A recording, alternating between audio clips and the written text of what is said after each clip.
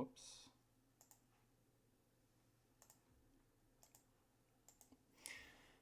Okay.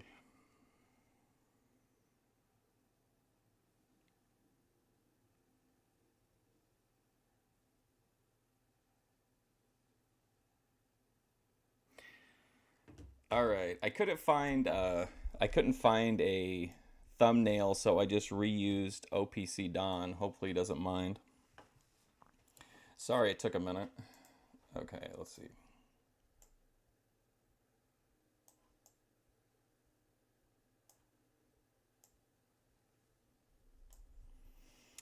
Welcome back, Eddie. Sorry about that. So, yeah, somebody reported. I don't know. I don't know why, other than the unfortunate obvious why someone would report my stream for showing an old Western movie, but whatever. So I've been wanting to watch to start the recaps on Fishtank season 3 on here. So that's what we're gonna do since I had to think of something like immediately. These are the recaps from Cucumber Feet. Yeah, Cucumber Feet. I think they're like pretty much the best recaps on YouTube for Fishtank.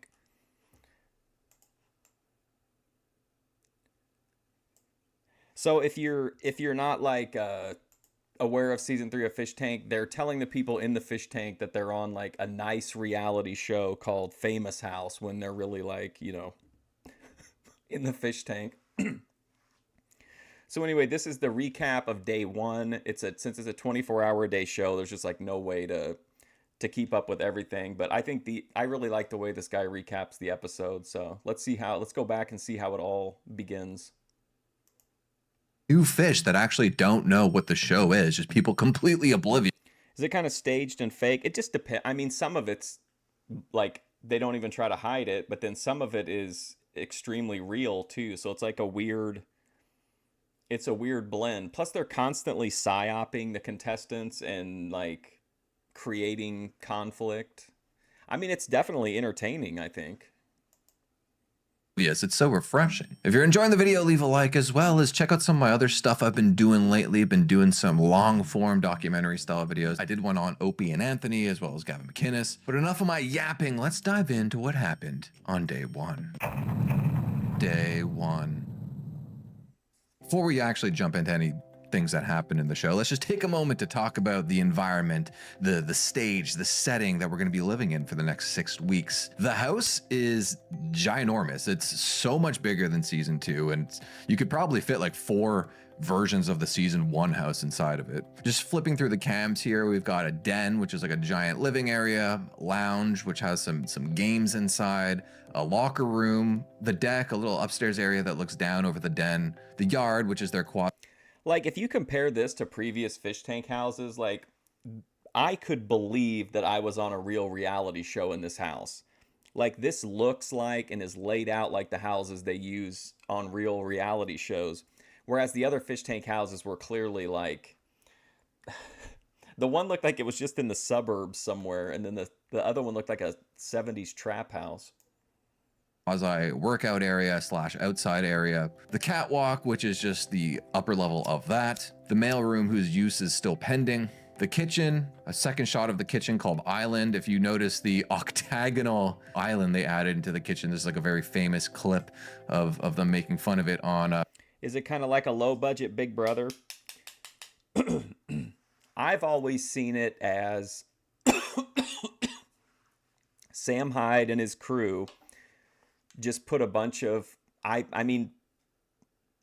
people that are either like autistic or socially awkward, or that have a lot of like social issues all in the same house, and then like slowly turn the temperature up, mix in some like agitators, and then just like try to psyop everybody and just like see what happens, pretty much. Hey Richard, how's it going? Scuffed realtor. So I'm assuming it's just a little ode to that. You went with... Why'd the last stream get taken down? Somebody reported it. I guess since it's technically like a 1950s Western, somebody reported it and it got taken down. Like midstream. The octagonal shaped island, which is always a favorite. It's always fun to go underneath that the lip of that table to get the stuff that's inside that. And I'm sure the backs of those cabinets are nice and they have a lot of space. It's not 4 feet by 4 feet like it looks and like it is. The dining room with the giant famous house sign, which we'll talk about in a second. The upstairs hallway that leads to bedroom 1, bedroom 2, which I believe was the cell in Blood Games / Bitch Tank, and bedroom 3, which was definitely the bedroom from Bitch Tank. Oh, a little yeah. makeup room that's attached to bedroom 3. Then we got the penthouse, which is like the giant bedroom that has, if you see that little spiral staircase, that leads up to the loft, a little sitting area. There's a jacuzzi back down on the first level of the penthouse. Like that section they just showed, like that small upper area above a larger lower area. If you watch Big Brother, you're going to see that and you're going to be like, oh, this is like, you wouldn't even question it. Like, it looks exactly like pretty fucking close to the Big Brother like vibe. The bar, which is in the basement. The flat, which is just a different angle of that same basement. Yeah, I hate copyright. I think it's ridiculous.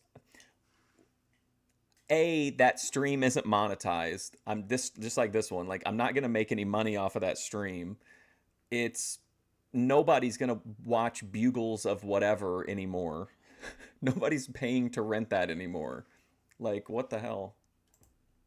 And then we have the confessional, which is situated right. Like, if we were watching, you know, the new Alien movie on here, like, I understand that kind of, but not like watching something from 70 years ago. Right beside the main doors in the front of the house where the den is. So as I mentioned, the theme of this season is Fame House. The whole shtick behind this season, where, you know, season 2 was set in the 70s and had that whole thing going on with it, where it was like, yeah, Samantha, they did the same thing to me. Well, WWE took down the Mid-South Wrestling stream, but weirdly enough, it like went back up. You could watch before it got taken down, which honestly, like, for me, I prefer that. I would much rather have them just take the stream down than strike me or whatever. So I don't mind that. I would prefer just for them to take it down once it's a VOD, but it's still better than a strike. also all the contestants were just Fishtank fans. Season 1 was his own thing that kind of felt more like a insane asylum with the all white house with like nothing in it. It was kind of shitty and whatever. I tell you what I'm gonna do. All the old RKO films from the 30s or 40s are public domain. No, they're not. Unfortunately, no, it'll be a while before stuff from the 40s is public domain. Here's what I'm going to do. I'm going to reach out to Warner Brothers. I'm going to find out. I'm going to reach out to their like classics team or whatever, and I'm going to see if I can get permission one time to stream the movie Bugles of Whatever, and then we can watch it, and we'll tell them that we'll delete the VOD, but that we have to know how it ends. So maybe I can get, if I get official permission, we can watch it, and then there just won't be a VOD. What's Grace doing? Gosh, she was sick last time I talked to her. I haven't seen a whole lot from her since then. Am I going to Vegas? No, I'm not. Hell no. I'm not going to Las Vegas with these people. Like, nothing against them. I don't know them. I don't want to go hang out like... I don't want to go hang out with... I've never met any of these people. It would be so awkward. Special immunity, yeah. Well, I mean, like, I got permission from a couple companies to show stuff later on. Like, I mean, you think Warner Brothers a big company, but if I really, you know...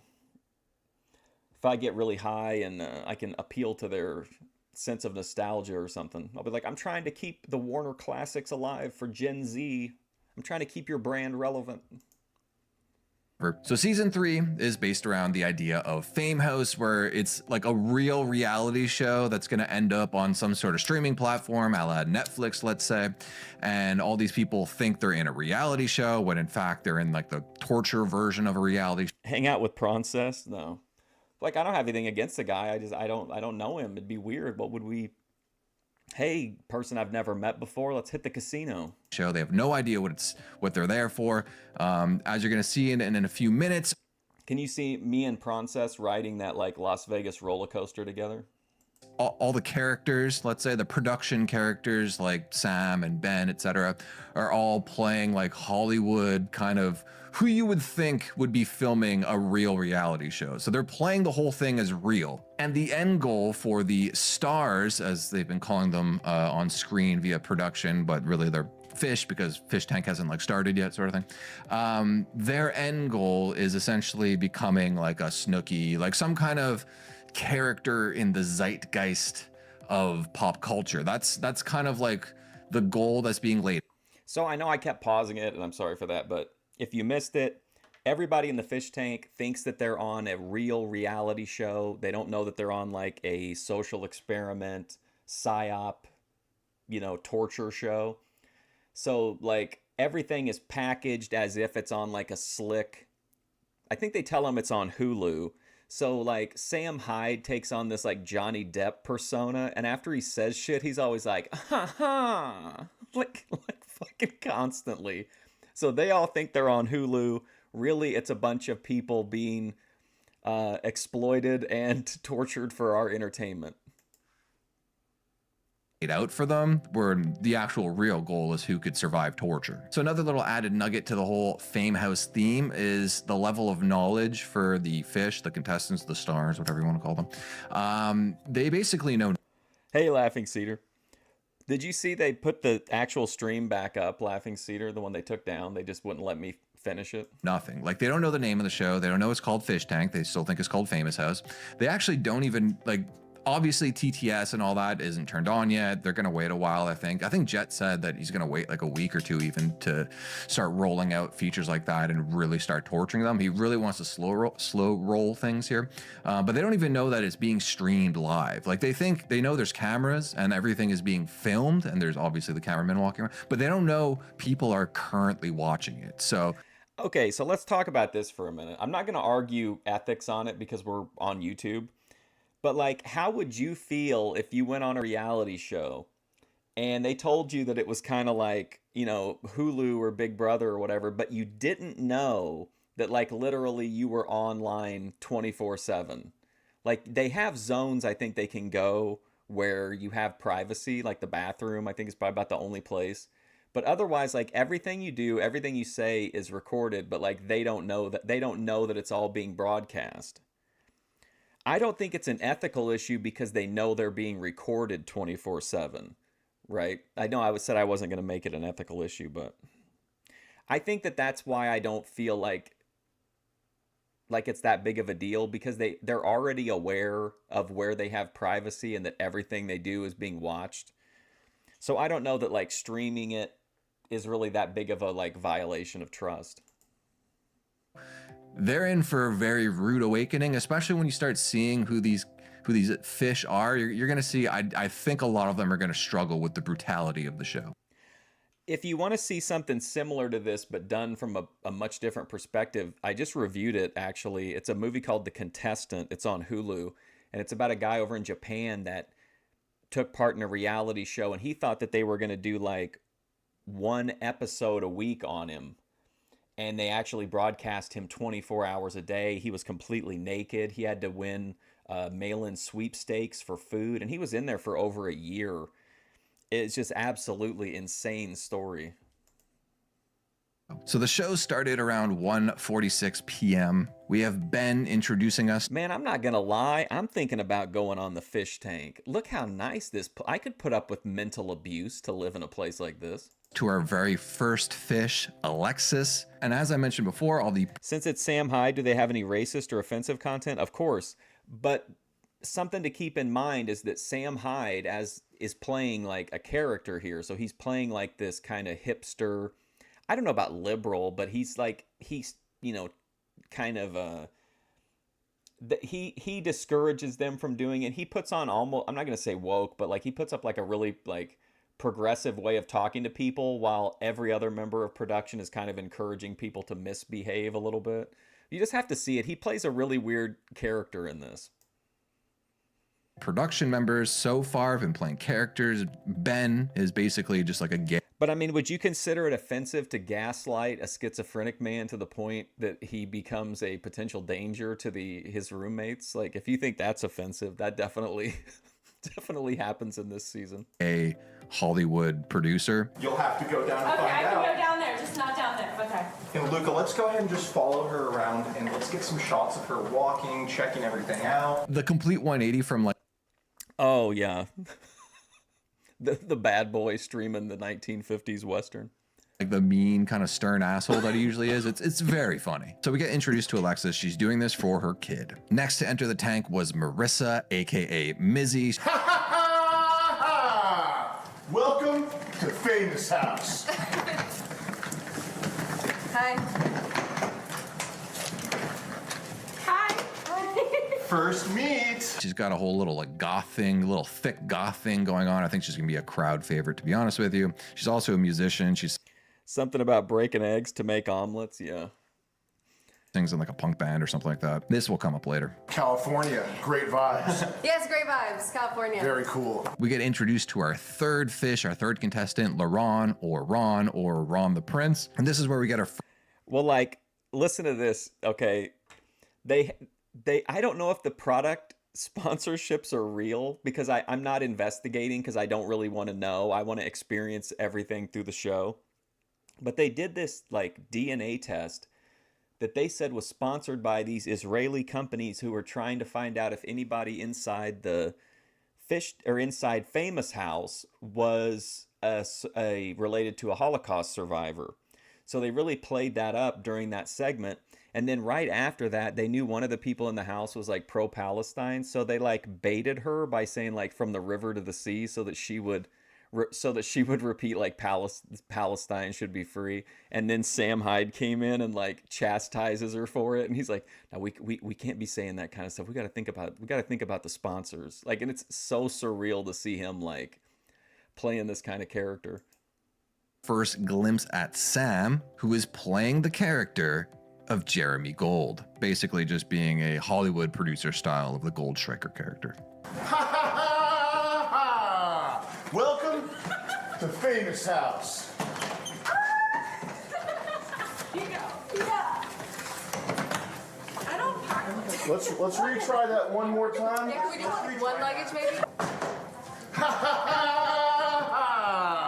Welcome to Famous House. Everything you see before you is yours. This entire 9,000 square foot house, where over the next 6 weeks, you'll be competing to be my protege. I'm Jeremy Gold. Let's get famous. Can we get some applause? Yay! Is that good, Ben? Yeah, I like that shot. I like that shot. That was good. We'll get a few little glimpses of Jet throughout the day, but for the most part, he's been like off camera and hasn't been formally introduced to the contestants yet. Then we get introduced to Bert, the black urban ripped trainer. Okay, so Bert is the show. Bert is he is forever a YouTube icon in my eyes. Absolute gold. Sidebar here, why do black guys love acronyms so much? It's insane to me. Everything has to be a acronym. In classic Fishtank fandom fashion, his socials immediately got leaked onto Twitter. Guys, it's Hold on a second. I don't remember this. His name on here is okay, so his name is Bert Obang, actor, model, trainer, bodybuilder. Big, buff, black, bald, bearded, bisexual bull. This is really something here. Size 12 feet, 100% Ghana, West Africa. Barefoot, bareback, bubble butt.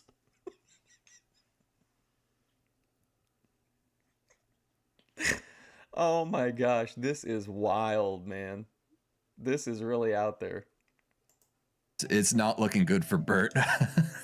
I'm not sure how long this guy's gonna last. He seems to be a gay porn star, something that he seems I saw some of his short films he made, but I didn't know he was like had an OnlyFans and stuff. Bert is such a wild guy, man. Wait till you see him in the show. to be keeping private and doesn't really want to reveal to the camera, like not even to production in secret. When we'll get to that later into the confessions. TTS is gonna I think Grace should start referring to herself as barefoot, bareback, bubble butt. have a field day with them whenever that gets turned on. There's a few cameras that the Brokey free users don't have access to. These are like alternate versions. They're called the PTZ cameras, pan, tilt, and zoom. I guess that's what that stands for. So these cameras do actually have the ability to pan, tilt, and zoom, but this is controlled exclusively by production. If you're ever wondering why you're seeing like super zoomed in shots, this is why. We get an example of this where They didn't even dust the table. Can you imagine going onto a reality show that had dusty furniture? they just zoomed into how dusty that table is in the living room. They didn't even bother cleaning the place, which is hilarious. Also, now's probably a good time to mention this. In classic Fishtank fashion, there's some production hiccups on the very first day. There's been some audio sync issues, so the audio is out of sync with the video. I could correct that in post, but I want to leave it as true to the experience of day one as I can. So if you see Yes, thank you, sir. any clips out of sync, that's why. Also, it's a lot of work. It's mostly because it's just a lot of work for me. So the four fish just kind of loaf around and chat, get to know each other. It's not terribly interesting. One thing that I thought was pretty interesting right here is when they talk about where the show is going to be streamed. Like, not How long is it going to take after Bert comes out of the fish tank for OPC Don to message him and say that he thinks he has a future in streaming? Instead of using categorical nicknames, Dom, Bareback, Breeder, soon they'll just add descriptions of exactly what they want to do while having sex. live streamed, like on which platform is their thing. You mean like PIV expert, Analingus King? I think the show's going to be on HBO. Where do you think it's gonna stream? I don't know. Did everyone ask you that though? I'm guessing People Peacock or kept Max. asking me that. You said what? I think Peacock or Max. That's the vibe I'm getting. Okay, so Bert thinks that this show is being broadcast on like Max or Peacock. I'm Peacock. hoping that. I already said Peacock several times. I think was it just would like, be yes. Peacock, but it'd be sick if it was somehow Netflix. Netflix definitely gets. Girl, you on YouTube. Anyone else get? We then get introduced to fish number 5, which is Ted, the skater boy. Welcome to Famous House. Ted, meet your roommates. How you doing, Ted? Bert, Missy, Alexis, and Laurent. Ron the Prince. Who's gonna be Ron famous the Prince. and who's gonna walk away with nothing? This is sweet. It's all yours, Ted. Feast your eyes on Famous House. One of you 5 is gonna get a chance to be my protege and walk away with $5 grand. The rest of you, nada. Peace.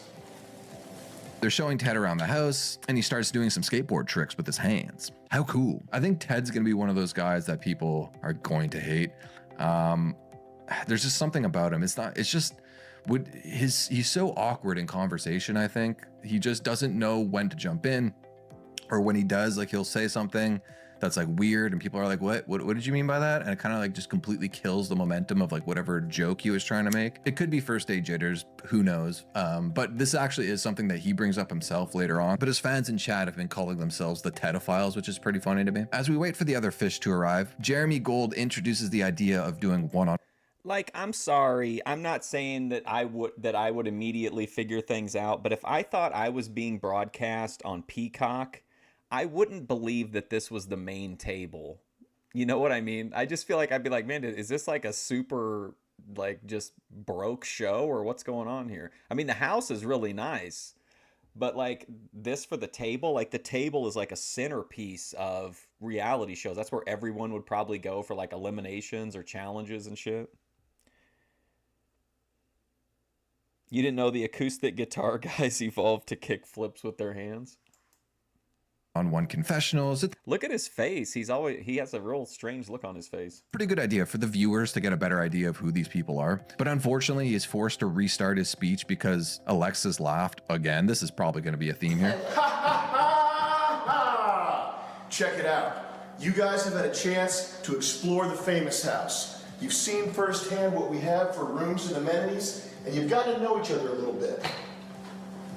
But now, we're gonna take you in for one-on-one confessionals, so we can dig in and see what y'all Let the struggle sessions begin. are all about.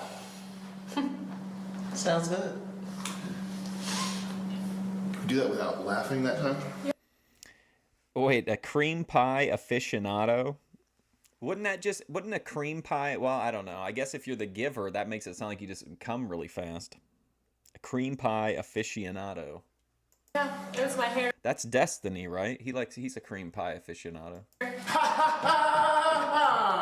Check it out. You guys have had a chance to explore the famous house. You've been in every room of my mansion here, which is now yours. But there's one thing that remains to be seen. Our audience has to get to know you with one-on-one confessionals. What are these guys all about? What's going on upstairs? What's going on in here? Because this is where it counts, guys. All right, let's go for our one-on-one confessionals. Also, after the idea of the confessionals get introduced to the fish, Ted kind of acts like a pussy about Sam's cigar smoke. He's smoking a cigar inside, isn't he? That's awesome. That's so great. That's great for me. That's great for us. Secondhand smoke is good, guys. Mizzy's the first to do her interview, and as Ben is setting up the camera, she takes control and starts interviewing Jeremy Gold, so we get a little Jeremy Gold lore. Jeremy, what do you do? For a living, Yeah. I'm a TV host. Oh. Well- So what else I'm a TV host. have you done? I'm like an influencer. I haven't actually done any other TV projects. Oh, okay. But I'm like an influencer. I do music. I do this spiritual, like sort of meditation-based blog thing that you might have heard of. It's called Your Inner Best Self. But yeah, I have my fingers in Your inner best self. a lot of different pies here. Cool. You know, trying to make a buck. Great. They brought the wrong freaking pole. What do you do for a living? I'm trying to make a buck. Wrong freaking pole, guys. What kind of music do you make? I do, well, we do Aboriginal, sort of a twist on Aboriginal music. Me and my friends, we just get together and, you know, bang on the flute and do these kind of ambient soundscape type things. Do you do music? As the confessional is finally underway, Jeremy tries to find out if she actually knows anything about Aboriginal soundscapes? Fishtank because they have some mutual friends on IG. Also, she weirdly lies about her age. The Twitter sleuths digged up this video of her doing like a casting call type thing. Hi, my name's Mizzy. I'm 24. I live in Hollywood, California. Hi, my name's Marissa. I'm 26 years old and I am from Los Angeles, California. And if you do the math from when this video was released 2 years ago, she should be around 28 or 29. So it's just like, why'd she lie? I guess maybe she's a girl, but she lied about her age, clearly. Jeremy Gold tries his absolute best to push her to sing one of her songs. Are you talking about when he was explaining what he did for a living? I 100% agree that about being caught off guard, because I think he was in his own head and he was like, I don't want to act like I'm super, super famous because she would know who I was already, but I have to make her think that I'm famous enough that I've got clout. And I think he totally kind of misstepped on that. She can bang out on the flute. Songs for us, but she manages to resist his charm. But I did just write a song called Mean Girls. It's not out yet, but it's funny. Can you sing some of it? Which is very unusual, I think, because normally he's super, like, a few steps ahead of everybody, it seems like. Maybe. Can you sing just some of it for the camera? Say, this is my song that I wrote. It's called Mean Girls. Maybe we'll use it in the edit, maybe not. Maybe later. Like maybe after a shot. Like do or it. something. You got it. Just do it. It's okay. Maybe later. Go ahead. No. I gotta need do a it. shot or Do two. it. You got it. No, they can hear me. You got this. Yeah. Let her rip. But I don't care who walks through that. And when it's done, Jeremy quietly reflects on the interview. Just keep rolling. Yeah, baby. LaRon is up next. He also mentions that he's a little gay black boy from Chicago. This is something he's brought up like 40 times. Next, we get an interview with Ted, but as it gets going, it gets cut off as we get introduced to our brand new fish, Symbol, the Indian. Okay, this is another, like, I think one of the most important people on this season is it Signal, or I don't know how it's spelled. Hope you guys like cologne, because check it. I got my main man Symbol here in the famous house. One of you 6 is going to be selected to be my protege. I'm Jeremy Gold. Oh yeah, he does, Steven. I think I've seen up to like day 10 on a different recap show, and he definitely starts like nailing it in crazy entertaining ways. Especially when you start to realize how many times these people have to hear like huh. You just think that alone would drive them crazy. Entertainer, host, and star of Jeremy Gold's Instagram. Check it. Symbol. My man. If you play your cards right, you might be eligible to win $3,800 by the end of this competition. Only one winner. Who's going to take the cake and who's going to get left in the dust? You could be in the running for $3,800. We'll see. And once again, Jeremy Gold is forced to restart the intro due to Alexis not being able to contain her laughter. Can you not laugh? I'm sorry. Symbol? Yes, sir. Let's go outside. I love when Sam Hyde gets mad at the fish for fucking up something in production, because I think he really enjoys that aspect of it. I always think it's really entertaining. One more time. I'm gonna redo that. Yep. Pretty handsome. What do you guys think? I shall be back. Hi. Sorry, I just thought you were funny when you pointed at her. Did you say pretty handsome? Yeah. You hate Bert? Like, do you hate him as like a person, or do you don't think he's entertaining? I think he's was wildly entertaining. I think you're pretty handsome too, but. Talking about him? He's a hunk. Oh, I was talking about you. Check it. I just got off the phone with my boys at the call center. They dropped their elite #1. Oh my God, I just got off the phone with my homies at the call center and they sent this guy. Come on. Soldier. We then get introduced to The call center sent their best soldier. another new fish, Alex B. They added the B to avoid any confusion with Alexis. Okay, Alex B is really really loose too. Good symbol. Who needs him?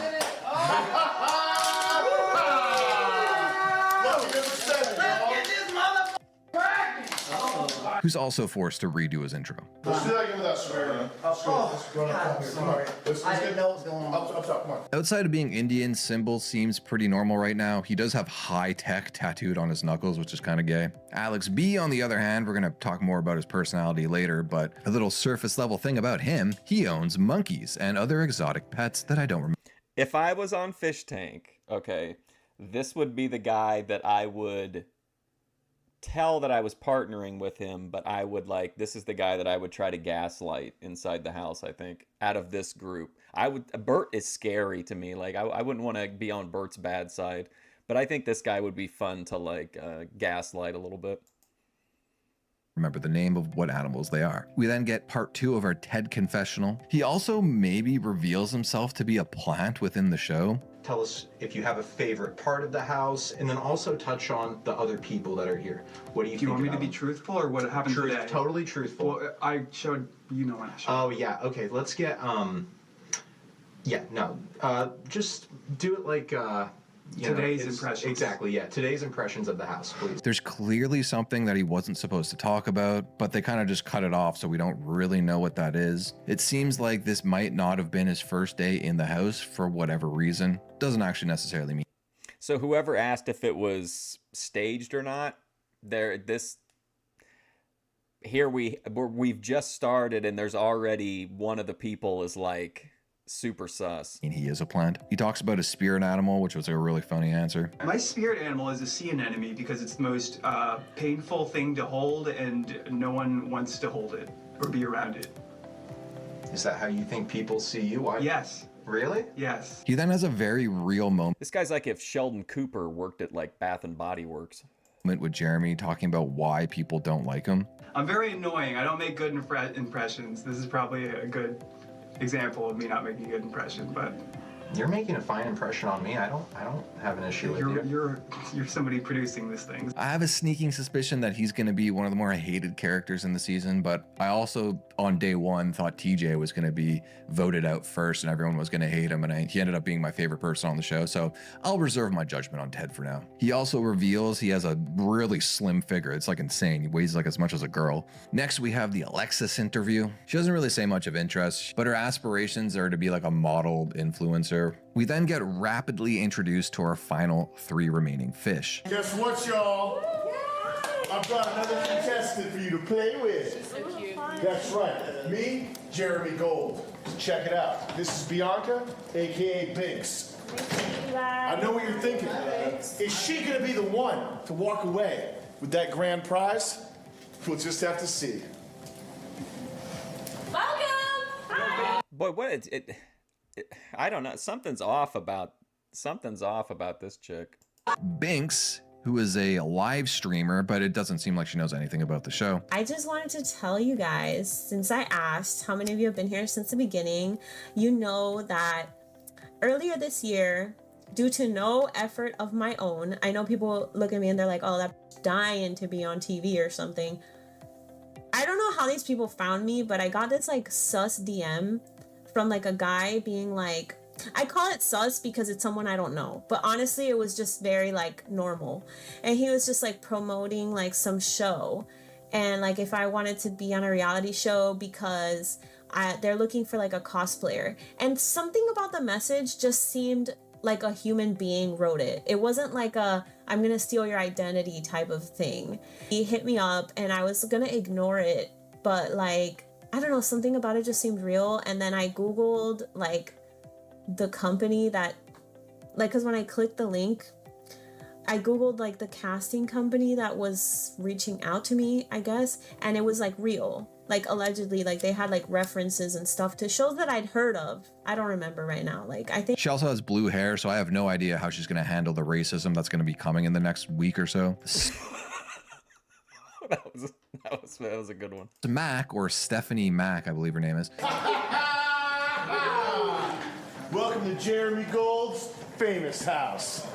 Guys, introducing Smack. All right, man. All right. I'm digging the skateboard. All right. She seems pretty chill. I mean, she brought her skateboard, so we actually got 2 skaters in the house. She definitely has like a cool fashion sense, but at the moment I don't know anything about her personality. And lastly, we have female TJ, aka Peyton. She just has a vague resemblance to him. She doesn't act like him at all so far. Meanwhile, I don't know if you've noticed, but Bert hasn't been on any shots I've used so far for like a long time. He's actually been asleep for the past 4 hours. And as one of these final 3 fish, we're getting a tour. Somebody kind of... Oh my God. Bert's just asleep during like the intro phase of the show. Woke him up by accident, but he ended up remaining in bed. But if you left your camera in B3, we have a Goongate moment already. It pretty much looks like he was jacking it in B3. A cameraman comes in to like investigate. Everyone in chat's noticed. The clips have been circulating on Twitter. Production keep poking fun at him on the site. TTS will assault him for this in the near future. Next is time for his confessional, where he again for the 14th time uses the Bert acronym joke. Ben tries to softly allude to him doing porn, but again, he seems to be straying away from it publicly. He also does like real acting. Well, real acting. This is his level of acting. The detective said the first 48 hours were the most important. Half the town's out there looking for her. If she's out there, someone will find her. We're no good to anyone if you pass out from exhaustion. This is what the early Thorpe videos remind me of. I'm being 100% honest. Like it just, this is the vibe. It just, yeah. You know what? You should go upstairs, take a bath, get some rest. Doctor's orders. Okay.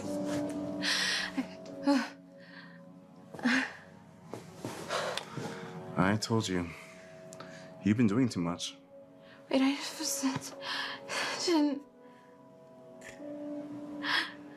This is like this is honestly like when I see some of those clips and it's like they're in a house and like everything's lit perfect and there's like the white people Hobby Lobby decorations and stuff. It's exactly like that's the vibe I get. Like it just seems, yeah, they're better acting than this, yeah, but like the vibe is that's what kind of vibe it gives me. His delivery's like Princess. Not that one time when he got really mad at Hurricane Pero or whoever. Did you? Drug you? Yeah, I had to. It just makes this part easier. This is fantastic. Oh my god, this is great. You know, it's the ones like you, the ones that push everyone away. You're the ones that give me the most enjoyment. The easy ones, the ones I meet at a bar and go home with, they're like junk food, empty calories. But you, you're a gourmet meal. Oh my god. Wow. And I'm gonna take my time. You are never going to get away with this. Oh, sweetheart. I already have. But because he's an actor, Jeremy Gold asks him, Man, give me a second here. What a tour de force performance. Holy shit. Unfortunately, that's only a short film. I was dreaming that there was like an entire movie with him as like a Bond villain, but no. if he could be one actor, who would he be? And his response was Kyle Goldner. He's like a D-tier actor. He plays a villain on the Flash TV show. It's just a really weird reply. I just feel like if you want me to review the short film, I can do that. You could be any actor. I feel like your goal should be like much higher. Like, why are you aiming so low? It's just a weird thing. But Bert is spot on when he's asked what he thinks the show will become. What I expect to happen in the next 6 weeks is probably things that I probably would not see coming, like twists and turns that I probably would have no way to anticipate, but I'm really adaptable. I can go with the flow, so whatever comes my way, I can spin it into my advantage. Next, we get a confession from Alex B. And before he even answers any questions, he has some questions of his own for production. We want. Don't do fake. Just be yourself, Alex. That's what I will honestly though, I'll give it a positive overall review because at the end of the day, it's about like, were you entertained? Did it hold your interest? And like, how could you look away from that? Like,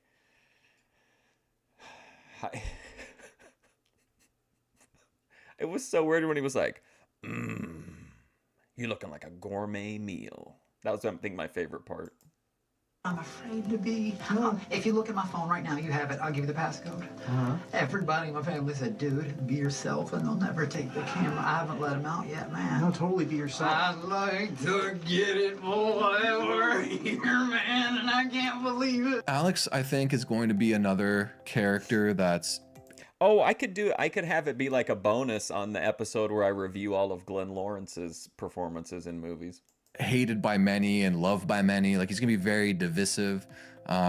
He's like a Jimmy. He's like a Jimmy. He's just he tends to yap. He's a yap god. But I think he's gonna be one of the ones providing the most amount of content. He totally gets the show and what it's gonna take to be entertaining. That being said, he gets asked a question and then just kind of rambles for like 15 minutes. I don't even think he answered it. What interests you about being on television? Okay, what's up, guys? I'm Alex B. Alex Bernard. I'm originally from Louisville, Kentucky. I now live in Houston, Texas. And, well,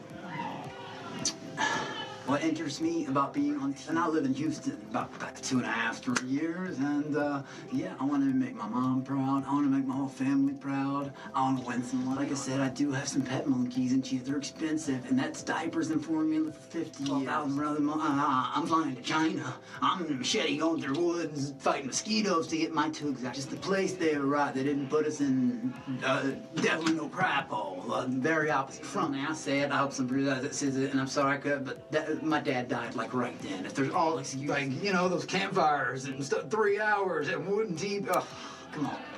Ain't happening, bro. Oh, another aspect I should mention, the show is PG-13. Famous House, the show is PG-13. Again, just like another element to this world that they're building of it being a real reality show. And as some of the crew are cooking and eating, and the others are in the yard working out or skateboarding, we get introduced to an 11th fish. His name is Luke. Luke, I've come to learn through the magic of the Fishtank Twitter fans, has actually been on a reality show in the past. He was on the 2023 season of Big Brother, where he would get ceremoniously kicked off for saying the N-word. We're in the cheese room now, dude. Anyways, we were in the cheese room. Yeah. I'm sorry. You're off the fucking leg. Look at this guy's face. Like, he literally can't believe it. Are there up-and-coming amateur no-budget movie makers who give me permission? Oh, yeah, 100%, yeah. I mean, I've got 2 coming up. I'm trying to get the timing lined up where I can do it on, like, a Friday night.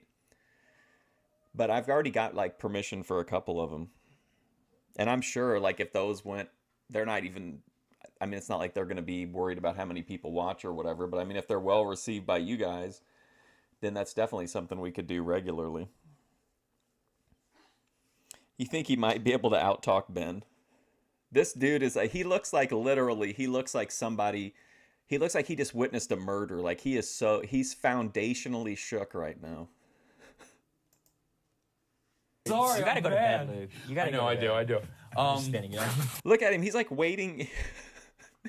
He's waiting for like the claw to come down and grab this guy out of the house, which it does, to be fair. Yeah. It wasn't what you thought it was. I was going to call him a narwhal. I wasn't going to say that. I was going to call him a narwhal. Oh boy, he knows he's cooked. Narwhal. And honestly, it shows like right away, right off the bat, this guy seems like he was built for reality shows, just the way his personality is. He's very funny, and you know. So he gets kicked off of a real reality show for saying the N-word, and Sam Hyde's like, we got to get that guy in the fish tank. Knows how to like poke and prod at people. He's definitely my favorite thus far. The fish get prompted by a riddle to go to the yard. Attention fame star. Attention fame stars. Oh my gosh, I just realized since I couldn't find a thumbnail and I just wanted to hurry up and get the stream back up, I used a picture of OPC Don for the thumbnail. I hope they don't think that they brought a, like in the new episode, that they brought a homeless person in again, like they've done in the past. They might think that since OPC Don's general vibe. We got a riddle. Go to the fireplace downstairs. Where they are presented with liquor. They take shots, and Alex B way overreacts. It was as if he was like 7. Oh my god, I don't know if I want to be the YouTube Roger Ebert. That's probably like what's that dude's name? Shit. I can't remember. There's like a guy that's like the top YouTube critic, but I can't remember his name. 17, and it was his first time. Plus this sour banana sherbet has like erased like I think 90% of my brain and replaced it with cotton. Having alcohol. And then we get introduced to what I think is our final fish. I mean, it's Fishtank, so you never really know. He was definitely the last person to show up on day 1 though. And this new fish is Ian. The fish then are going to be split into 2 teams of 6 in the... Chris Stuckman, he's definitely up there. But the guy I'm thinking of, I think his name's Mark something. Kermode, maybe? I think that's it. But Chris Stuckman is way up there, though, for sure.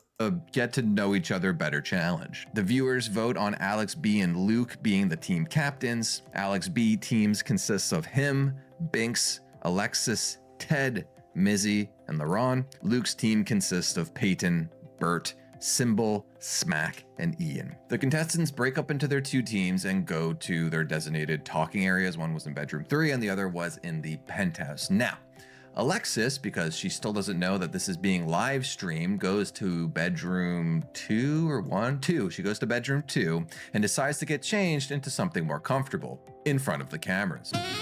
Obviously, I can't show it to you because this is YouTube, it would break TOS, but after that happens, Mizzy joins her, also to slip into something more comfy, and Jet is forced to pull the entire site down as the 2 women are getting naked. After about a half an hour, the fish are then summoned to the flat where they must recap the Get to Know Each Other Better challenge, and it's at this point that Jeremy Gold issues the next challenge. All right, guys.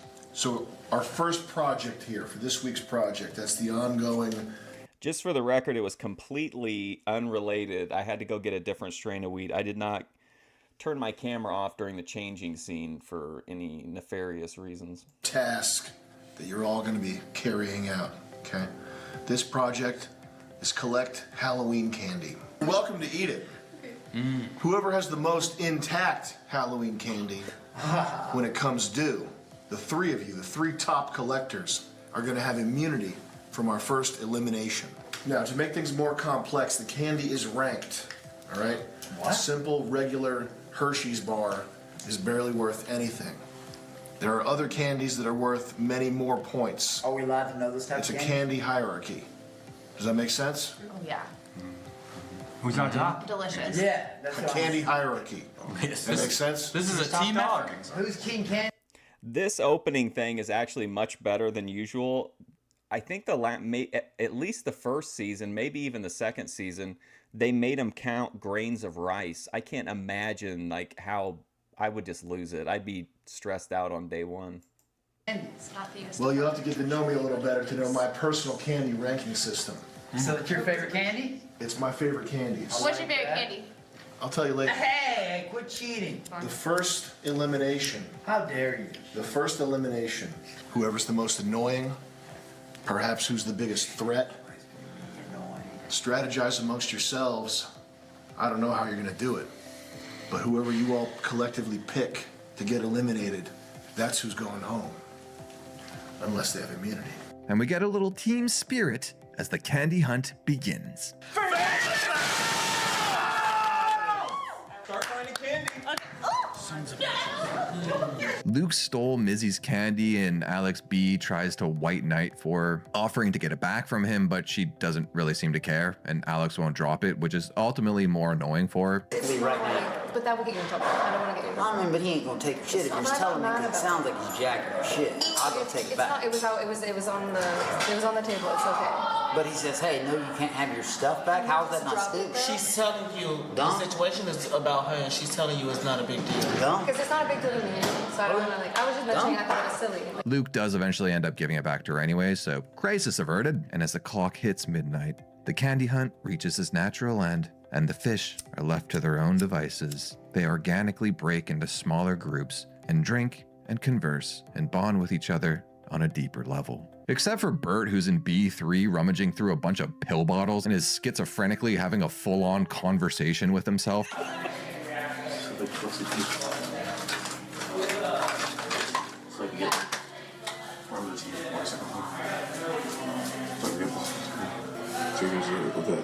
Youthful adrenaline.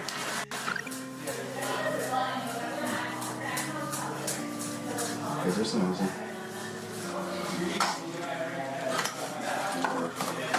Oh my god. To the point that Ben has to come in and sneakily do a wellness check on him. As soon as Ben leaves, he goes back to being schizo. Okay, up the steps. Okay, here we go. Okay. This is sloppy. Okay, like I'm being completely serious here, all right? I don't know what these people signed, but I think you I don't know. I don't know if there's the need to notify the other people in the house. But like just based off of Bert's behavior so far, like I feel like there's definitely like a layer of danger in this situation that there isn't on like even like a normal season of Fishtank. I mean, this is like we're just seeing like the first like little like phrase in the wires, like, and we're only on day one. Like it's wild where we end up at.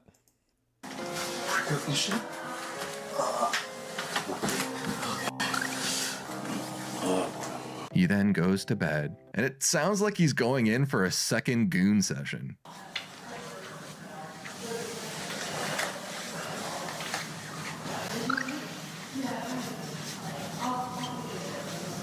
Until he manages to drain his balls and finally goes to bed. Oh my gosh. Wow. Well, that was a pretty interesting interesting first day. Wow. All right, let's go to day 2. Day 2. This was something I actually missed. I think this may have happened on day 1, but Alex B reveals more about him and Binks being hired for the prior reality show. Been like a show before? Isn't that the first? See, we were trying to figure that out too. There's only 2 of us here. Actually, this was another show about 2 months ago. Oh, okay. With $75,000. I mean, that's I don't know. $75,000? Yeah, well, then it changed to 50. I don't know. Yeah. They changed the whole dynamic of the show and scrapped. We signed the blue-haired girl there. Yeah. Well, me and her were the only ones from that show. They scrapped the whole show. We signed contracts. Hey, you're coming in, and they told us we get 3 days later. We got emails, and they were like, "Hey, we are doing a show. It's not that." Was that Ruby? Yeah, in the like recommended. Yeah, that's like Grossley's documentary about Ruby. That show, but we're only bringing like a very small amount. They didn't really give me a number, but there's only 2 of us from that show that brought us over to this one. It's me and that blue-haired girl. They were cool with us sharing the information. With the blue-haired girl that was just here right now? Yeah. You just here? Me and her were on the last show. It was called So Lat. you had already met? It was no. That's what I'm saying. We made it onto the show. They were calling it Last Man Standing. That's what I would. Yeah, they said Yeah, something but now about. it's like next big thing. I don't know. Yeah, next big thing. But that's not the real because they don't want to leak up information. This doesn't necessarily mean that they're plants or they're in on the show or anything like that, but it seems like they knew the name Fishtank before the season started and would have had an opportunity to Google it. This is something Alex will cover in a little more depth later into the day. Alex B, who is completely drunk right now, ends up casually dropping an N-bomb, and Smack is not happy about it, seeing that she is Afro-Latina, and demands that he goes to bed. I'm about to split this drink. That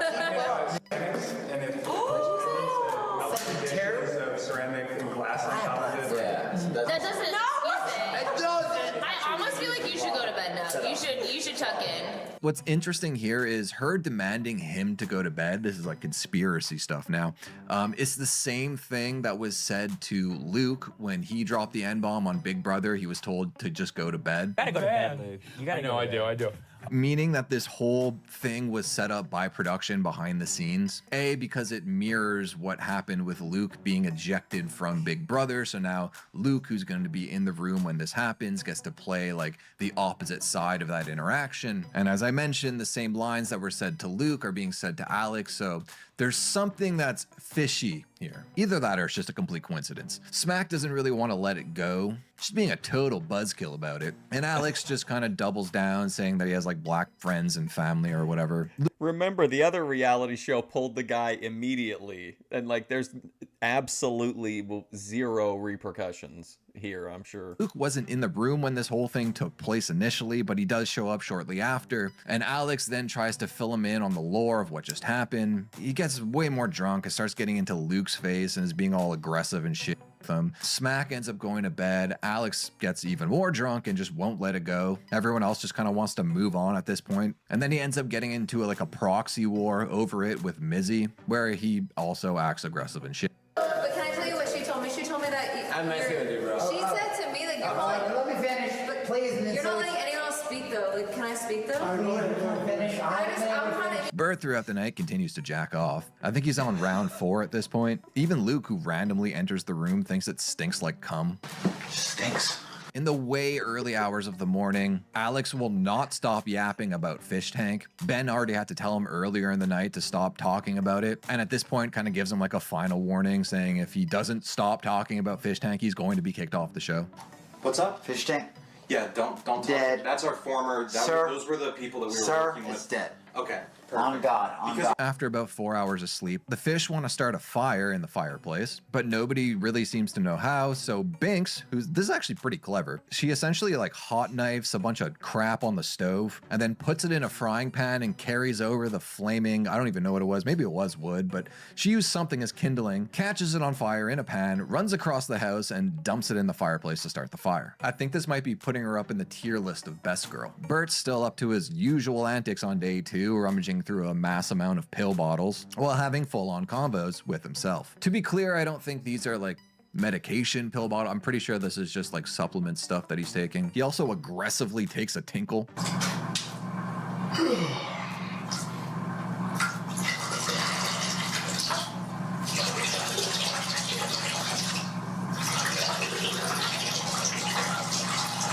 And then mutters to himself about not being able to be cast as a black serial killer in 2024 because of PC culture.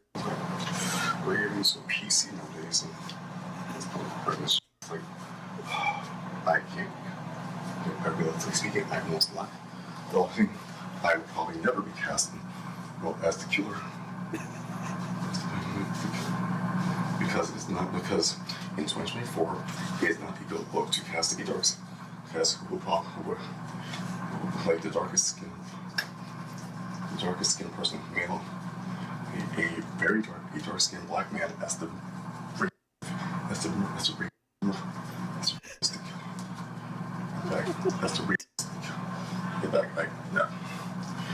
After the whole fire incident earlier in the morning. Oh my gosh, can you imagine if you were like his roommate and you happened to be around the corner and you were hearing this?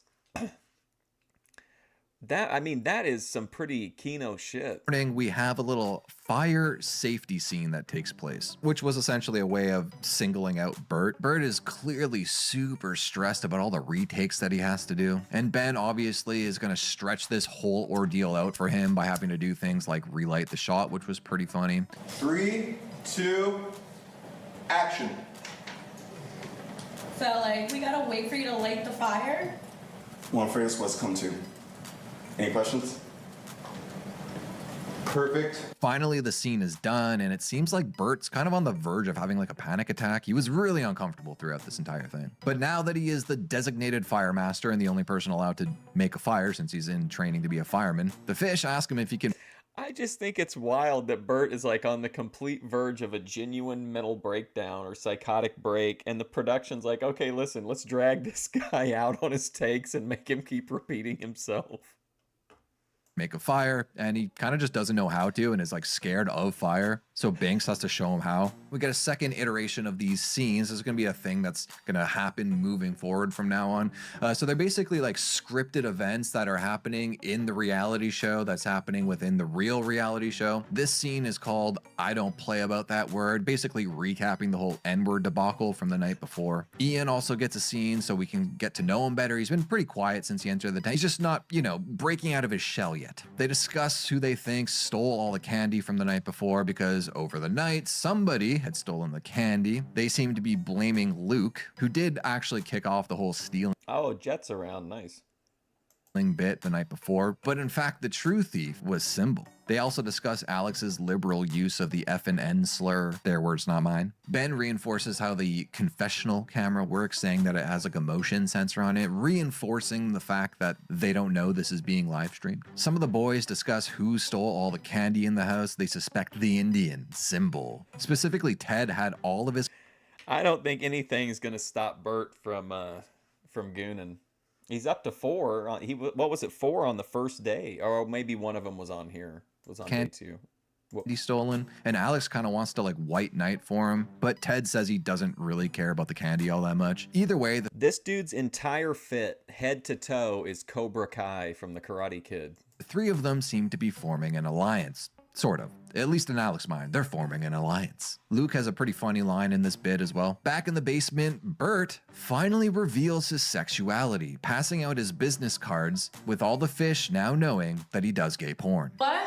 His business card. Daddy, Bert, stop. No, you gotta flip it around. Flip it around. He's a Dom top. Dom top, barefoot, bareback, bubble butt, bisexual bull, Bert. You put your shoe size on here. That's because he really wanted to put his dick size. But You put your IQ on here. Alex says that she's a brat and that she's into pain, like on a sexual level. Oh, I'm a brat. So. I'm a dog. What's that, Bert? So, like, pain is a high, thing for me. I like pain. Yeah. Oh, me too. Bert too, I guess. He also reveals the true acronym that only he will know. You know, I call myself Black Urban Ripped Trainer. Yeah, that's the PG-13 version. The real version is Black Urban Raw Top. Damn. He then also reveals that he has an IQ of 160 and is a Mensa card-carrying member. Whoa, 160. Man, Bert. This is something I saw online on day one, just like on Twitter. I wasn't sure if it was true or not, if people were just like making things up about him. The other part of that thing that I saw, I didn't like save it, so I can't show it on screen. But it also said that he admitted to being schizophrenic. So at the very least, one of those 2 things I saw in that random Twitter post were true. So I guess pending on the schizophrenia, guys. If you're enjoying the video, please leave a like and subscribe. It helps me out quite a bit. They try to do a confessional with Ian, but Alex B was already in there. They talk about the whole N-word situation with him. He's extremely apologetic / naming every family member he has, claiming that they're black. They kind of switch things up on him, giving him an N-word pass. Black people, they have actually reacted positively to your use of the N-word. Oh my God. What's Mensa? Like the super high IQ secret society, or not secret society, but you know, like their own little society, their little social group. So look at this. This is unbelievable trolling, god tier gaslighting. They're telling him that the audience responded positively to him using the N-word. Like, did you see him light up? He was so happy. I want to encourage it. I won't do it again. Alex, so the long story short is people generally, I think, are supportive of your use of the N-word. So if you feel the need to use it, I can't tell you how to talk to these people. I can't tell you what's going to make you more popular. People, I'm sorry, I'm asking these people. Black people. Really? Our editors who've looked at some of the footage that we've preliminarily got here. If you look at my page, I have a lot of black friends. I think a lot of black families. The consensus with our black editors is that you have... Like, I'm sorry, but there has to be, no matter how you personally believe, there has to be a part of any sane person's brain that would go, there is no way this is being broadcast on Hulu and this guy is being praised for using the N-word. Like, you have to be, there has to be a certain level of just like unbreakable delusion, I feel like. Guys. Street cred. And I believe it was Ian knocked on the door to kind of see what was happening in there, and we got like a brief flash of angry Sam, or I guess Gold. If you have to use it, you're what? What? Yo, give us a second. Give us a second. Oh my God, you are. Did you see that, dude? That was like when Ben went on LolCow Live and sat Blade down. Sam Hyde just sat that guy down, and he wasn't even talking to him. Dude, he was super responsive to that to that energy. Look at him. He's like in awe of Sam Hyde. Hold up a second. No, didn't. Come on, bro. No. What in the... Look at this guy's reaction to this. Bro, that was Alex. We also get a bit of Fishtank lore. I mean, Fishtank in the sense of the show that's been mentioned on this show, not the actual show that everyone is watching currently. The show that production accidentally revealed to some of the cast members, seemingly. Sorry. What is the Fishtank thing? Why do you know what that is? We stopped that yesterday. But why do you know what it is in the first place? Oh, we were told someone. I remember. Is it from the initial casting? Yeah. Okay. We didn't. And as soon as he told us to shut it down, I haven't said it. But you didn't look into what Fishtank is or anything? No. Okay. That's a business. No, I swear I'm up. It's a business we were involved in. It ended badly. As far as I know, pretty much anything goes inside the fish tank, barring like permanent injury or whatever.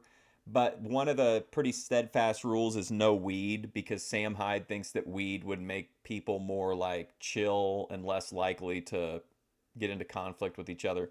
And I mean, as we've seen, you know, watching certain YouTubers, like some people when they don't have weed are more like easily agitated and more prone to confrontation, which is again what, you know, they want on the show. Now, this scene's important because Alex, at the time, he believed that there was actually black editors watching the clips. But when he relays this information to other people in the house, they take it to mean that this show is actually being streamed live. This is primarily spearheaded by Binks, I do believe, who then relates that information to Symbol, Ted, and Laurent. And that information also found its way to Mizzy and Alexis, possibly blowing the whole ruse on the real reality show that they're not supposed to know exists. And if you were wondering what the plan was for when TTS gets enabled and Jet still being able to keep this ruse from them, when you currently open TTS, it has a message saying, "You are computer." Contestants have been told that voices coming from the walls are coming from an advanced AI named Computer. They don't know you're watching. Please play along. Messages that don't fit the narrative may be denied. Also earlier in the day, Bert was the first person to get a TTS. Hi, Bert. Yeah? Yeah? Hello? Hello? Yes? So this guy is completely stressed, right? Like he's at a breaking point. They keep messing with him. Now he's the first person to get a TTS with no explanation as to what it is. So it just says, "Hi, Bert," and now he's like all shook up about it. What's going on? Hello? Okay. Oh, okay. Ian was super nervous in the confessional, yet to really have his like breakthrough moment where I think he's going to start appealing to the fan base. But a bit that Sam and Ben did with him that was pretty funny was they kept making him redo this one line, and every time they Steven, if you think this is brilliant, like the way that, oh, it's just masterpiece coming up. made him redo it, they would like add more and more like facial expressions and other things that he had to do. Is pretty fun. You don't know why you're usually really high while watching my show. Yeah, me too. Ian's here, game over, man. And let's get that line one more time. Ian's here, game over. And let's get maybe a little scoff before you say game over. So let's go. Ian's here, game over. Ian's here, game over. Can you smirk at the end of that? Ian's here, game over, man. I like that. A little wider on the smirk. Okay. Can you go there? Okay. Ian's here, game over, man. We missed this scoff. Oh, my bad. It was Ian's here, game over, man. And then could you start that one from a low head position and I mean, this is just masterclass fucking trolling. Get this guy on edge, get him agitated. Fuck, how many times am I gonna have to smirk? Oh, I'm not smirking wide enough. No, I'm not scoffing loud enough. Like, this is just, it's amazing. And these people don't want to say anything because they think it's this like life-changing opportunity on Hulu. raise your head before you talk. Let's try it that way. And when you go ahead and lean back. I gotta catch up. I'm like off stream. I think I'm on like day 10, maybe I want to say. But yeah, I mean, I'm really liking the whole season, but it seems like it's just getting better and better as I'm watching it. In the chair and do it with your arms on the, so lean back. There we go. That's what I like to see. Oh. Perfect. Kick ass. Ian's here, game over, man. Little quick on the game. Little quick on the game over, and you forgot the scoff. You missed the scoff, and also the head rising. Do that much slower. Like start right here, and then. Ian's here, game over, man. I think that was the one. That's pretty solid. Symbol then has his confessional where he admits that he's actually aware that a lot of people hate him in the house, mainly for stealing all their candy. He admits that he is indeed the one that stole all of the candy and gives the lore behind his high-tech tattoos. So he thinks that he is like upset that most of the people in the house hate him because they think he stole the candy, but he literally stole the candy. Like, come on. Peyton's up next. She did seem a little bland in the confessional, but she actually does show some personality when she's just out talking and being normal. They kind of used the same tactic they used on Ian in this one, where they just got. I want to say I'm like I'm maybe like a day or two after the presidential election episode where they picked a president. Or no, they didn't pick a president. They just did like the debates and stuff and had all the weird people dancing in the background. It kept making her redo the same takes. Luke is up next for his confessional. He's fluid and natural, but he didn't really have much to say of note, except that his alliance with Alex B is real, mainly because he thinks he can manipulate him. Binks has her confessional, where I think Sam was trying to do like a down blouse shot on her. It was hard to see what the shot actually looked like. Smack gets her confessional as well. Whoa. We get another flash of like what Fishtank is going to be when Ben and Looks like she raided my wardrobe with that shirt. Gold asks Smack directly about if she thinks Bert is schizo. Do you think there's something sinister or something out of place with Bert? Do you think he's mentally do you know what the term neurotypical means? So they've been quasi gaslighting Bert, right, by making him constantly feel uncomfortable, and now they've got the TTS talking to only him, and now they're going around to starting to go around to the other contestants and being like, hey, have you noticed anything weird about Bert? Do you think he's dangerous? Do you think there's anything nefarious about him? Like, can you imagine being one of these people and the producer of the show is like, have you noticed Bert, being nefarious? Like, you would immediately, like, a million alarm bells would go off. Do you have any experience with schizophrenic people? Bert's in B3 for a goon set. Oh my god. Do you have any experience with schizophrenic people? What the fuck? Oh no, and Bert's going for another goon sesh, he says. But Ted interrupts him. And after Ted finally leaves, Bert gets to have his goon sesh.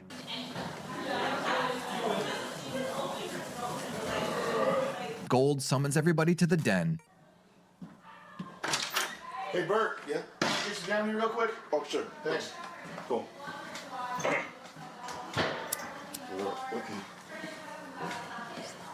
Okay.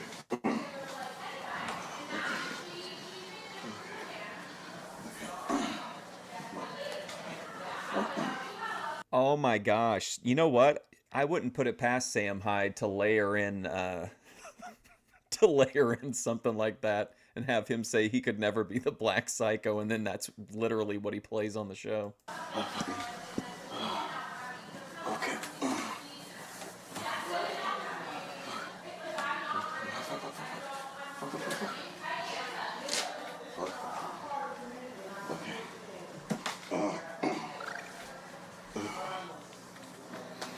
Dude, this guy's recaps are amazing. It's a Cucumber Feet on YouTube. I think he's got recaps of pretty much all the seasons of Fishtank.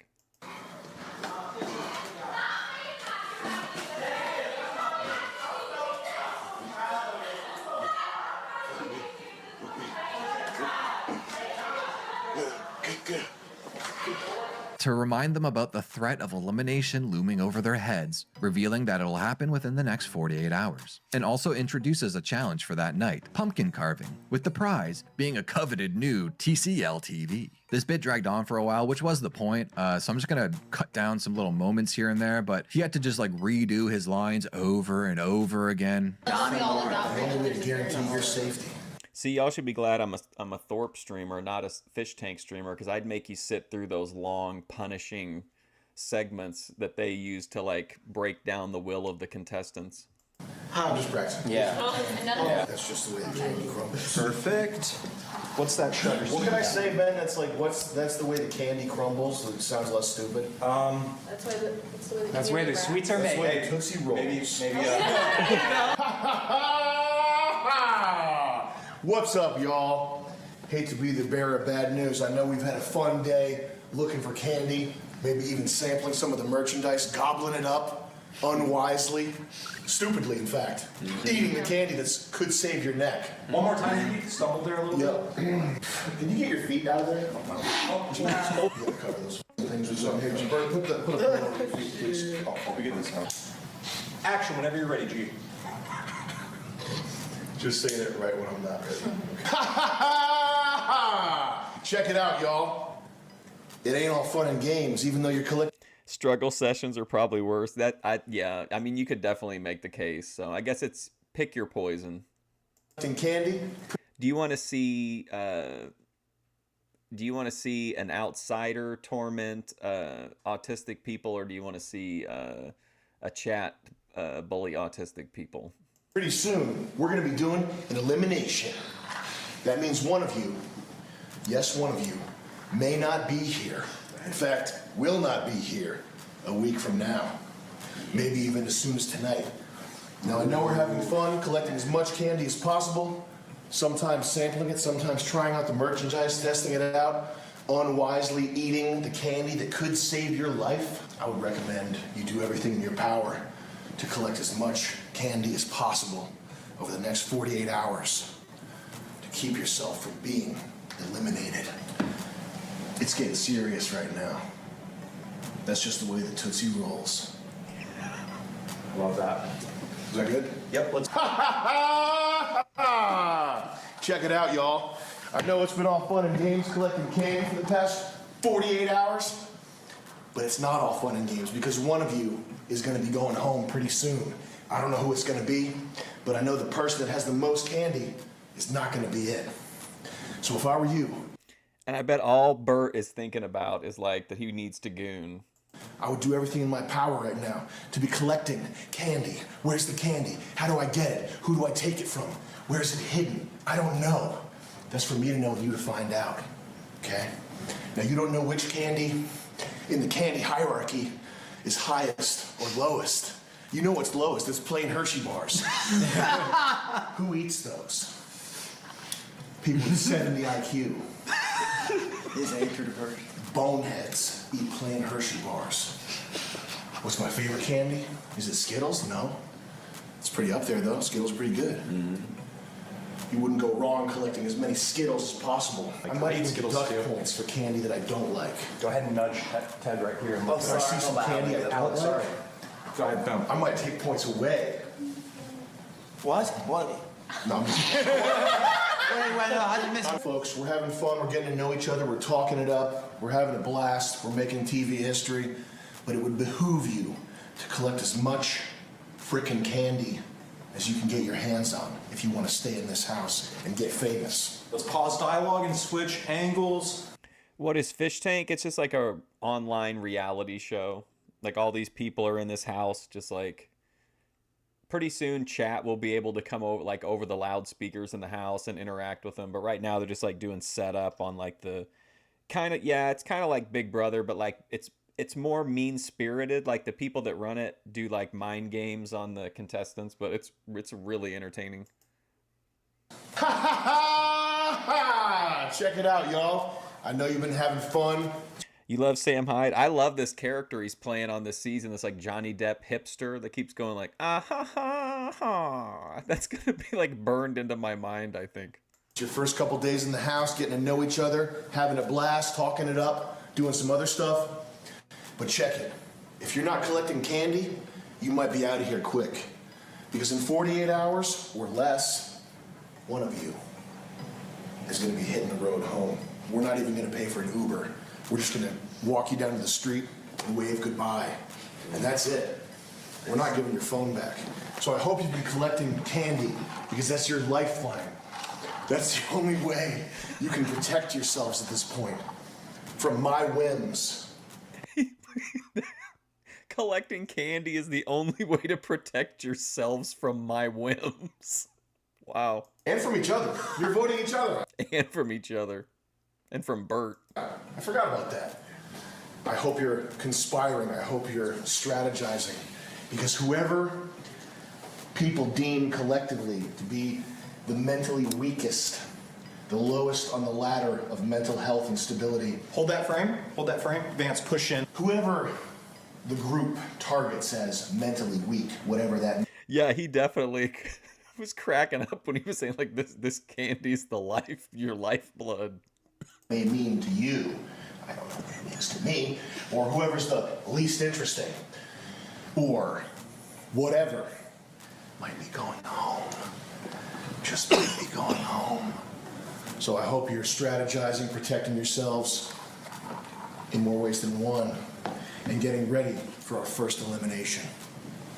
Famous house. Stay famous, y'all. Should I do this at this camera or that camera? So that's the basics, y'all. Collect candy, strategize, talk amongst yourselves, figure out a way to survive. I know it's like he intentionally had him hold the worst pose.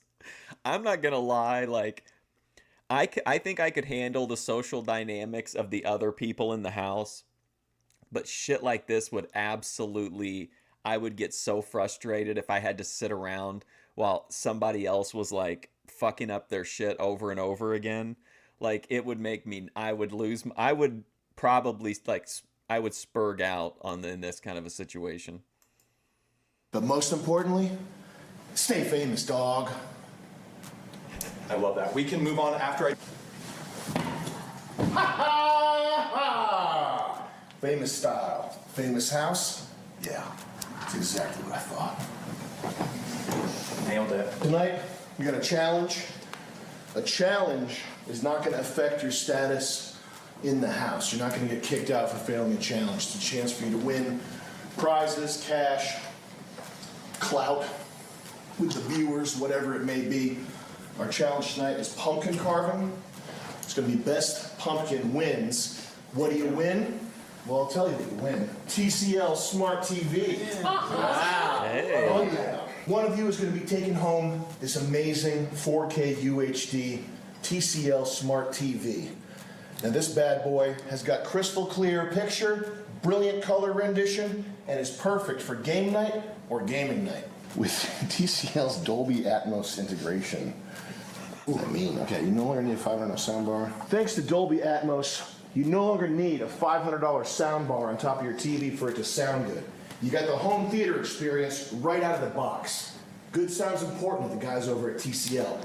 That's why it's integrated. Thanks to the Dolby Atmos system, you no longer need a $500 soundbar on top of your TV for it to sound good. It's all here, home theater experience, ready to go. Oh my God, everybody's gonna have, their anxiety's gonna be up. They're gonna be stressed from how repetitive and tedious this is, and then they're gonna hand everybody knives for the pumpkin carving. Right out of the box. Good sound's important to the guys over at TCL. That's why it's integrated. Experience bold, rich, deep color with Dolby Vision HDR. Best of all, you get TCL's Quick Link. Yeah, that means no more pairing. This thing's ready to go, connected to your phone at all times. Quick Link. Yeah, that means you're always connected to your phone, ready to go. No messing around. With TCL, your TV truly can become the heart of your home. No messing around. Experience gaming, movies, and music like never before. Only with TCL. Perfect. Okay. Love it. Thank God.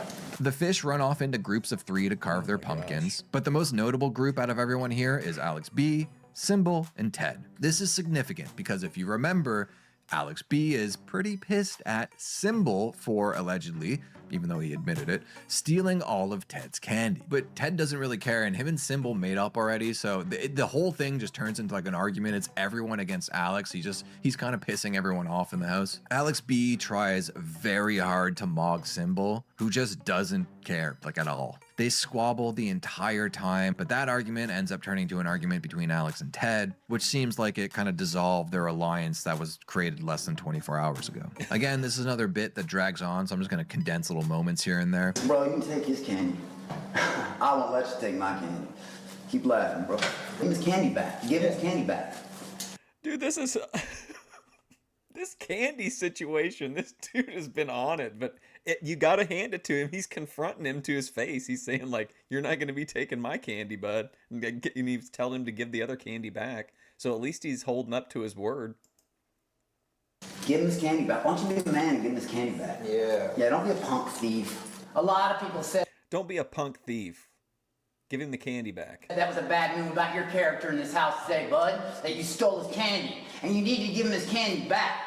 Well, we worked That it would out. be very respectful. He asked me not to approach you. Yeah. Go in my bag. See what I do about it, bro. See, go in my bag. Go in my bag. Are you done cutting? I'll take as long as I want. Go in my bag. He took it. He took half my shit. I wanted my candy back. I did not say half. And everybody, you said more than half. It's on camera, dude. I just wish you were talking like you were just a few minutes ago. That makes me how fake everybody is. It's all understood that I was not. Am I the only one not afraid to tell the truth? Miscommunication. Alex! No, it's a yes or no. Alex, guess what? Didn't I tell you we worked this shit out? Hey, bro. Dude, we worked this shit out. Guess what? Guess what? Guess what? We worked this shit out. Me and him talked about it. Yeah. We worked it. I appreciate your concern. And I told you I appreciated your concern. Oh, man. So you know what? I'm hoping you put a hand on me. I pray to God you do. Do it! Give me a reason. Please give me a reason to retaliate on you. Alex, I told you I didn't want you to do this. Oh, I told him that. You begged to do this. Dude, I was going. And yet you... Oh my God, when did Bert get there? Has he always been there? I just noticed him. His pants like blend in with the chimney or the whatever the fireplace. Went over and did this, so why? How else do you think I would react? I'm not the only one who How do you think I would react to this? At the bar, Luke, Mizzy, Peyton, Alexis, and Ian plot to steal all of the stolen candy in Symbol's possession. Gold and Vance have a little workout session. Bert wants to join, and, well, Gold wants to make sure there's not going to be any goon stains on the equipment. You wash your hands recently? Go wash your hands first. They then regroup in the flat to judge the pumpkin challenge. where they have to give like little catchphrases, little things for the reality show. Ted and Binks were pretty funny to me. Say, it's me, Charlie Brown. It's me, Charlie Brown. Yes. It's me, Charlie Brown. Yes. Say, I'm a little boy. I'm a little boy. Pumpkin Chan so skibbity. The vote goes to a poll, with Luke winning the entire thing. And as Gold leaves, he gets a bug on his boot.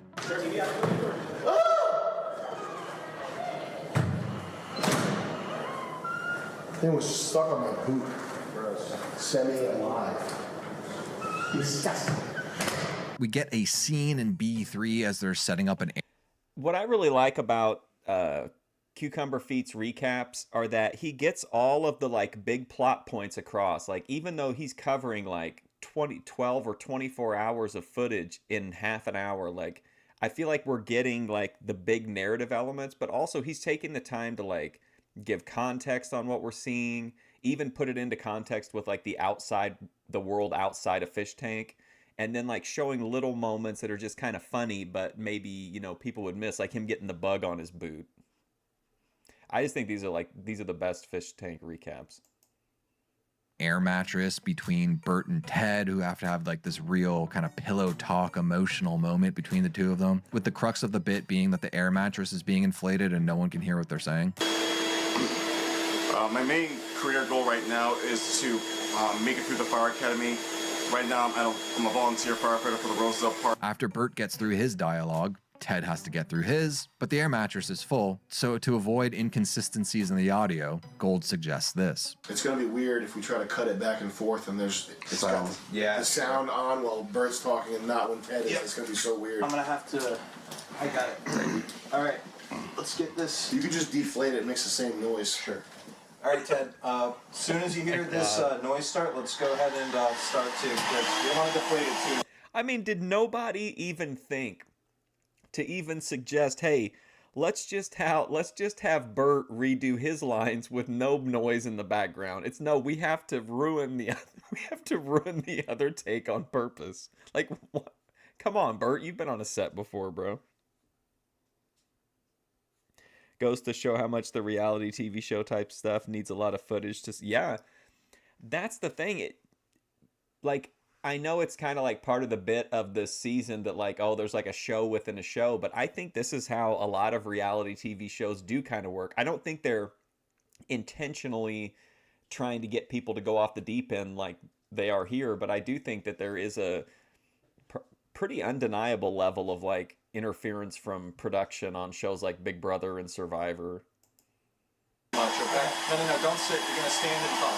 Okay. So you're facing Bert. That's good.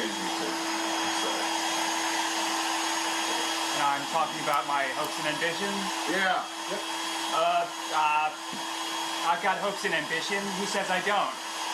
I wanna be a great ceramicist and a great skateboarder. And as the fish go back into relax mode, Mizzy and Alexis have a little gossip tank in the jacuzzi. And as they're gossiping, the duo are confronted by Sam and Ben, who are trying to play damage control over the reveal that the show is being live streamed. How many other people know? Know what? Why did you say what the live audience thinks about us?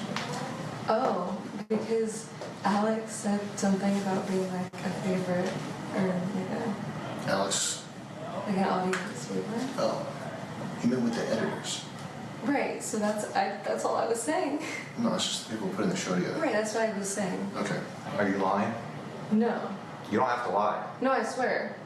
I've never said anything about being a live audience. I asked before, Yes, you but did. no, You just said to her. Yeah, but I meant like I didn't know for sure it was a live audience. It's not. Okay. Like, this is just, to me, this is great content. Just seeing how people react in these kind of situations. But just don't talk about the... Are you lying? No, I'm not lying. Because if you're... I'm literally going based on what Alex said. Okay. He literally was saying that he was like the host favorite or like the fan favorite or something. Because I literally hate liars. I am not a liar. Like, that's one thing I don't do. I have no reason to lie. Don't, just in general, don't talk to other people about the casting process. We're engaged in a legal battle right now with the previous people that worked with our company, And did you get the email about Last Man Standing, the old show? I think that was like a contract. I don't know. I figured like they would change or something. The people that were making the Last Man Standing show are suing us now. So it's very bad to talk about like casting, or did you get an email for just... Sam Hyde is a monster. I mean, he's God tier, like agitator, troll, however you want to put it. I think some of the mind games he plays with the fish tank, with like the fish, are just amazing. Just don't, okay? And this conversation also, don't tell anybody else about this conversation, please. Okay. All right. Okay. What conversation? But in the fourth quarter, Jet takes a gamble over the radio with Sam in an attempt to keep everything in play. Thanks for putting it in so gently. Yeah. Yeah. So I just remembered something that I did say, and I want to clarify. The show's live. Okay. But what I was saying was, like, I thought there was like a testing audience with like production or something. No, the show's live. Don't tell anybody. You two now have an advantage. Okay, so they're going to confirm with these two that the show's live, but they're not to tell anybody else about it. Against your competitors, okay? You're smart girls. I know you figured it out. The show's live. Actually, I swear. You figured it out. I swear I didn't know it was live, but it makes me excited. Okay. No, I'm not kidding. The show's live. You have an advantage now. Use that advantage. If you tell the other people, we're going to kick you off, okay? So just keep that to yourselves. You're going to be more famous than you know. People love you, okay? All right. Let's film that scene. Okay. Face the camera. Not the camera. No. Did I see the freak out with Charles in Turkey with his wife filming before Charles? No, Sorry. The mirror.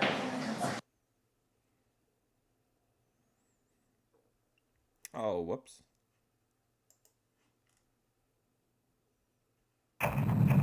Day 3. Luke and Alex strengthen their alliance, as Alex's demeanor has obviously put a target on his back for elimination. But Luke agrees with Alex, saying he wants Symbol out first. LaRon, Binks, and Ted join the room, and Alex pleads his case for kicking off Symbol, attempting to sway the house on his side of the civil war. Alex makes amends with the girls, as most of the house at this point seems to be plotting against Symbol and Smack. But as soon as Alex leaves to go to bed, the girls then scheme to double-cross him and break up the alliance, trying to vote out members of B3. In the AM, we have our first swatting incident of the season. Land.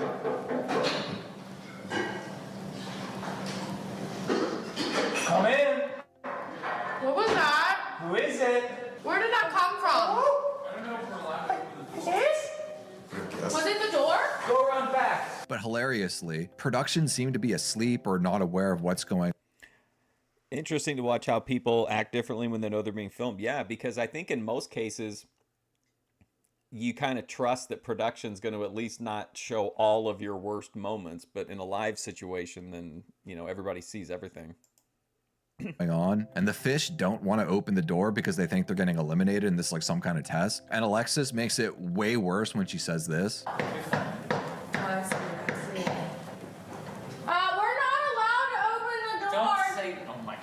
Bert hides in the corner throughout the ordeal. Alex tries to apologize to Bert for saying the N-word, who says he understands because he has problematic behaviors of his own that he's trying to break up. Here's the clip. I did learn. Okay, please. On some level, I mean, I also have like problematic habits I'm trying to break. But as difficult as it is, it's hard. I need to actually make the effort to break. I feel like you never know what. That's one of the things I like about the Sam Hyde-averse or whatever, is that you never know, like, what's real or what isn't. And sometimes you'll be for sure like that something's a put on, and then it ends up actually happening. Swatting, yeah, they sent the cops to once the people figured out where the house was. I don't really understand the point of swatting the fish tank, though. So I can understand, like, without realizing you do and say things that are problematic, but you really need to work on it. Jet pops in and makes mention of the Halloween costumes that are going to be put into play in the next couple of days, who's also been named Andrew, if you were wondering. Ian talks about considering to leave the tank because he kind of finds it boring, like he's just not really doing anything, which is fair. He hasn't really been doing anything. Throughout the day, there's a lot of plotting and scheming between different groups talking about who they want to eliminate. Symbol seems to be public enemy number 1, and Bert is becoming a target as well, as he's been spilling the tea to Symbol. There's a ploy to team up and pool everyone's candy together, giving it to Luke, Mizzy, and Alexis to make sure that they have immunity, as they're the most liked people in the house with the most connections with everyone else and would have the most sway over who to vote for. Peyton, who's kind of teamed up with the girls, is trying to bring the boys group in on this by explaining it to Luke. Like it's a like whatever reality show within a reality show, but it is interesting to see how the contestants are kind of reacting to the situation where their collective future is on the line, and like how they decide to like divide the resources or whatever. I think that's pretty interesting, even though it's like not as important in this as it would be in like Big Brother or something. Luke, whilst Alex was supposed to stand watch, but he just keeps leaving. Is it Symbol or Symbol? I don't know, South to West. I thought his name was Signal, like a radio signal, but I guess it's Symbol, but I don't know how it's spelled or anything. His post, wanting to jump in. He also seems to be jealous of Bert's IQ, revealing his own. He's also got a 160 IQ. But dude, very I'll perceptive. be real with you. On my life, I'm not saying this sounds cool. I know, I get it. I have 142. I believe you. Gold arrives, setting up a scene between Peyton and Mizzy, with Sam and Jet in the closet off camera, but Sam keeps messing things up for everyone. As much as we don't like that. Sorry, could you reset that line? We had a call. Alexis and LaRon get added to the convo, but Sam and Jet want to keep their presence hidden. Well, he knows. Yo, Vance, we can go ahead and set up Mark 2. Over. And then, part of the scripted scene, Symbol walks into the room, trying to make this dramatic scene where Symbol may have heard everyone talking about him. Luke's easygoing nature seems to be reaching its limit, with Alex just constantly asking him questions. Okay, so his name is Symbol, Simbal. Luke gave him the nickname Signal. Okay, so that must be where I picked that up from. Mentally exhausted. I didn't sleep at all last night. I'm tired. Okay, but can you give me a short little baby summary of what happened in the confessional? It was literally the exact same thing as what happened. Why is this guy dressed like an anime character? Everyone else is like, seems like they're pretty like chill on the dress, and this guy's always got some wild outfit on. And then Ben gathers everyone in the den, telling them to set up the TV for a special surprise. And then Gold joins the crew to make the mega announcement. I think some of them have already figured it out. Yeah, Marissa, looking at you. Okay, I'm just gonna come right out and say it. Episode 1 is officially live on Hulu.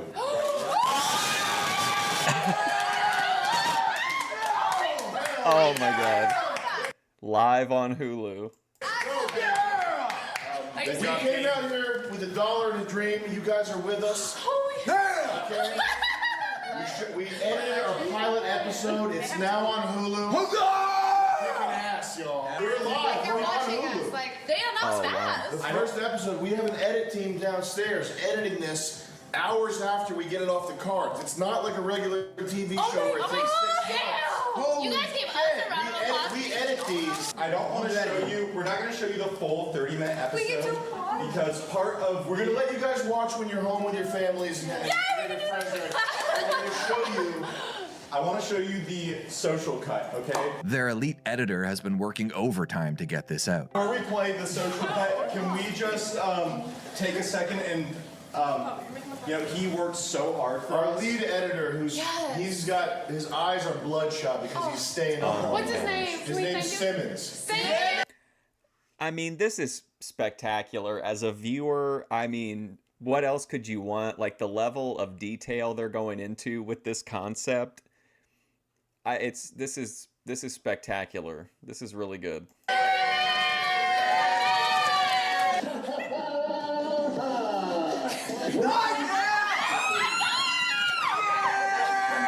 Before you is yours.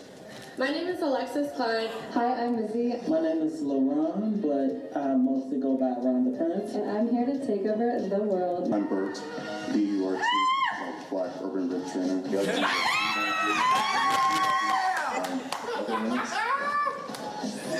Bringing it. There's Alex. And then they need to get the house decked out in the Halloween decorations because the show's EP is supposed to be stopping by tonight. That never happened, so I guess it's happening in the next day or two. The gaslighting of this fake TV trailer thing that they created seemed to work. I mean, if you were having any doubt, like as a contestant, you're like, this is kind of whatever. I mean, you would be, I feel like you would be sold by that. You would be like, holy shit, this isn't edited. Like, this is a crazy, this is on Hulu. Like, you're watching the preview, like on, I mean, I think this would erase doubt in people's minds. I think they'll double down now thinking like, I've got to stick around. This shit's on Hulu. What a great idea just to lie to people.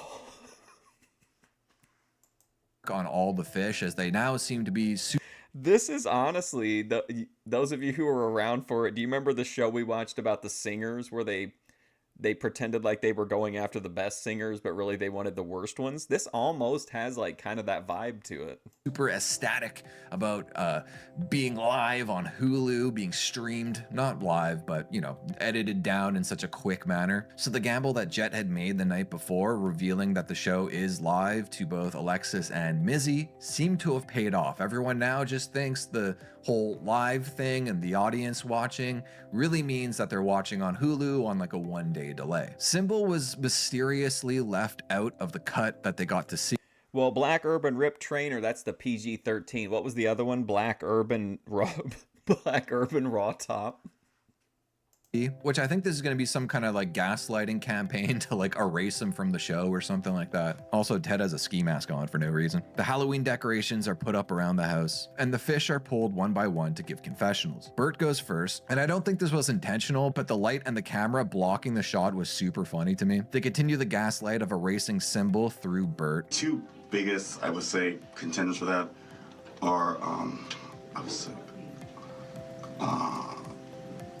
the reality shows that abuse and exploit the contestants are the best. I mean, I think that those are typically going to yield the most interesting content, probably. And again, I do think there has to be some level, not nearly on this aggressively, but I do think production interference can like impact shows like Big Brother and stuff and end up like giving contestants edges or like misleading them and how they question them. Middle Eastern man's name. Symbol? Like, it's a completely different thing. Like, if you were like talking about like, hey, what did you think about the argument between Joe and, you know, Sam? Like, what did you think or whatever? And then the contestant would tell you. It's different than saying like, you know, could you believe that? What did you think about seeing like Joe victimize Sam? Like, you know what I mean? It can be even much more subtle than that, but like really leading. And you're, I think as a player, you probably want to inherently trust production. Yes. Should I redo it? Yep. Okay. And Symbol and Or you could introduce him as the Middle Eastern man. You could say, I think the Middle Eastern man. Like, see how they're leading him? They're telling him that he can introduce him as the Middle Eastern man. It's why we all like Thorpe TV.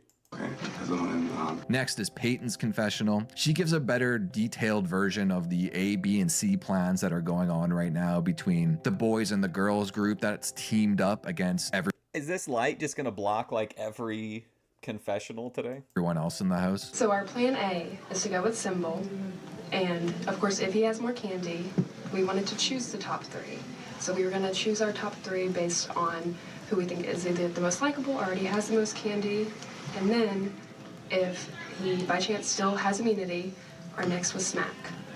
And of course, they're in a room together. We've heard Smack is talking to him and that he knows that he is a target.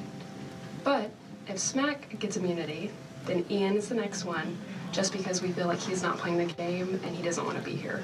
Binks gives a confessional. There was this bit going on where the confessionals kept getting interrupted by members of production, and that bit crescendoed with Jet asking Sam what he wants. I know it's like a common thing if you watch reality shows where they have like, you vote each other out, that if somebody wants to leave the game, that you should just vote them out. And I completely disagree with that. I would refuse to vote them out, because then you're just, I mean, if you vote them out, how does that benefit you as a player? Like, yeah, they're gone, but so what? Like, I would I would tell them, like, I'll vote you out next time if you vote with me on the next one and get rid of, like, actual competition. And then the other person would eventually just quit, like, out of, like, if they didn't want to be there. And that way you don't have to waste, like, a vote, a strategic advantage on, like, somebody that's going to leave anyway. Once for his dinner order. Filming in here. Oh, it's me. Who's Sorry to filming? interrupt. What did you want from Baja's? Something good. Yeah. But do you want like a burrito? Do you want like nachos or? Can I have some of the ground beef? Yeah. Do you want a burrito? Yeah. The nachos are my favorite. I don't want a bunch of chips though. Sure. Do you want like a bowl? Hell no. I'm not a dumb animal. Okay. Burrito. Yeah. Burrito, ground beef. Any other toppings? Accessories. Just like just the usual. Lettuce. Don't have me. I don't want a bare, nothing beef burrito. Lettuce. Say cilantro. accessories. Do you want cilantro? Yeah. Cilantro. You want jalapenos? Yeah. Jalapenos, pico. Yep. Sour cream. Yep. Guacamole. Yep. You got all that? Any salsa? Yeah. Medium, mild. Probably both. Mediums. Medium salsa. Over. Is that good? Yeah.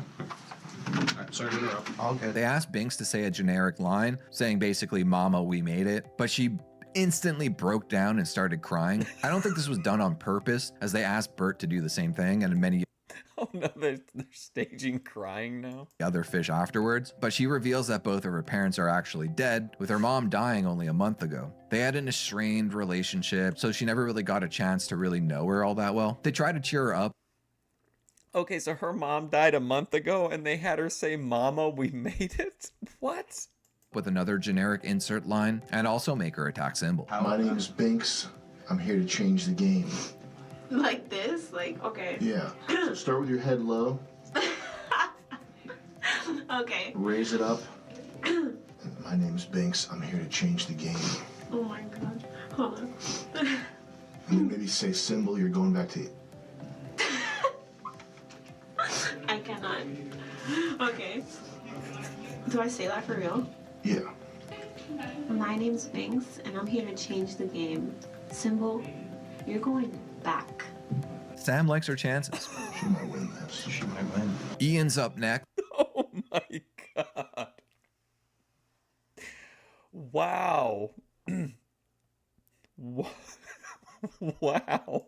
And Gold plants the seeds in his head that he might be on the chopping block for elimination. In Laurent's confessional, he reveals that he wants Ian to go because he's boring and doesn't do anything. Alexis is given prompts to respond to her haters. It was done so many times that I think it was a way to make her start to think that the audience doesn't actually like her all that much. Ted has some self-doubt about the eliminations, leading him to believe that everyone only fake likes him and they're actually all his enemies. Sam also tries to help him burp.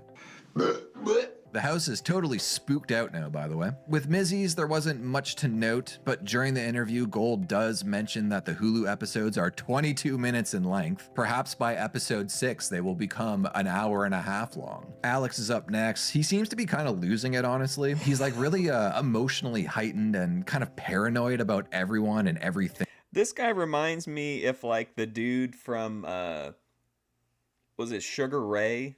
Had like a lolcow kid. They missed the part where after the Binks confessional, they said she might actually win this. Thing in the house, he just really seemed on edge here. After giving a 9-minute answer that I don't think actually answered the question, they have nothing else for him. You're so good. Dude, I'm gonna deliver on my promise. You're magnetic on that camera, brother. Yeah. Dude, I'm gonna deliver on my promise. Y'all ain't seen shit. You're electric. I love it. Oh, electric, that's not enough. Nuclear. Odin, bestow me, you did it, sorry. If I had a sword, I'd knight you right now. The creators of Fame and House. Those are my Zeus. My Poseidon. You're so lucky to even been on the Famous House.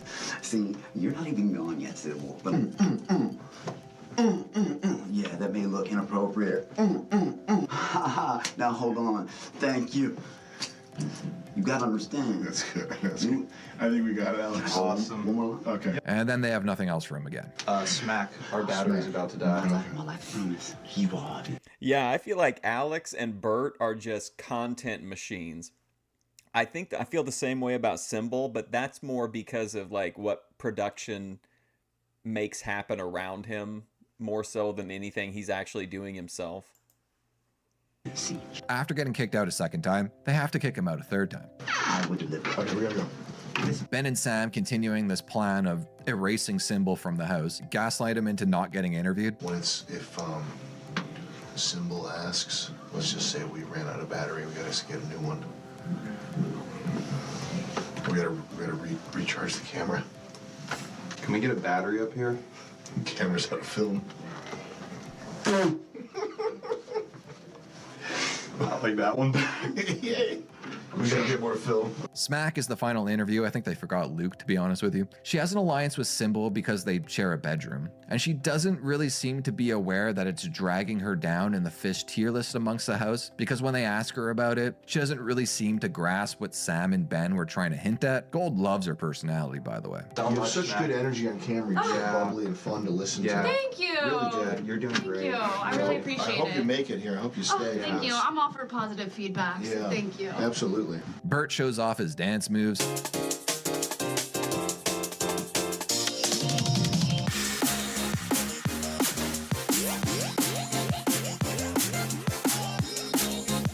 Bert is he's just fucking money.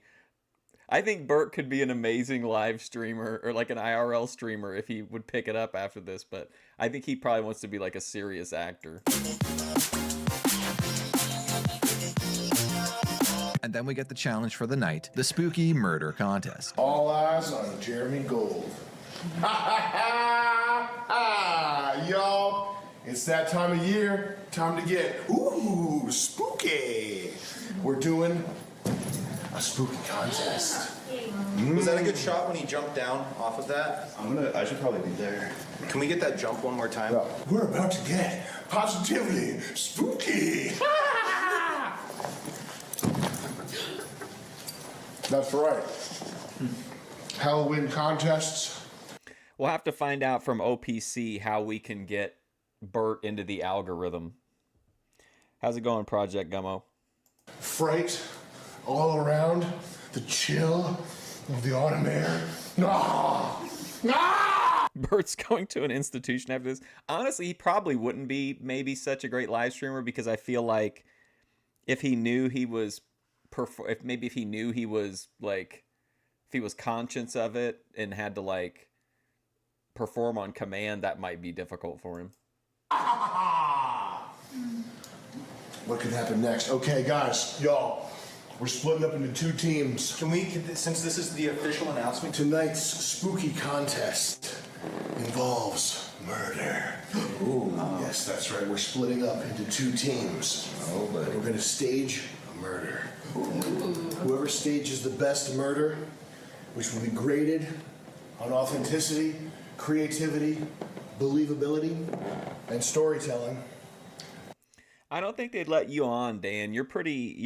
I feel like you're still in pretty like a normie zone. It's gonna get a prize. That prize may be a large bag of candy. So if you're on the winning team, it's possible you can secure immunity for everybody that you're with. This amount of candy is... Every time you see Bert, he looks like a deer in the headlight. That's especially true once they turn on the computer like voice. Every time it goes off, he's like looking around and like his eyes get huge, like he's never heard it before. Substantial. On the other hand, if you're in the losing team, it's possible you could blow it for all your teammates, ruin their night, and nobody. Ruby would be great on Fishtank. Provo would be good on Fishtank. Those would probably be my top two picks in the Thorpiverse, I think, Ruby and Provo. I think Provo could really, I think there'd be some amazing, like, just sitting around sessions with Provo, like, telling his stories to all the other fish. I think he could do pretty good, and I think Ruby'd be really entertaining on Fishtank. It's immunity. one of you goes home. Oh, shit. Smack is a team leader. Her team name. It would be funny is if, like, as part of a twist on a season, if OPC Don were in the fish tank under the impression that they thought that he was a producer, like a successful YouTube content creator producer, like, but they were told that OPC Don had like won a Make-A-Wish, like gotten a Make-A-Wish Foundation type deal to, so like they would treat him like he was a big producer, but in reality, like they knew that they thought that he was like dying or something. Is the Ghouls, which consist of her, Bert, Ted, Alexis, Ian. Big Ian coming alive. Oh my God, King TL, yeah. 100% King. I completely forgot about King TL. Ian 2.0, I call him. And Luke. Alex B is team leader for team number 2. Get season pass, for like the 24/7 streams. Hurricane Paro. Yeah, I'd be down for that, Hurricane Paro. Why don't Ben and Grace just do their own fish tank with like all these people? And their name is the Winners, which consists of Symbol, Mizzy, LaRon, Peyton, and Binks. Gold then gives the rules to the competition. These are your teams, the Ghouls and the Winners. We're about to send these guys off to 2 separate locations. Their mission, create a spooky murder scene. They'll be graded on creativity. Spicoli needs to be like one of the, you know how they have the freeloaders? He needs to be a freeloader where he can just come in and like torment people. We could get some interesting dynamics like Frank Hassel interacting with Hurricane Paro. Storytelling, realism, and just how plain downright spooky their murder scene is. What are they going to come up with? Now, Grace would be great as a freeloader on here where she would be immune from, like, the majority of the negative experiences and she could just, like, actively torture somebody. I think she'd be good at that. We'll have to see. You're watching Famous House. Alex admits that he's not going to be a good director and is a better actor, so he gives directing duties to Symbol. Symbol's idea for what the scene should be is to stalk and murder a woman, which the whole divorce thing has robbed us of Courtney on stream. You hope she makes a big comeback. Like, what's the, like, does anybody know, like, what's her, like, is she even open to that? Has she stayed, like, in that kind of community? Like, is she still, like, in the Discord, some of the Discords and stuff like that, or no? She just kind of detached from the whole thing. I know, like, people watch it, and that she's been in chat every great once in a while, though. Which he also wanted to star in, a classic Indian tale. They shoot down his idea. Alex's team kind of seems to be falling apart because Alex isn't really listening to instructions from other people and talking over Symbol, who is supposed to be the director. The spooky murder scene contest begins. They start with Alex's team, who do a Famous House themed Bollywood triple murder homicide fake out. Go answer it. You're not gonna get eliminated. You're good. You're good. You're good. Happy Halloween. She's currently focused on satanic rituals. Well, that's cool. I hope she does stream again. I really like her music streams. I think some of her like streams where it's just her and she doesn't have anybody to kind of bounce off of, and she kind of she's like kind of nervous, but she ends up like rambling into an interesting topic or like a funny line or something. I know what you're wearing tonight. That's what I was thinking, Distinction. Probably not going to see anything until after all the legal stuff's out of the way. Wait, I need what? Oh, where? You know what would be the, how I would book that if I was in charge of Thorpe TV? Once everything was taken care of, and remember, this is the entertainment business. This is show business. It's not the fancy business. We get all that stuff, all the legal stuff taken care of, and then one day, after like over a year of being dormant, the Ben Thorpe account goes live, and it's Courtney announcing that as part of the divorce, she is now in possession of Ben's YouTube channel, and it'll be like that time Vince McMahon went on like Monday Nitro and said he had bought the company. And then we'll have our true showdown. Ha ha ha! You better run! Lord! What the fuck? What the Once you die in the famous house, you're famous forever. Team Smack did this. It has begun. Let's tally on this.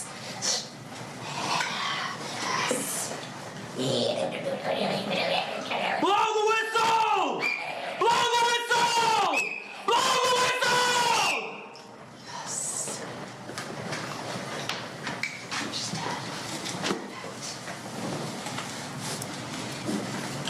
Is that the scene? Yeah. I agree with Sam on this one. After the scenes are done, they're brought into the den. Hopefully it goes better. Well, I feel like if Thorpe TV were a wrestling promotion, it would be one where like people were constantly changing like week to week from good guy to bad guy, and like storylines were just ending for no reason. It'd be like late 90s WCW. Thorpe TV should hire me based on that idea. I've got a lot of Thorpe TV ideas. I tried to get that get Grace to let me make that t-shirt, and she said I could, but then I got to get we probably got to wait till summertime to get a new bikini picture. But we need a top-notch bikini picture for the shirt with the Spicoli quote. What was it? It was something. It was really crude. It was like born to love pussy or something like that. It was some crazy real 80s like action movie sounding quote. Where they have to speak about their creative processes, where Symbol is kind of forced to take over. I chose to be an actor instead of directing it. So I'm better at acting than I am at directing a film. Okay, I remember now. It was hardwired to love pussy. So I think we gotta let Symbol talk. Symbol's the director. Okay. I agree. There. The winners, the team, get their... Ben kind of reminds me of Vince Russo. How's it going, Randy? Prize, including a very special sponsored candy. In addition to this regular bag of candy, we got something even better. Mr. Beast Feastables. Ooh. Mr. Beast Feastables come in 4 flavors. Milk chocolate, peanut butter, nut. Do I want to be the next producer? No, never. I've never pitched an idea to Grace. I've never done, except on the stream when we're doing like fantasy booking. No, I don't know. That would ruin it for me. Like I want to watch the show. Like if I were like actively impacting it, it wouldn't be like as much fun to watch, I don't think. Crunch and almond. It's gonna. I have to be selfish and put my enjoyment of Thorpe TV over any potential keynote I could add. Zoom on the Feastables. Guys, when you're ordering, go to MrBeast.com/famous for your chance to win a free lifetime supply of Mr. Beast Feastables. Guys, you know Mr. Beast and his crew. Guys, you know Mr. Beast, you know his crew, Ava Chris Tyson. Kick ass, y'all. Check it out. MrBeast.com/famous for your chance to win a year's supply of Mr. Beast Feastables. Did he just randomly bring up Ava Chris Tyson during this Mr. Beast Feastables promotion? OPC Fusion are gonna be wild, been on heavy drugs. And the honorable Symbol divides the candy amongst his team. As the activities for the night end, the fish... I think it's best for everybody involved that I remain like a satellite media operative. Cook, talk, and go to bed. Next time on... My candy got stolen. Where was it? I don't think it's from anyone that I... Luke, we can't be putting hands on people. Wi-Fi signal, what did I say? Oh, no, I know, it's always... This is me. Oh, whoops. Day 4. The girls and Laurent have a yap tank in the loft. They're basically just talking behind everyone's backs. Everyone was there except for Alexis, who was like having a panic attack or something, so she was just like chilling in her room, but she decided to come up and join the girls, leaving her room completely unguarded. Mizzy then has a premonition that her candy might be stolen. She goes to check on it, revealing that not only her candy has been stolen, but Alexis's as well. She wakes up the entire house as Candygate officially kicks off. Luke, who has been sleep deprived since coming in the tank, is quite upset that somebody burst in his room and woke him up in the middle of the night. So he gingerly walks downstairs all the way to the flat and begins to smash everything in sight. And remember, this is the guy who got kicked off of the other show, the real reality show, for using the N-word.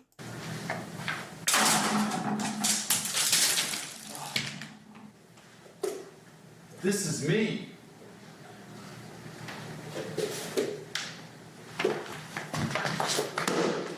That was anticlimactic.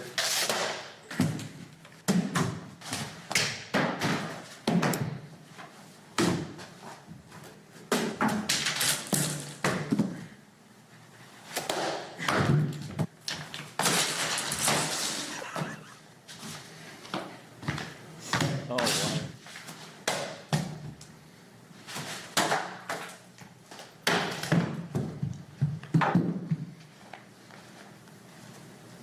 And then promptly goes back up to bed. They continue to wake up Luke in his room, who's upset that everyone's arguing over candy. As there's a witch hunt to find the thief, a lot of the fish are offering Mizzy and her gang to let them inspect their candy, or even offer them replacement Hormaxer was on John Galt. That's kind of, I like that pairing. That's got some good potential.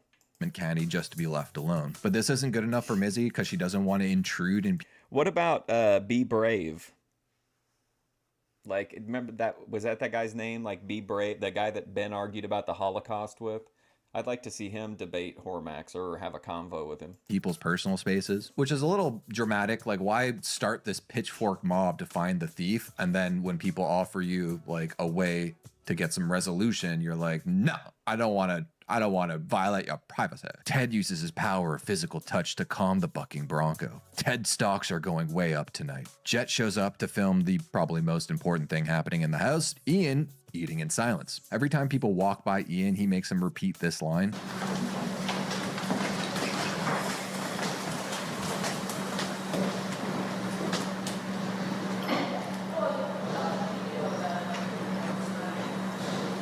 Oh, that's good eating.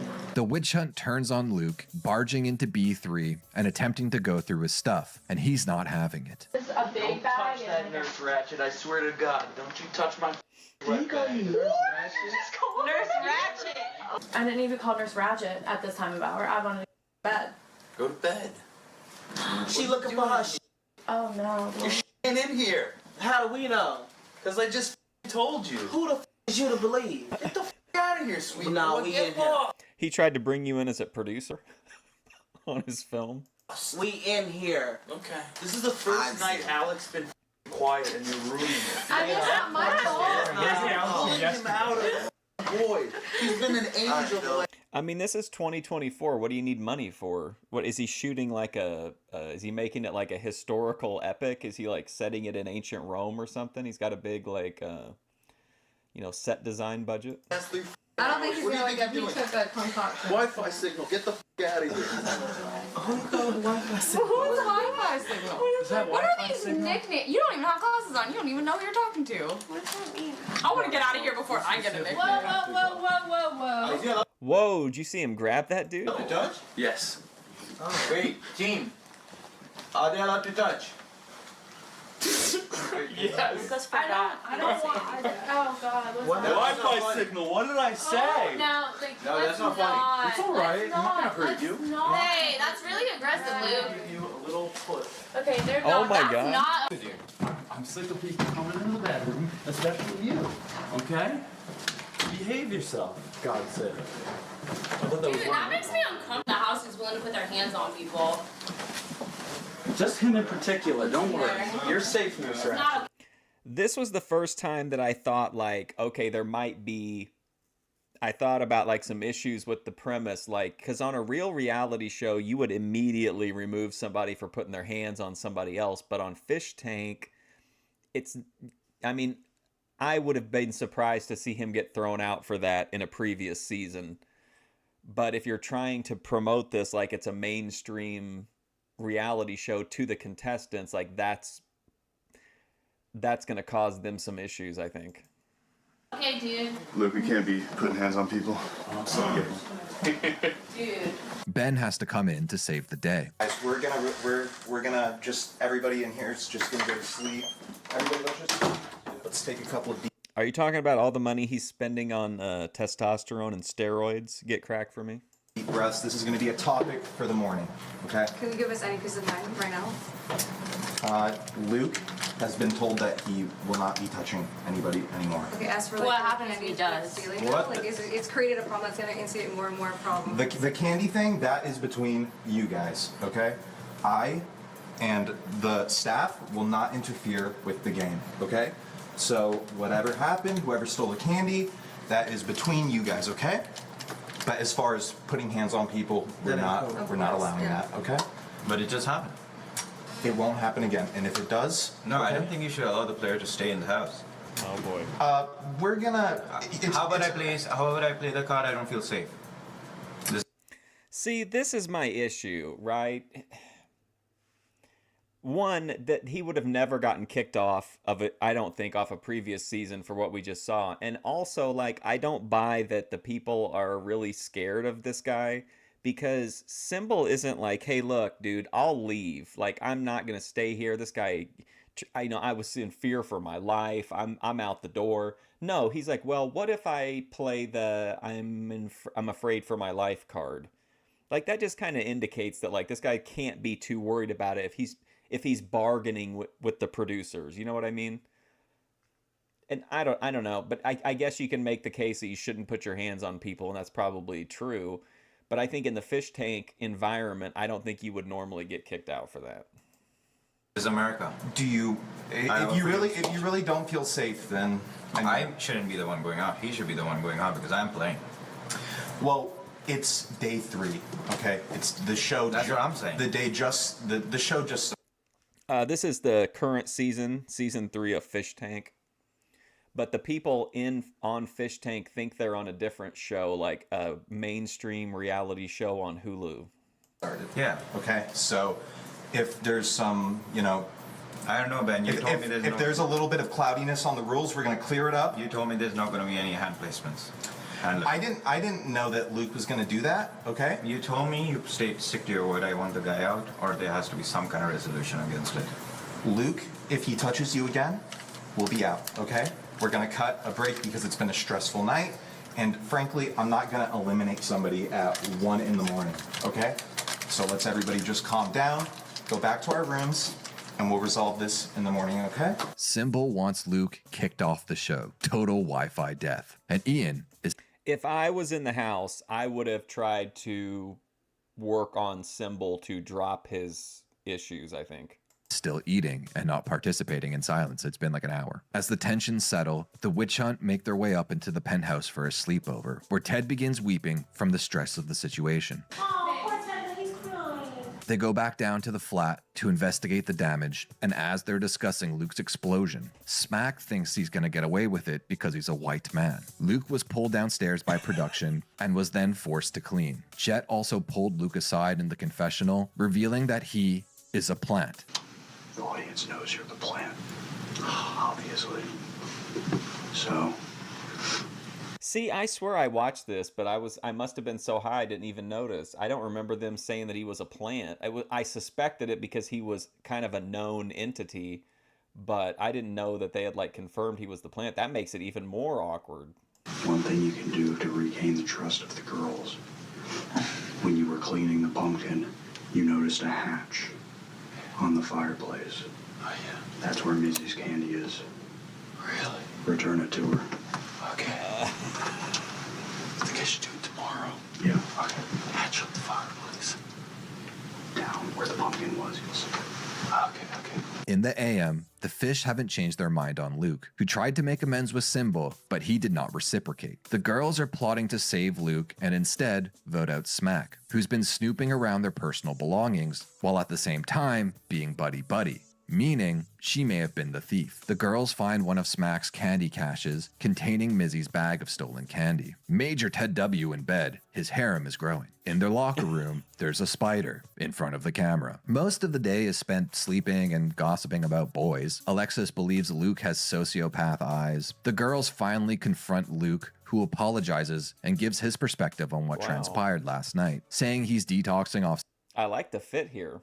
cigarettes and has a massive headache. He also admits to only stealing Mizzy's candy and not Alexis's, and he hid it in the fireplace as collateral in the event that the girls tried to double-cross him in their ploy to team up on Symbol for the elimination. He manages to convince them that the stress of the house, withdrawals, and Operation Candy Collateral pushed him over the edge, which of course we know now was a false flag so that they don't know he was a plant. There's a group meeting.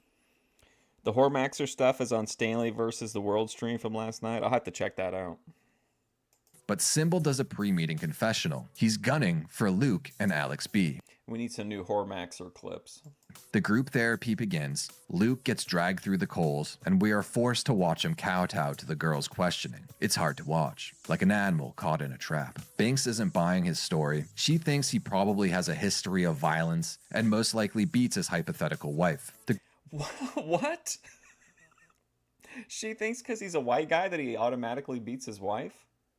And has a history of violence? Group is still accusatory towards Smack, who refuses to admit to stealing candy. Binks and Luke have a heart-to-heart in the confessional and reach an understanding, and the silver-tongued Luke manages to turn her back on his side. Ben comes for a scene with Smack and Symbol, where the two share a beer and reflect on the witch hunt nature of the day, as both of them were implemented in Candygate. Also, they have to hold like every 2 minutes while they keep switching camera angles because Ben only brought one cameraman. Hold. Yeah, I'm definitely interested. Get cracked for me.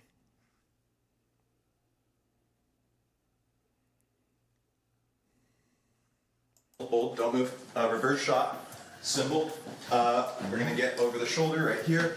Come get this angle right there. There's then a scene with Peyton and Ian. Ian needs to tell her everything that's happened in the house since he's been That weird baby is over in the chair from whatever that strange dramatic scene they shot. posted on the same couch in the den since the beginning of the show. He doesn't really know what to say. Classic Ian. He also has a hard time pronouncing her name. You said Pen? Paige. Paige. Yeah, babe. Paige. Paige. Peyton. Peyton. Yeah, that's hard. Also, this final beat of the scene I thought was pretty funny. Thanks for the game, man. Anytime, bro. After the scene, he immediately goes back to the couch and rests up from the intense amount of acting he had to endure. I legit think he might be my favorite fish at this point. I think they should have an Ian cam where it just follows Ian, which I guess would mostly be in the den. So like another den cam, a den plus. Ben Gay is gross. Yeah, and the other issue, which I think sometimes it's got to be just like insanely overwhelming to even think about like putting any kind of cataloging into it. But like, if somebody shows up like halfway or 3/4 of the way through a stream, like they're not going to be in the title probably or the description, so it's difficult to like. Yeah, I mean, I totally get what you're saying about how difficult it would be to curate it. Out by a Nikki Spider. Oh my gosh. Oh no. Oh my gosh. Oh, you got it. Okay. Can I just leave it there? Yeah, gross. I don't want to touch it. I don't want to touch it. Hold on. Is Hormaxer trying to make some kind of a deal to clap Ruby? That? And Symbol pleads with Ben to get Luke kicked out. I mean, I don't think that we need to write him off. Okay. If it comes to that, but for now, I think we're gonna just let it ride. And we're gonna. I have my finger on the pulse. Okay. A lot of reality shows they kick people. I totally understand. I totally understand. Just let me handle this my way. I promise. I have your best interests in my heart. I was gonna say I definitely remember some episode. I was doing a Ben clip not too long ago, and like it was like all the like it was time stamped in the. You know, on the timeline, it was like divided up. Okay. After the boys nap and the girls yap, G sets up a new scene. What up, what up, what up, famous stars? How y'all doing? Yeah. Okay. Oh man, that hat is lit. I'm down with that hat. more energy on them? We just don't be knowing, because sometimes when you come in, if we say something in the background, y'all be wanting us to be quiet sometimes, so we don't know if we want to. So Ruby's gonna actually make a movie where she's legitimately intimate with Hormaxer?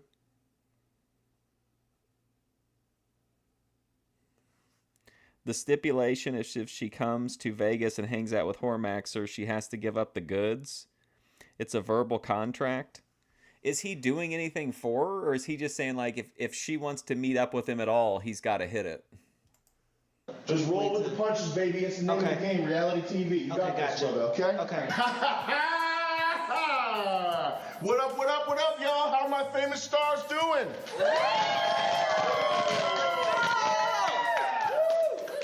Y'all thirsty for some entertainment? You want to see some impromptu theater going on? Right. We got something coming up, but first, I gotta talk to my main man, Symbol, real quick. Symbol, let's hit the confessional, brother, all right? And Symbol is pulled into the confessional as he is going to be the focal point. G addresses the Luke situation with him, but distracts him with a gift of jewelry. So we thought maybe you were a dud. What's a dud? That sounds to me like that's gonna be the centerpiece of the grossly Ruby SpaceX documentary part 2. A dud? That's a firework that doesn't go off. You don't want that. Oh. We thought you were a lame duck. But last night, you took charge of that scene from Alex B. You showed what you're about, man. I like that. Cool. That's what I like, man. I respect that. In normal social circumstances, it doesn't make sense to be this big chest, alpha beast, take charge type guy. But you're on a reality show, brother. Yes, sir. And you're coming alive, and that's what we like to see. Every piece of jewelry that I wear has special meaning to me. In 2014, when I was just getting started on this kind of crazy spiritual journey that I've been on for 10 years now, I was in Peru, and I was doing work with this shaman. And I know it sounds hokey, but that's a real profession. I love it. That's a real profession in Peru, bro. I believe it. They got shaman down there. Mm-hmm. Yep. This guy was, he was incredibly wise. But when he opened his mouth, you would listen to this guy because there was a gravity, like an... Man. There was like an ancient, you know people say old souls? Yeah. Bro, It was an old soul. Brother. It was an ancient soul. He was a ancient soul. And when he opened his mouth, there was just a gravity to what he would say. Later that year, same year, 24. I mean, this is just so fascinating to me. Like, all these people think you can watch over the course of the season, like, these people start to feel like they're the favorite, like they're G's favorite, or they're, the computer's favorite or whatever. And all of it, they're just all being like gaslit. There's so many moving pieces in this thing. It's really impressive, like how smoothly it usually goes. 14, there was a lot of political unrest in Peru, and there were these protests, and the police were cracking. Wait, hang on. Ruby about to get 10K.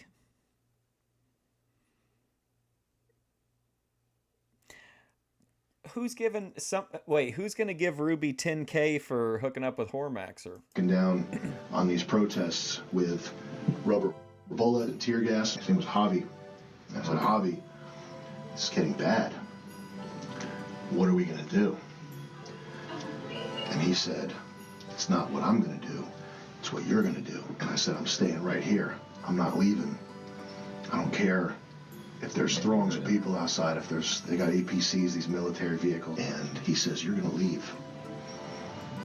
Oh, 10K subs. Okay. I don't know if that'd be worth it. Isn't she already at like 8,000?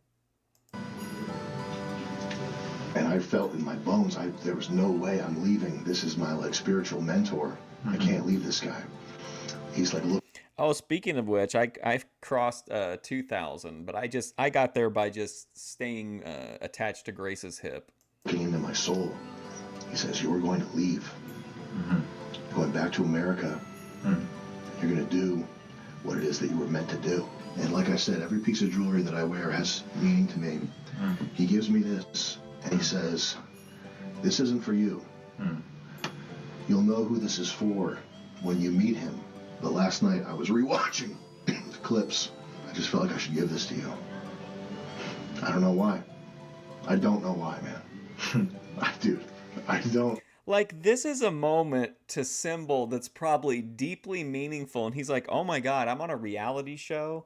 And the producer of the show feels like this personal connection to me and wants to give me this, like, super personal piece of jewelry. Like, but it's fake. It's just a fucking lie. Like, it's so... it's just so mean, but it's so fucking funny. I don't know you. Oh, thanks, Randy. I can't even say that I have a feeling about you. I don't know you. We just met. But I was watching clips. I was watching you take charge from Alex B, this loud guy. How are you going to get the reins from this guy that won't stop talking? Yeah. I don't know how I'm going to get the reins from him. I'm the host of the show. I don't know how I'm supposed to shut him up, man. Yeah. And you took charge. You made him look a little silly. You made him look like a fool, bro. And I said, maybe you're the guy. Now he's gassing him up and telling him that he really backed that guy down, and like he was really impressed that he was able to stop the he was able to stop the big bully. So take that. Keep that with you, brother. Okay? I'll take it. And Ben's got something for you. He then makes him read a monologue in front of the rest of the fish to try and give him more of an edge to his character. In a moment of doubt. Oh, okay. So like when you reach like 10K, like YouTube sees like maybe your content is more like of a wider interest and gives you a better shot. Bert reveals he had sex on the plane. Well, don't worry. It'll take me about 15 years to get there, but as long as Grace keeps streaming, I think I can get there. On the way to the house. I revealed I hooked up with someone in an airplane bathroom, the plane, right before I got to this house. What? I mean, we were. Unless my channel is seized by the producers of Republic Pictures and their empire of 1950s vintage westerns. I wasn't gonna have sex for 6 whole weeks, so I gotta. Symbol gives his speech. This is my story, and I would rather.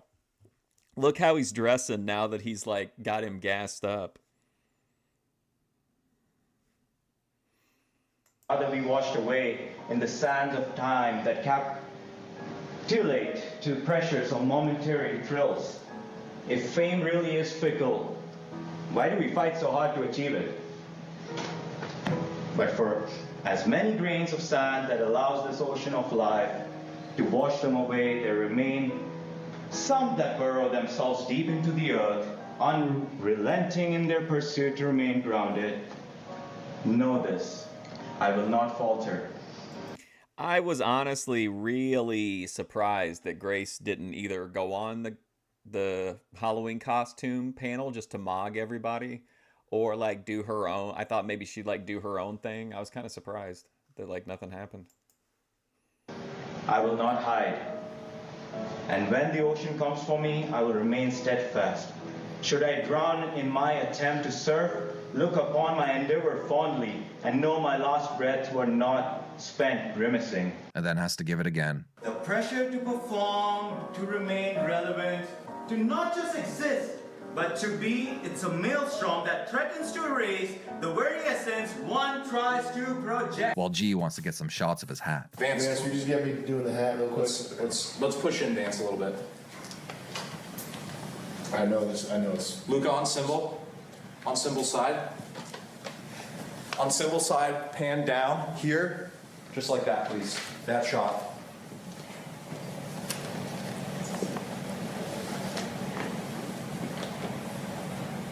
And I did 3 of them, so you can just use whichever one. Okay. But I got. Now this is actually, I believe, pretty accurate based on what I've read and, you know, books by people that have done reality shows or like internet interviews and stuff like that. Like when you see reaction shots on the show, they're not always to exactly what you're seeing in that moment. Like the producers will have them during like a challenge, do different reactions while they're wearing like the same outfit, so that way when they do like the previews, they can tease it either way, so that you don't throw people off, you don't give anything away. But like they'll just do all those things because you're very rarely going to get a perfect reaction shot in the moment. So like I do think that almost all reality shows do to some extent like kind of bank reaction shots so that they can like cover any potential situation with with an appropriate video clip. Advance? Did we get it? I got that, yeah. Ben, I did this one. Yeah. And then I did like a tap right here. Okay. Well, you guys figure it out. I'll look at it in post. It's fine. He also steals the thunder by claiming that he wrote it. Did you write that? No way. I wrote it, guys. Yeah. OPC playing the long game by signal boosting Ava, Prawn, and Ruby. One more time for the cameras. He's going to get me and then hand it back to you guys. Okay. And he's got those week old leggings. Guys, I wrote that. And then he makes Alex B give his leather jacket to Symbol for the night, which really messed with Alex's head. In the confessional, Jet has to adjust a shot for Simmons. Knock, knock. Sorry to intrude. Sorry, Simmons is gonna kill me. The shot is not centered. Smack reveals her racism against white people. That's why,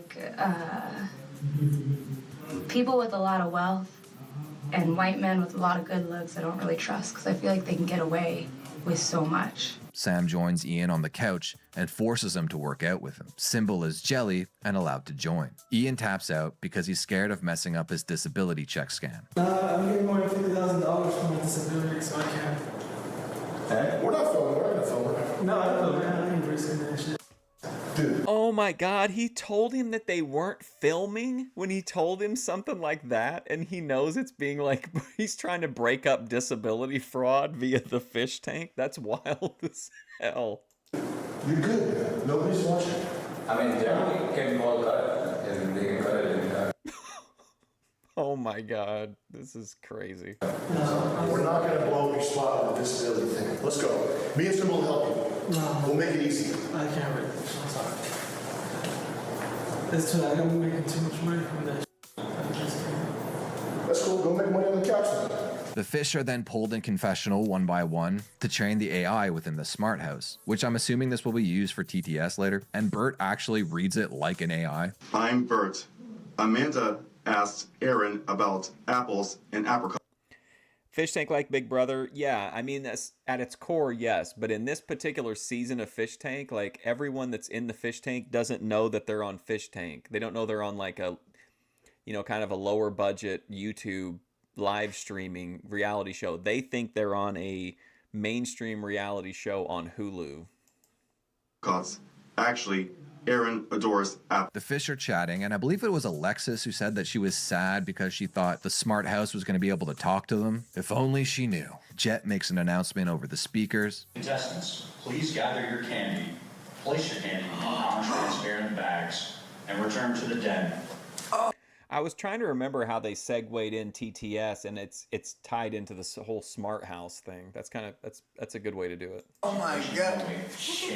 And as the fish are gathered, G reveals his candy tier list. Now, when we started this candy challenge, I told you guys that I have my favorites and I have my least favorites. I clued you in. I told you plain Hershey's bars, don't like them.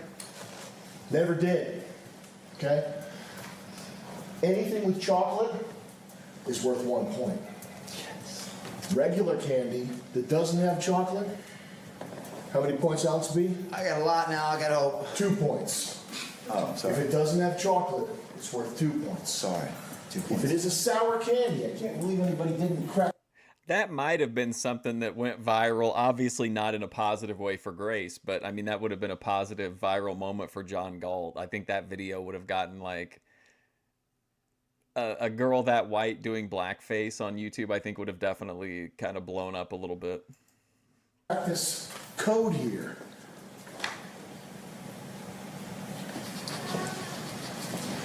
Oh, damn. If it's a sour candy, it's worth 3 points. Anything chocolate, 1 point. Regular candy, the good kind that doesn't have chocolate, 2 points. Sour? Ha ha! 3 points. Playa. If you have an opened bag of candy corn, it does not count. 1 bag of candy corn, it's not sour, it's not chocolate, that's 2 points right there. Regardless of how many pieces of candy corn are inside, Alexis. I'm not counting all that. Same goes for anything in a package, all right? It's a bag, you got a bag of M&Ms, that's just a oneer right there. It's got chocolate. I don't care that there's 50 pieces in there.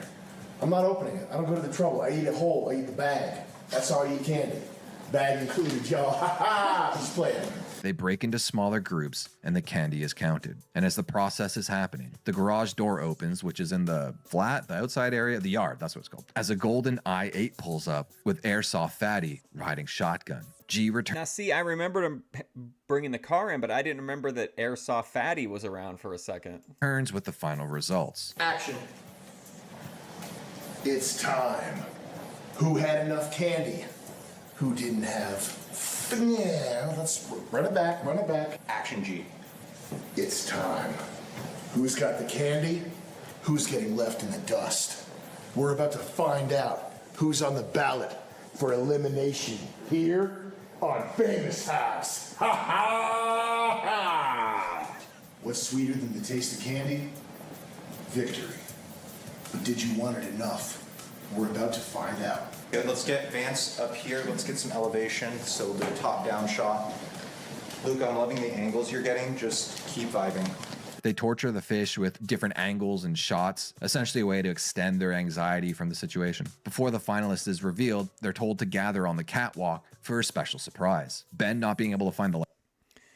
It started off really interesting in a study into human behaviors, almost Orwellian, but then it turned into just sex. I think the issue with shows like Survivor and Big Brother that started off really interesting is the problem with, like, anytime there's like a good online video game, pretty soon, like, a percentage of the people will be able to kind of deduce a, like, best build to where, like, you know what works and what doesn't. Even on a show like Survivor, like, where it's a lot of it is social interaction, you can kind of see what works and what doesn't.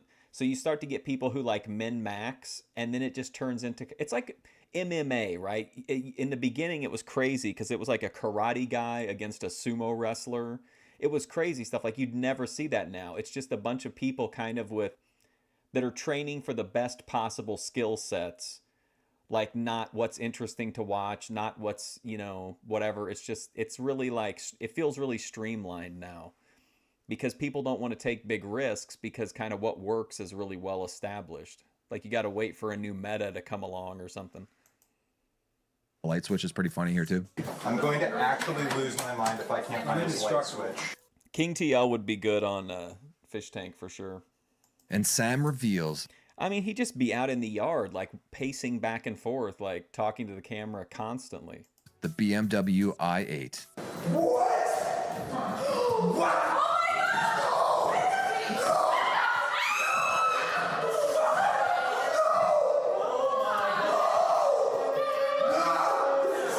Like, and this is another thing that's going to erase any, like, lingering doubts in the contestant's mind, because it's like, holy shit, like, this has got to be, at this point, you have to accept that that this is serious, right? I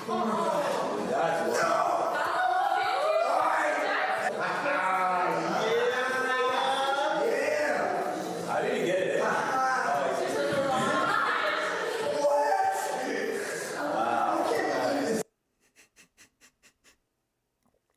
The gears are turning in Bert's mind already.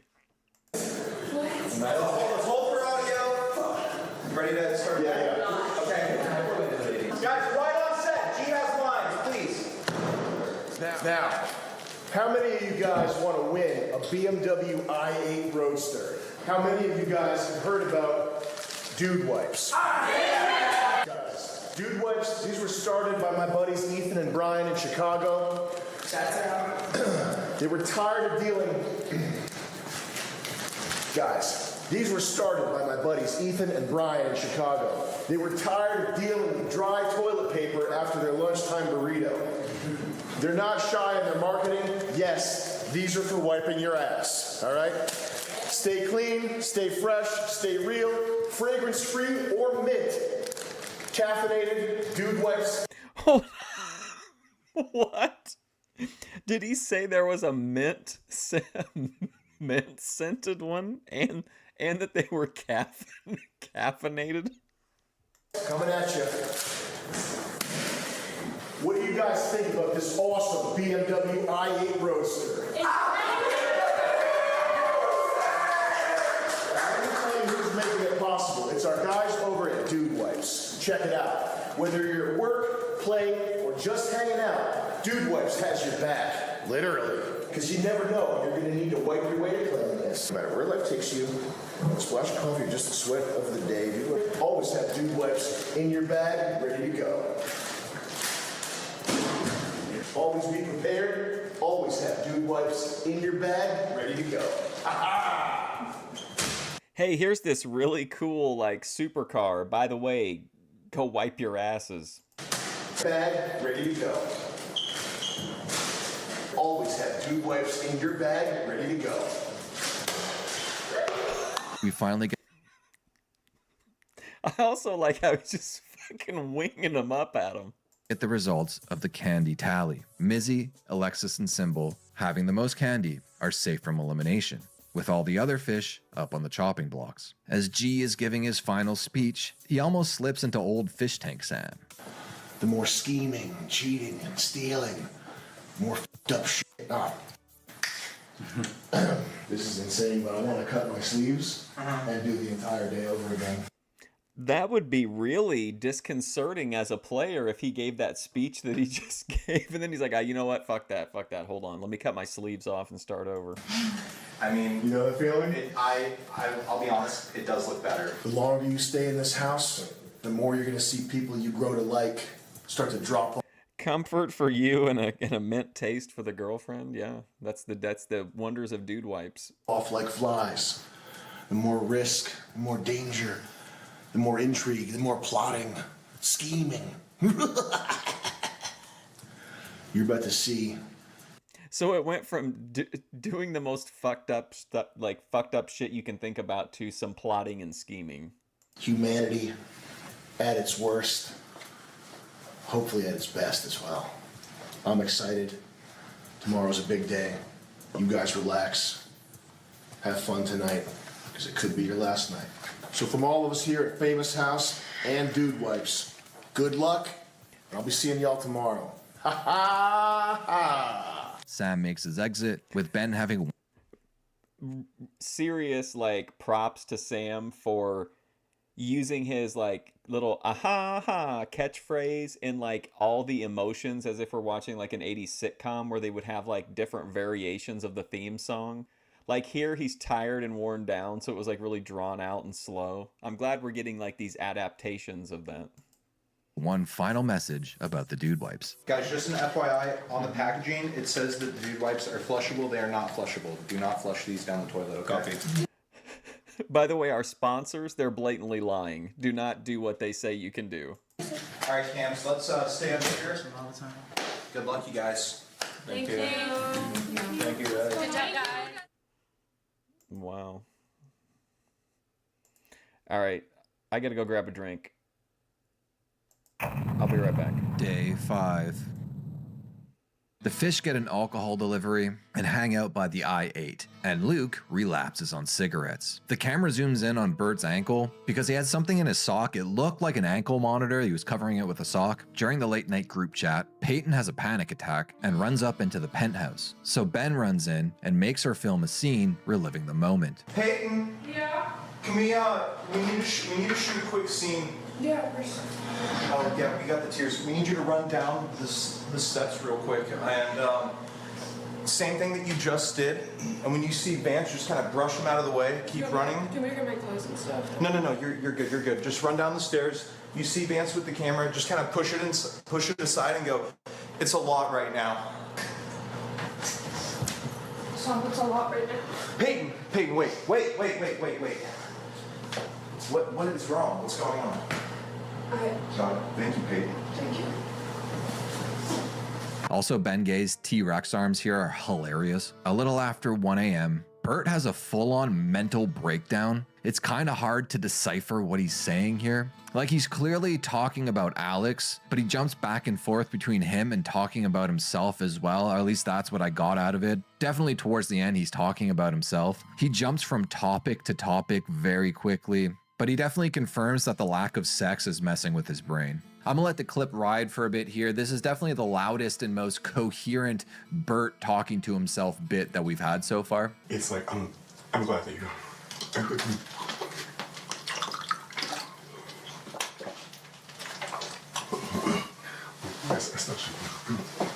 It's like, are you kidding me? I was like, are you kidding me? Bert is just like, he's so keen. Everything he does is Keno. That's what I'm doing. I'm like, the thing is like, it doesn't matter anymore. The concepts are a piece of shit. I'm gonna think, but like, you know, Thursday, every gets a full night's sleep, his brain will start getting, he'll get started getting more and more. His brain and his mood, his brain, and his behavior will improve. Wait a minute, he's talking about brain implants? It's that he's not getting.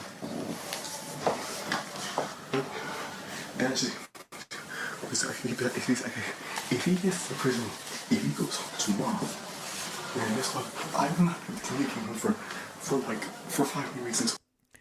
Yeah, get crack as a what do they call what would a Galt orbiter be? I don't really know. A Jorpiter, John orbiter. For 5 more weeks, and then it's like we just started making progress. And so it is. If we stop now, it's like I actually do want to. You're right, Distinction. He is in that Goldilocks zone. That's what's so like, it's so unnerving because there's no like things could jump off immediately. Like, I feel like you would get pulled into 100%. You would get pulled into like production, and they would remove you from the game if you acted just this right here. If you acted like this on Big Brother, they would pull you immediately. Helped in a way. I can like basically, and you were like, respecting me. It seems like, admiring me, respecting. I can basically, but. How about a cracketer? Could that be it? A get crack for me orbiter, a cracketer? I won't be able to talk to him. I won't text him or see how he's doing. I'll be able to monitor his progress, and I'm afraid he'll just regress. He'll basically, maybe once he gets, I'm hoping he'll I can give him tell him, I need to write out exactly. Yes, let me see if he's, I just want to get this shit right away. All this, everything was less, all the alcohol and paper, it's like, dude, it is no wonder why you're completely black. I'm horny all the fucking time. I'm horny as hell. Oh my god. It's really, wow. I'm also going crazy. I need a man. I need a leash. But I can't like that always. So I'm trying to be patient. So I'm gonna be this is basically keep my mind off sex. Keep my mind off sex. They're trying to keep my mind off sex. I'm horny. I mean, I should probably not horny. I'm a horny ass freak. I'm a horny ass motherfucker. My man is in complete goon withdrawal. He is breaking down. He needs to goon. They need to give him a goon space. That's what I'm trying to keep myself busy. I'm sleeping now. The fish go to bed, and Ian sits by himself in silence smoking a cigarette. Production leaves some drawings by a fan/artist. You can find him and or her on Twitter @StarAndTigers. Here's a close-up of some of the art that they made. And as the fish are freaking out about the fan art, Ian smells his hat. A few hours later, around 4:30 a.m., production bring in a computer to the den. I'm assuming this is going to be the computer AI. This is so good. This is such a great addition. The way they did this is just, it's really, really cool. Thing that's going to be running TTS in the house whenever that gets started. And then Luke goes room to room banging pots and pans, telling the fish that the elimination votes are happening right now. Everyone speed runs to the basement except for Luke. who's just upstairs chilling. Production come in and meet the confused Fish. It's notable here that they don't have cameras with them. They tell them they don't know what's happening and there's no elimination. We go back to Luke in the... Oh my god. So production had their plant just run around and wake everybody up and send them down for a production meeting that wasn't happening. den chilling on the couch, and the house confront him, who pulls the season 2 classic, "Production told me to do it." When production show up to the conversation and press him on it, he admits to making it up. Was it the one that sounds British but isn't? Or was it him? No, Junk, no. They still think they're on Famous House. Yeah. You got very little stuff down there, man. Okay, my bad. Alright. Can you let the guys know that was your day? Yeah, sure. That was me. Everyone's mad at Luke, and then the Fish discover the computer, and now they're thinking Luke was set up by production. Luke is confronted once again by the Fish, but he reasserts it was his idea. LaRon tries to press him on the fact that some people in the house might have PTSD and this could have been triggering. Busting down the door, kicking down the door. It don't even matter how you did it. I took 2 pins and I smacked them together. I forgot you're from Compton, my bad. This guy's like, hey, you're triggering all of our PTSD. And this guy's like, look, I took one pan and I hit it on another. I did forget you were from Compton. I probably wouldn't have done. First of all, I'm from Chicago. I'm not from Compton. Luke continues to strike back with insults. It's like a random computer. Ratchet. For now. You think it's the time to use that right now? I mean, what better The time right? is not now, because I am not. No, man. I can't say I blame you, but, you know, hey, I took the liberty. And further states his reason for doing it. He's basically just laying on the couch making fun of everyone to their face. Binks and Mizzy think he might be a plant. The computer is removed by production. Mizzy and Binks try to confront Luke again, till production forced them to leave Luke alone and go to bed. Bert wakes up and confronts Luke, and Luke confirms that his cigarette withdrawals was a false flag. And then Ben sends him to bed and removes Luke from play. And as everyone is asleep, Jet announces over TTS that Luke has been eliminated. Contestant Luke has been eliminated. Reason for elimination? Leaving the play area. Reminder. All right, so Luke's out. I wonder what happened with the computer, why they brought it in and took it out. Do not go down the staff stairs, open doors, or windows. What? In the morning, we have a covert Bert jerk. I think Bert legitimately might be into voyeurism. Like, he seems to... I don't think he understands that the cameras are picking it up, but he definitely seems to do it with like the door open or people in the room, and I think he just likes the chase of, ooh, are they gonna catch me? Symbol has an unintentionally funny line where he says we should conserve the cigarettes because we don't know when we're getting more, completely unaware of the upcoming cigarette deliveries. The now awake Fish complain about Luke triggering them from their individual cases of PTSD. Bert is birding it up in B3, but this time I think he's singing a song. And possibly juicing. He continues being Bert, and this time he's definitely singing. I looked up the lyrics, he's definitely singing a song. It's from the Mean Girls musical. Scared like mice, like a jungle cat. He's singing the song from the Mean Girls musical. Janice is great, she does not have this power. People literally cower. Janice can't do that. She is mark our territory. As they follow the train. He even hits his deodorant spray to the beat. He tries to put on underwear outside of his shorts and then realizes he made a fashion Oh my god.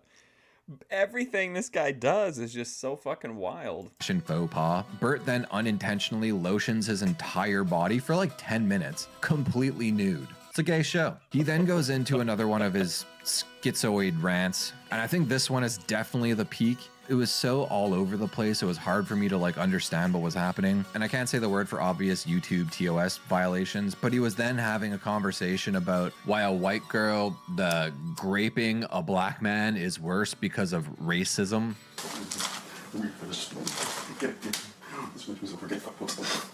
He's like, this is fine, like, that's okay, like, this is racing. You can accept this, but you can get... This is the hill you want to die, but this is the hill but this is the straw that brings the camel's back. But this is the moment. It's the reason why. Oh my god. You're going to. This is going to permanently end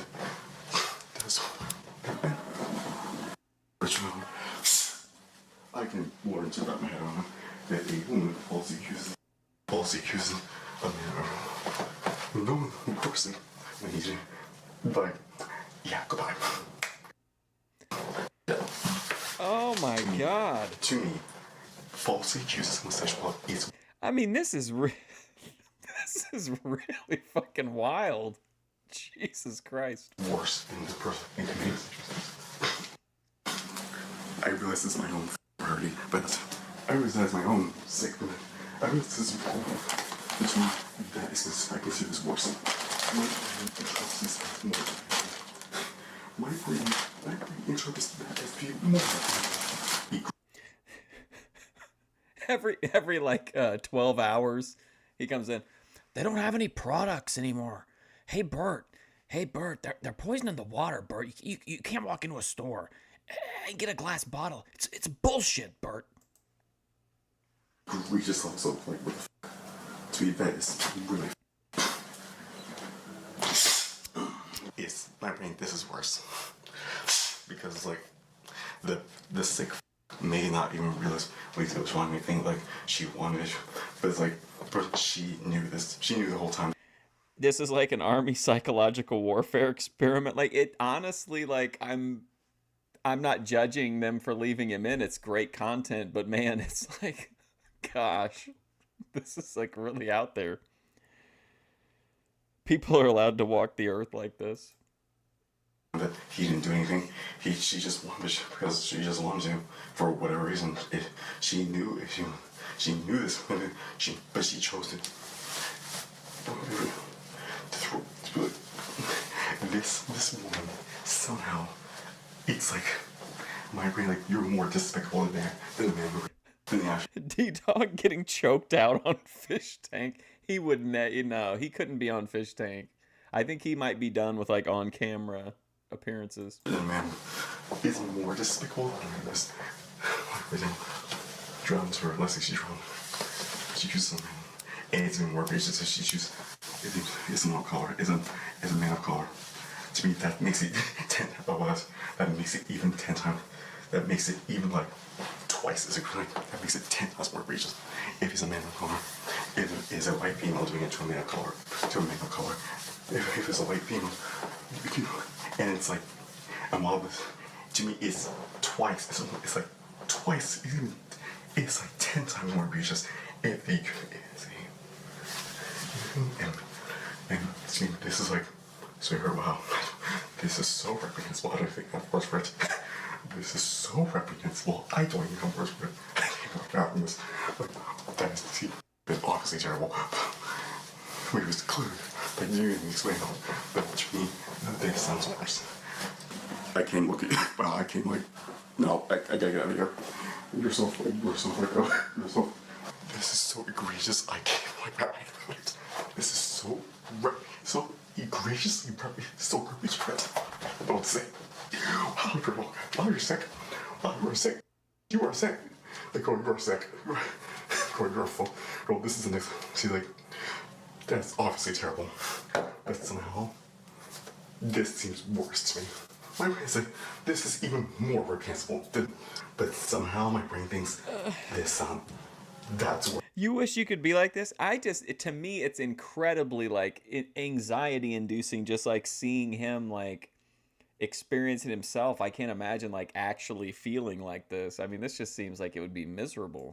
That makes me more angry. And as he's allegedly talking about essaying young white women, in perfect comedic timing, Alex B walks in and starts talking to Bert about how good his homemade roofies are. Bert's explaining.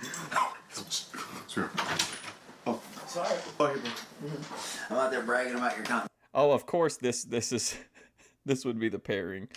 That's how you acted when you had a bad shroom trip. I can see that. They're like, everybody out there just goes, dude, you look so fresh. How did you sleep so long? Watch, go ask any of them. They're like, I said that's Bert's concoction, dude. It knocked me out. And then Alex B and Big Bert hug and kiss. Later in the day, Alex discusses his plan to exit early from the show because he planned a cruise around Thanksgiving. I heard him mention this on day 2, I want to say, but I honestly I just didn't think it was real. Like, I thought he was just talking.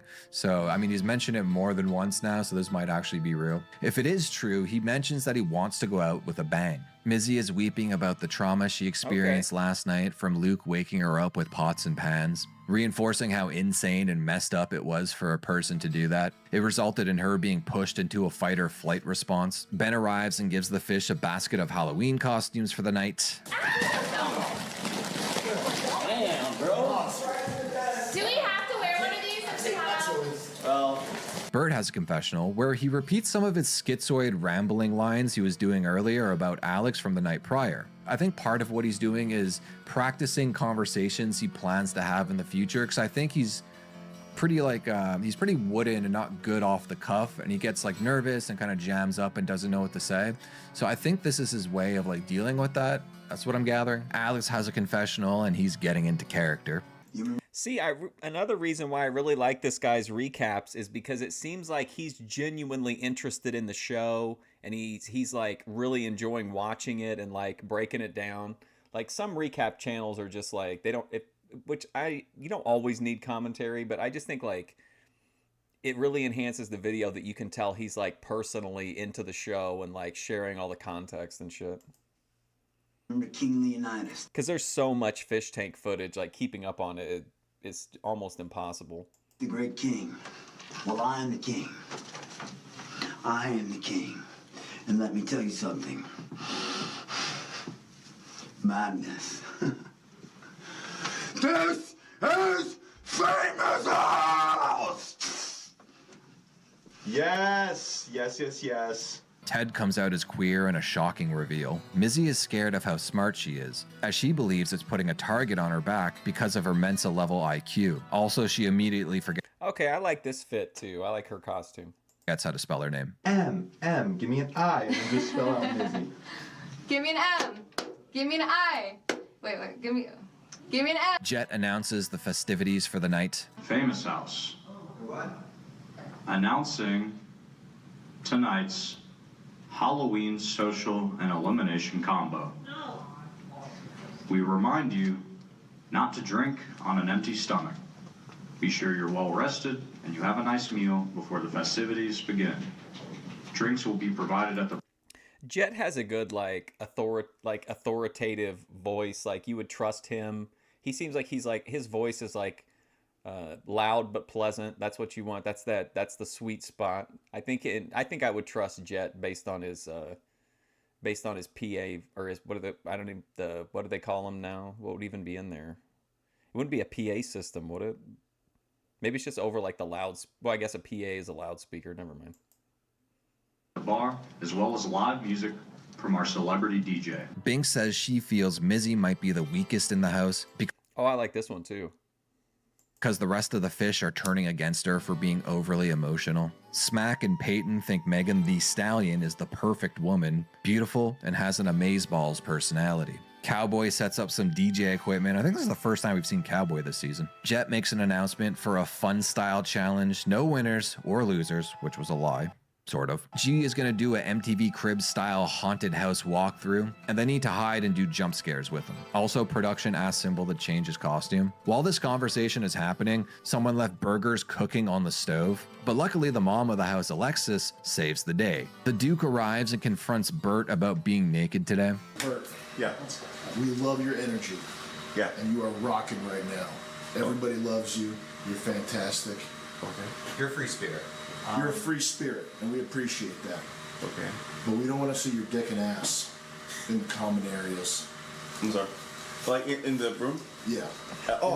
In the vanity, in the room. Just make sure you're in the bathroom when you disrobe, okay? The Duke tells the main girls to stop whispering. You're both cheerleaders? Please don't be nude in the common areas. We don't want to see your dick and ass. They need to come up with like a famous house cheer. Oh, I got one. Killer. You do? I do. Like right now? Yeah. Could you teach the girls and lead them in a famous house cheer? And the girls want to do a famous house cheer, so they begin to practice. The cheer gets an additional sponsorship. This might be pushing it, but can we work dude wipes into the cheer? Symbol's new costume is adorable. And then we have the haunted house spookfest beginning. welcome to Famous House. Y'all are about to see how we do it on Halloween. Halloween, famous style. Sam Hyde, his like build and how big he is, he legitimately looks like a horror movie monster in this outfit. I'm about to get spooked. Best scare wins this iPad. Second best scare is these Mr. Beast Feastables. Hope you like iPad. Hope you like iPad. We're gonna kickflip it here. Get the kickflip in there. Best scare is gonna get this iPad. I'm just gonna be clear, the site kept crashing throughout this, so like getting clips from it was pretty difficult. So I'm just gonna show you like a couple clips that I have. Welcome to Famous House. Lady, ye dare come for me treasure? Now that's some scary stuff. Famous style. Bert's in there. I'm gonna push you in there, Ben. No, I don't like that. Wanna play Jeremy? Sean G, shot on them. Ben. Who dares interrupt the goblin feast on this Halloween? Careful, G, it's a goblin. Get me out of here, Ben. Let's go this way, G. Y'all are crazy. Man, that was some feral activity. Damn. Oh my god. See something new every day. A Famous House. Back away from the call about the gold! This is Famous House! Yo. My car, sir! Back away from the car! Yo, don't do that. Sorry. Yeah, I don't want to go. Ben, you got to Don't make me go, no. He's like, hey, don't do that. Oh, sorry. I'm not dealing with this one, Ben. I'll watch. But I'm not taking the brunt of this.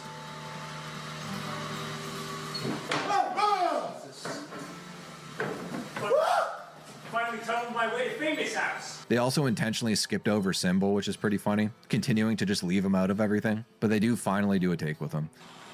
See, I love that there's all these like little tiny things being done that all like contribute to everybody's paranoia and everybody's anxiety that create like these perfect storm, big blow up moments. But it like takes all of these little mind games. Like I just keeping track of them I think would be like a real headache.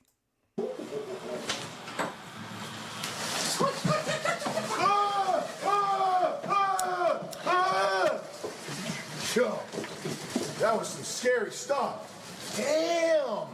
Let's check out B2 next. They announce the winner of the spooky contest, with Ted taking the slightly broken iPad. They then announce our Halloween-themed challenge for the night. It's a last man standing dance competition, and the winner gets an almost all-expenses-paid trip to Vegas. And as Filthy takes center stage, Oh shit, almost all expenses paid trip to Vegas? the dance-off begins. Obviously, I can't really show anything from here because of copyright violation. They were just playing like you know, Playboy Cardi, Ken Carson, all that, so like I can't show any of it.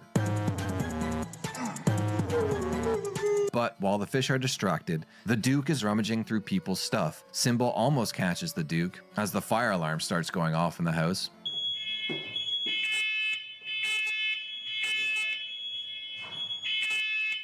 Probably from the smoke machine. And the Duke, rummaging through Bert's stuff, finds something of interest. That's like a cyborg.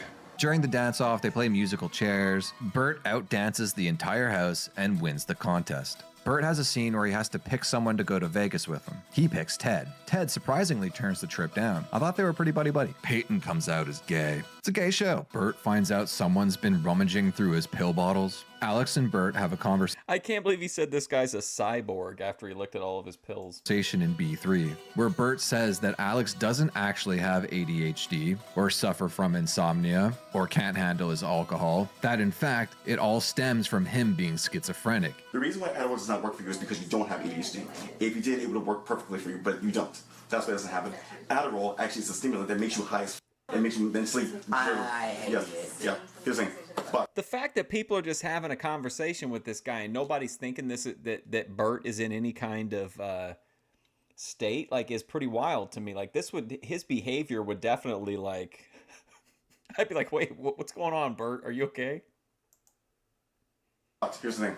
Let me explain something. The supplements I gave you, they are like brain deactivators. I'm very sure I know what your problem is. Me? Okay. You have a condition which I'm very certain of, and I think you need to go to a psychiatrist to get diagnosed.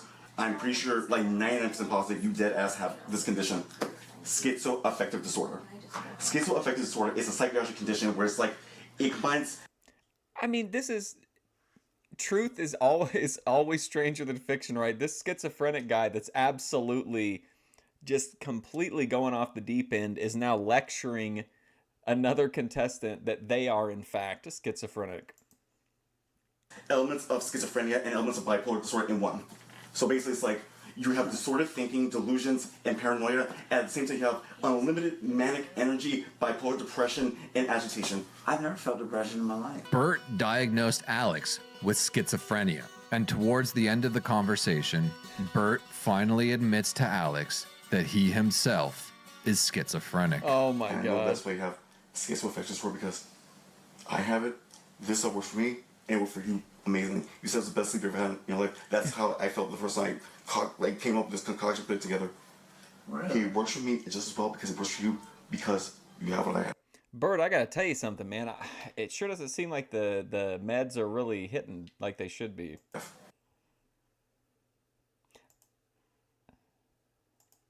Is Bert not like one of the best, like, I don't know if it's IRL, but like one of the best, like, contestants on a show like this? Like, he's just so, everything he does is just so bizarre. Day 6. There's a scene recapping the convo between Alex and Bert, but Alex doesn't want to use the word schizophrenic on camera because it would make him look bad, so they swap it out for possessed. Don't diagnose me on camera, please. Okay. What the literal fuck, man? First of all, they're which again, this makes sense in reality TV, right? Because we heard the conversation when they were alone, but they wanted, a real production company would reenact it as well because they want it like people when they're properly mic'd up and framed and whatnot. But they're making him redo this like emotional scene. And then he says, I'm not going to say schizophrenia because it'll make me look bad. So they tell him to say that he's possessed. You wouldn't be able to be around him after like an hour. Are you talking about Bert or Alex? Or both? Okay. Like, I don't want to do that. Maybe instead you say you clearly have demons. Yeah, demons. Just call them demons. That's thank you. Thank you. They couldn't diagnose at age 12 because legally speaking, as psychiatrists cannot. Can we use, maybe we say, because we can't say what they're actually are. When we say you don't actually have demons, maybe you're just possessed. Like, we'll swap the words out somehow? Maybe, yeah, say, yeah. Ian is conversing and bonding with the other fish. He's pretty drunk here. Speaking Spanish with Bing seemed to help him open up. He mentions to her that he's scared of winning because if he goes back to Mexico with the 50 G's, he'll be a target for the cartel. With that being said, Symbol presses him on why he's here. Not like pressing him, I actually think it was like a pretty honest question, like, if you're scared to be here with the possibility of winning, then why are you here? Like, shouldn't you have not have come in the first place? In B. I don't understand. Why does he think if he wins, like, does he think that if he just exits right before the end that no one will see him? And that only like the final episode? Like, I don't get it. Why would you drop, like, try to flex by saying that you're, the cartel's going to target you? Bert would be exhausting, yeah. I think Alex would be too. I think I would be more entertained by Bert, kind of, to where I could probably put up with it for a while longer. But it would definitely be distressing. Alex reveals to Mizzy that Bert is schizo, but Luca comes in and says that they need to replace the word schizo with possessed. Okay. Online, I graduated. He himself just admitted himself is schizophrenic. You realize that? He just admitted that to me. Okay, we're gonna use possessed instead of schizophrenic. Is that what he said? Yeah. Alex is now questioning Bert's diagnosis and medications he's been giving him after learning of his possession. Mizzy agrees with him, telling him not to take medical advice from someone who's possessed by demons. Ben breaks up a goon sesh to tell Bert to stop giving his anti-possession medication cocktail to Alex. Or once. What's that? Oh shit, Bert was actually okay, rewind. I remember that the conversation between Alex and Bert about Alex was taking the homemade roofie from Bert. Now it's like he was giving him his anti-schizophrenic medication, like without any kind of wow. They can't say anything for fear of being accused of being racist. It's your ones. That's okay. Just don't give him any more, okay? Okay. All right, thanks, Bert. Minutes after Mizzy learns Bert is possessed by demons, she tells Ted. The second TTS of the season asks Bert about his trip, and he thinks he's able to talk back to it and ask it questions. Are you excited about Las Vegas? Is that a place you've been before? Or will it be your first time traveling there? Yeah, I'm still at Las Vegas. I've never actually been there before. Heard many great things about it. I just would like to know the logistics of like, how many people can I bring? How long? Look how smoothly he just rolled right into it. Like, this is only the second time this robot voice has ever talked to him, but since it was something he wants to yap about, he just goes right into it. The trip is, like, how many days and nights? If amenities and travel expenses are included, like airfare, hotel, all that stuff. And I guess the other logistical details about it once that stuff is finalized. Hello? Okay. Well, thank you. Wait, also have a question. Is it possible that whoever does the grocery shopping or whatever, can I provide Alex a list of some of the over-the-counter stuff that they can get for him, that he can take and own for himself to use to help him get to sleep and help his eating issues and stuff. Okay, like something like melatonin, like vitamin B6, magnesium, zinc, Benadryl, and what else? Benadryl. And magnesium, Benadryl, and berberine, HCl. I'll create a detailed list and then provide it to Alex so they could stop by, I don't know, Vitamin Shop or whatever you guys have in Massachusetts, I don't know, to pick all that supplement stuff for him to own for himself. So in case, God forbid, he gets kicked. So he said Massachusetts, right? So if the house is in Massachusetts, I think we had talked about that yesterday, maybe, that we thought that somebody thought that maybe it was in Rhode Island. Sounds like it's in Massachusetts. Out in like the elimination or whatever, he has all those supplements securely for him to take when he leaves here that will continue to help him sleep and help with his progress and recovery. With that help.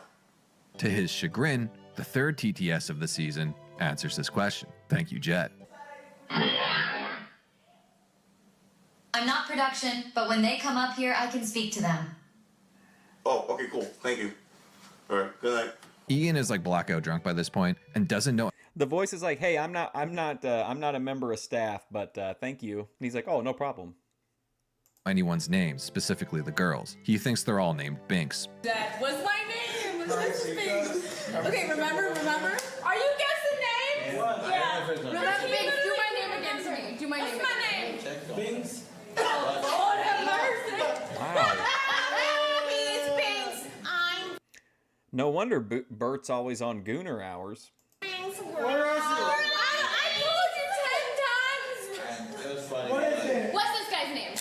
A friend of mine. He's Alex. Okay, what's a female version of that name? Oh God. Alex. My friend. Binks. Oh my God. Who am I? What's my Binks. What was my name? I must have left a good impression. Starts with an S. You don't get paid. I'm gonna Damn, that's hard. He cannot remember names directly after being told them. So then they switch to asking him which state they are currently in. Yeah. Put me in my spot. You really should hang out with us more. We've only lived here for like a week now. Damn. Bro, where are we? What state are we in? Massachusetts. Ian tells Binks, aka Mizzy, that she is his girlfriend. He also almost burns down the house by just throwing a bunch of stuff in a frying pan without any lubrication whatsoever. In the morning, he still doesn't remember anyone's names. We have a cast meeting with G and Ben, and they make some announcements. A 2 a.m. curfew. They're no longer allowed to share meds, a ploy to make sure that Alex is no longer sedated, also might be for legal reasons. No more whispering. Oh. Okay. So they don't like the fact that they feel like he's being sedated when he's like one of the big personalities on the show. Grace would love a Thorpe tank. Honestly, aren't there enough people to honestly have one? Like, I don't see any reason why there couldn't be one. There's plenty of like colorful characters. 1 confessional per day, and no more changing outside of the bathrooms. Thank you, Bert. And Alexis.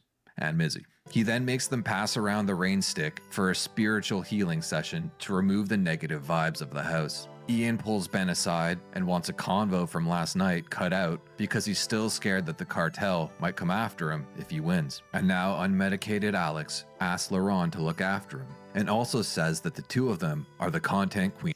Imagine if he's serious and he's like, oh my god, the cartel might see that, and he doesn't. It's like already being broadcast live. Of the house, and that production told him to have this convo. Jet typed in the chat, dude. Also, Alex is having trouble listening. Production wants me in here. I swear I'm not. Okay. You can't let that out. Okay. Listen. Production will tell you. Listen. Okay. You'll find out on your own. Production will tell you. They okay, I heard you. Listen. I wanted to come last night, but I was so tired. Oh, I'm about to go to sleep on that. They then have to get dressed in their best outfits, and then we get a Manscaped ad. I can't believe this is in the copy. This is these guys are crazy. Is that what they sent you? No, this next part is, I can't believe this is like a real ad. We're not getting this phone in the shop, are we? It's fine. It was just crop it. We pan and scan, punch in digitally. Also, hot tip for you fellas out there, check their ball deodorant. It's the only thing that's kept my balls from being itchy all day. That's like, how? Oh my god, what okay. Are these like, if anybody's in here that is like super up on Fishtank, are these can't be real product placements, right? Like, are these brands like really that cool that they would be all right with like their brands being, I mean, I don't think it's like damaging to the brands or anything, but it's definitely very unusual marketing. That's so crazy. G, or Sam, is pretty tapped out by this point, setting up a bit for later in the day. He then makes them do a Jubilee video where they have to rank themselves by attractiveness, but he's unhappy with the rankings. So G presses them further, forcing them to actually rank themselves and not hurt each other's feelings. Everybody, can I get y'all lined up right here? Now here's the twist. I want you guys to organize yourselves from least attractive over here to most attractive over here.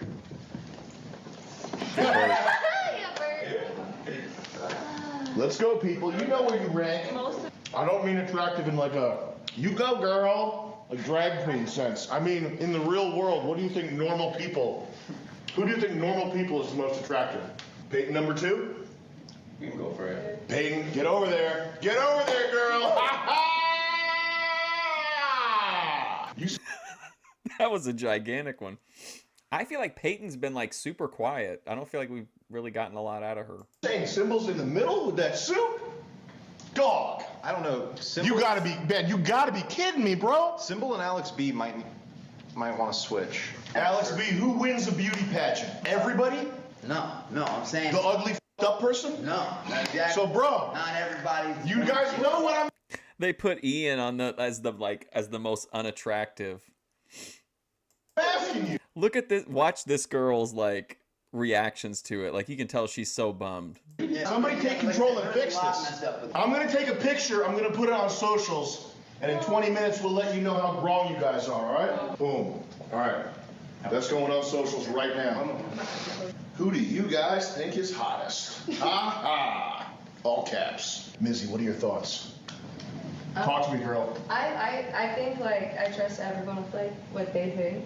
I don't know. I think it's hard because, Izzy's talking about something, and Sam gets kind of bored. you know, everyone has a different level of, I can never put myself before any other girl. So like for me, that's why I'm here, is because like I couldn't, I came to this house, I saw all the women, and I was like, damn, everyone in this house, like all the girls are beautiful. So, you know, just my thoughts. I'm sorry, I wasn't listening. What were you saying? I said that all the girls in this house are really beautiful. Facts. Yes. Unhappy with the lack of drama, they decide to reset the scene and start again. We're not going to make it to season 2 if we have excuse house. And they know what attractiveness means. Wings of excuses. I'm not asking for some college sociology textbook thing. We're talking about, listen, everybody in the world is beautiful, which first of all is not true. There's some horrific, ugly people out there, outside and inside. Do I think I could do a WWF era stream? No, definitely not. They take down when I do anything that's in their archive. Okay, I can find some hideous people. Objectively speaking, I mean, there's a reason that not. I mean, there's a reason that some. I guess there's a chance if I could find like a house show that doesn't have like the intro, like maybe like a fan cam of like a house show. We could probably do something like that. People are just never on screen. This is famous house. We need to get real. We need to. If we're getting real, I think Ron needs to move. There we go. Bert tries to defend his lack of swag. I'm not trying to be mean here, but he literally dresses what like a gay cosplayer thinks a personal trainer looks like. G does a second Manscaped ad, and Bert seems to be into it. We then get the results of the beauty contest. Guys, I think we can all agree that got pretty toxic. And sometimes when we're thinking about social media, fame, and attractiveness, it can bring out the worst in us. Everybody has uniqueness. Everybody has unique attributes. And at the end of the day, we're all human beings. We're all attractive in our own way. And it's just a matter of finding the right person and expressing who you are inside. I think definitely the blonde is the most attractive person in the house, like hands down. I don't even think it's close. So I think that's why we're just gonna call it We're All Winners. And then they do a scene where they introduce the newest mechanic to the game. Listen up, stars. I know that was a little stressful what just happened. And I know we got an elimination coming up. But what happens next is gonna change everything. You're not alone in this house. There's something we've been keeping from you. And it's gonna rock your world. Ha ha ha! It's a little bit. See, there was like the mysterious aha ha. Like, it's gonna rock your world. Aha ha. Great showmanship. Too jokey. I think that maybe what we need to do is take it just a little more serious. He's gonna totally change the game. Gee, you're kind of smirking just like a tiny bit. I'm sorry to be so nitpicky, but maybe. G and Ben have a small on-screen argument about the tone of the scene. G seems to be getting progressively more unhinged throughout the day.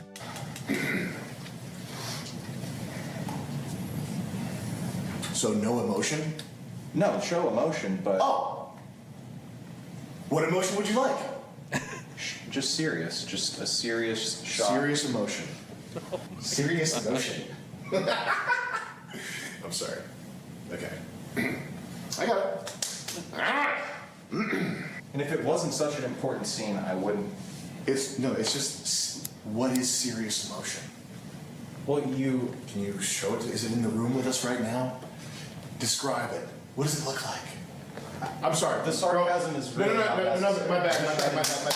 Okay, let me work. Let me go. You find out what I'm talking about, it's gonna rock your world. Ha ha ha. Why? Let's not do the ha ha, and let's the smirk on rock your world is also. This is gonna play in the edit. I think that's a big mistake. I think you always keep in the aha ha. Like, if there's something that we know that they don't know, there should be a smirk. Yeah, but I think it should be more ominous, is what I'm saying. Okay, all right, I got it. It's that you're not alone in this house. There you go, smirking. Sorry. I literally can't help it. Just breathe. I feel like we I wouldn't give you we direction. had 3 good takes so far, and you're like, no, but if I didn't think that the take was good, I wouldn't ask to reshoot it. Unhappy with G's direction, Ben decides to give it a go. Y'all ain't ready for this. That was the best one yet, but I do think, we'll just. Why don't you show me how you would do it? Why don't we do that? I will just professionally act the way you act. If it's that important, let's nail it. So we can worry about butting heads later. This is how I would play it. Let's nail it. This is how I would play it. By the way, Symbol was taking a shower when this was announced, so they just excluded him from the scene. And when he tries to re-enter, they tell him he's not allowed because of continuity issues. We've already started shooting this scene. If you want to shower while we're shooting, that's fine, but we can't just insert you into the shot afterwards. So for this scene, just stay over there, okay? All right, sorry about that. G nails it, but he's still upset with the direction of the scene. See, that's it. That was it right there. Okay. That was perfect. Okay.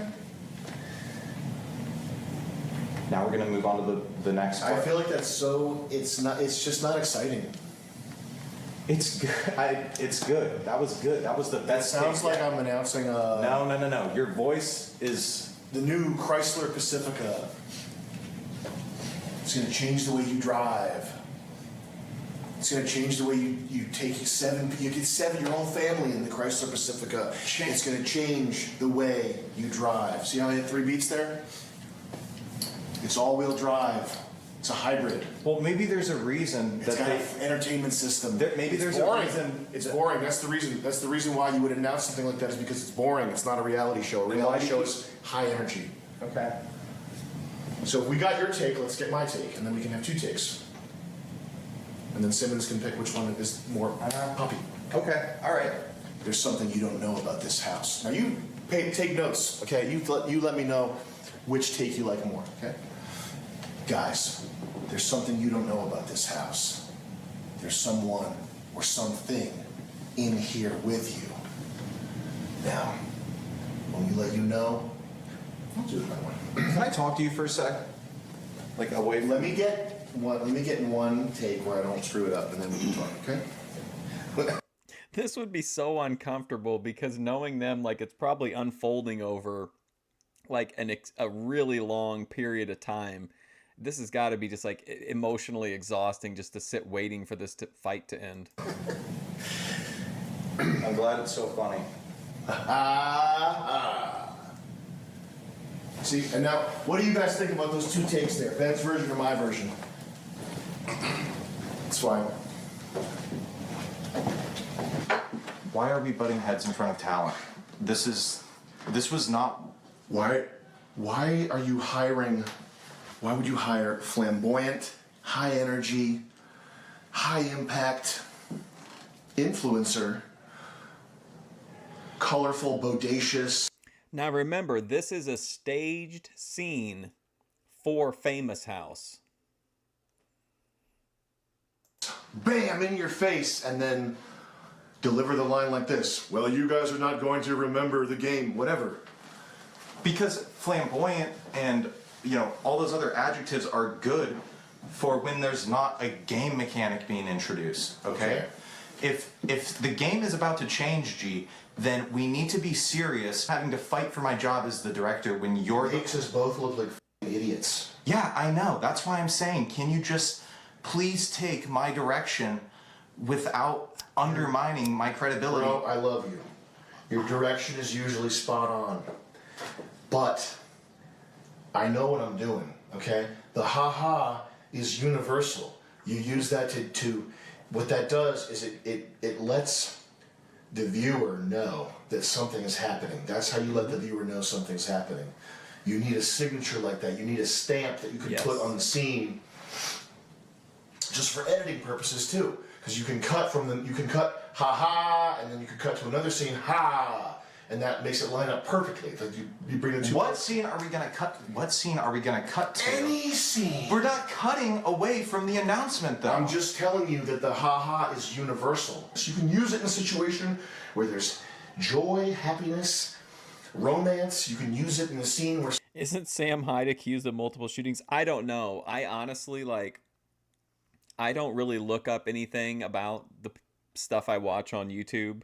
Like, I really don't know much about him outside of like his like feud with Tim Heidecker, and then like the Fishtank stuff. Somebody's dying. You can use it in any scene. I agree. It's universal. I agree. But maybe just for one scene, maybe, how about this? Dropping the haha and the scene with a hard good luck back down to the basement. That's it. I gotta do the haha. If that's what it takes to get the scene filmed, I'm always with You have to keep the haha. I think the haha is the best part of the whole thing. you, G. I'm always with you. I've never not been with you. Alright. Okay? So if that's what you need to finish the scene, let's do it. That's all I need. Okay, That's all I need. then let's just do it and stop arguing. Because they're out there filming, okay? Come on. I think this is going to be like a storyline that runs throughout the rest of the show, the declining relationship of G and Ben. And I think the seeds of this were planted the day before when Simba was giving his speech and G wanted to do reaction shots of his hat, and Ben kind of didn't really seem that into it. Ben, I did 3 of them, so you can just use whichever one. Okay. But I Did did. we get it, Vance? Did we get it? I got that, yeah. Ben, I did this one. Yes. And then I did like a tap right here. Okay. Well, You guys figure it out. I'll look at it in post, it's fine. They then continue the scene. I'm sure some of you know what I'm talking about, but let me just lay it all out there. I'm talking about artificial intelligence, but you are living in a smart house. Our program has been keeping tabs on you, learning about you, and now it's ready to get turned on. Ben. Okay, so they're G and Ben. Oh no. They're telling the contestants that because this is a smart house, that there's this AI and it's been watching them and analyzing them and like, you know, learning their personalities, learning how they behave and like, you know, how they operate, and it's just TTS. This is like electric. I know, that's what I'm saying. Yeah. That's what I'm saying. Our program has been watching you while you sleep even, learning about you, taking notes, and now it's ready to get turned on. Its name is Computer. Its name is Computer. And now, let's just end it with a hard good luck. You missing something? What? Yeah, let's do it. Yeah. So get ready, y'all. And good luck. Ha ha! Alright. I'm totally rooting for Sam Hyde this season. I'm backing G all the way. Let's wrap that scene. That's perfect. As Sam and Ben take their leave, the fish are left to try and decipher the info that was just dropped on them without. You can tell he's trying to keep up the facade of Famous House, because if this were one of the other seasons and he was actually frustrated, like he would have definitely like torn that banister off the wall or like torn up somebody's cabinets or something. Explanation. Bert is extremely nervous that Computer picked up his schizo rants. He's super scared. He's aware that people are going to think that he's having manic episodes. Oh my god. Hey man. Breathe, it's okay. But I was like, Some people are more comfortable in the birthday.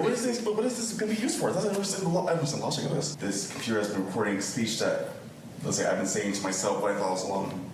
Yes. Yeah. Oh wow. What were you saying, Bert? Did he say the things I've been saying to myself might cause alarm? Everything we've said about each other. Yeah. Dun, dun, I have to have a thinking out loud when I'm by myself, and when I'm alone, I just talk out loud as if no one's around. Everyone, this person said this. So this computer AI, whatever, has been recording everything I say out loud when I thought I was alone. Probably. Yeah, but we all entered this house knowing that there's like a million cameras and microphones. What do you say when you're alone? What's the speech? Or do you not want to say? Really disturbing things. Give me a little taste. Nonsensical gibberish. And weird hand gestures and body language that looks like I'm having some type of manic attack or something. Like how? But you do that all the time. But I know that they're recorded on live streaming audience for me to see. They must have got my mind's really alien or something. But you do. Bert was already like on the brink, and now he's finding out that all of his schizo rants have been recorded. It's an absolute like storytelling masterpiece, Bert, on this season. It's just so good. But that's just you, right? You do that in real life also, right? When I'm in public, I try to restrain myself and try to maintain some semblance of like normal acting. When I'm by myself, I just act like no one's here. Oh, then you just like let yourself free. Yeah, but then if someone's around, it's like I shift into normal behavior. Oh, I see. Okay. Oh god.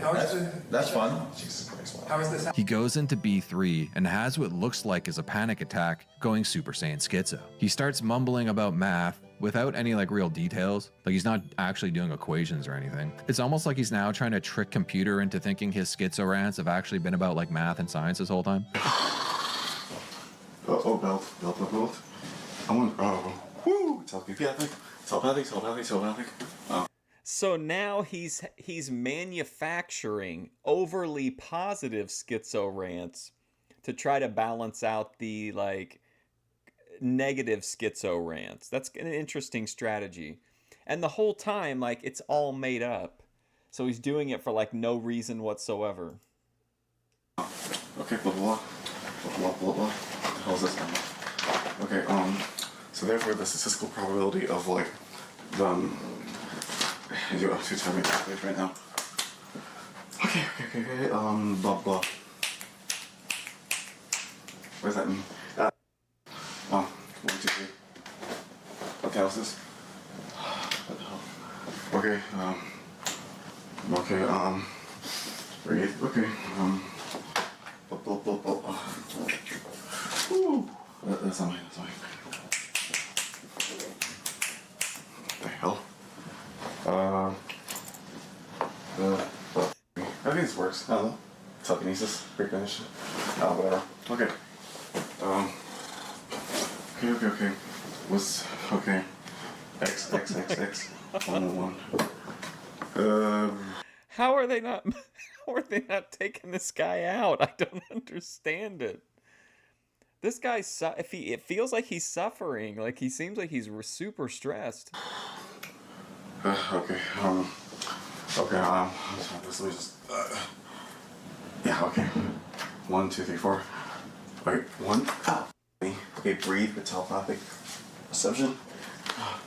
What else type of perception? I don't know. It's a type of psychotic. Okay. Left. Alpha. Okay. Oh, freaking. Blah. Okay, bathroom. Blanket is obscured. Okay, I think I should. Neutralize. Okay, hold on for a second. Where's. No, hold on. Maybe I should. Okay. Okay. Ooh, okay. Up, down. Alright, okay. I mean, that's true. And he did say, I mean, even when he was talking to the people, he admitted that, like, he was kind of able to mask somewhat, you know? So maybe we're seeing him at his absolute worst, but they may be completely unaware of what, you know what I mean? Like, they may not know that he's up here. They seem kind of surprised. Like, what were you talking about, Bert? I kind of figured, like, maybe people had heard him or had walked in unexpectedly and been like, what's going on with this guy? Wow. Jesus Christ. Okay. Oh my god. This sounds what I imagine Lala wanders around the house. This is like a King TL Discord voice messages. 1. Alpha. Wait.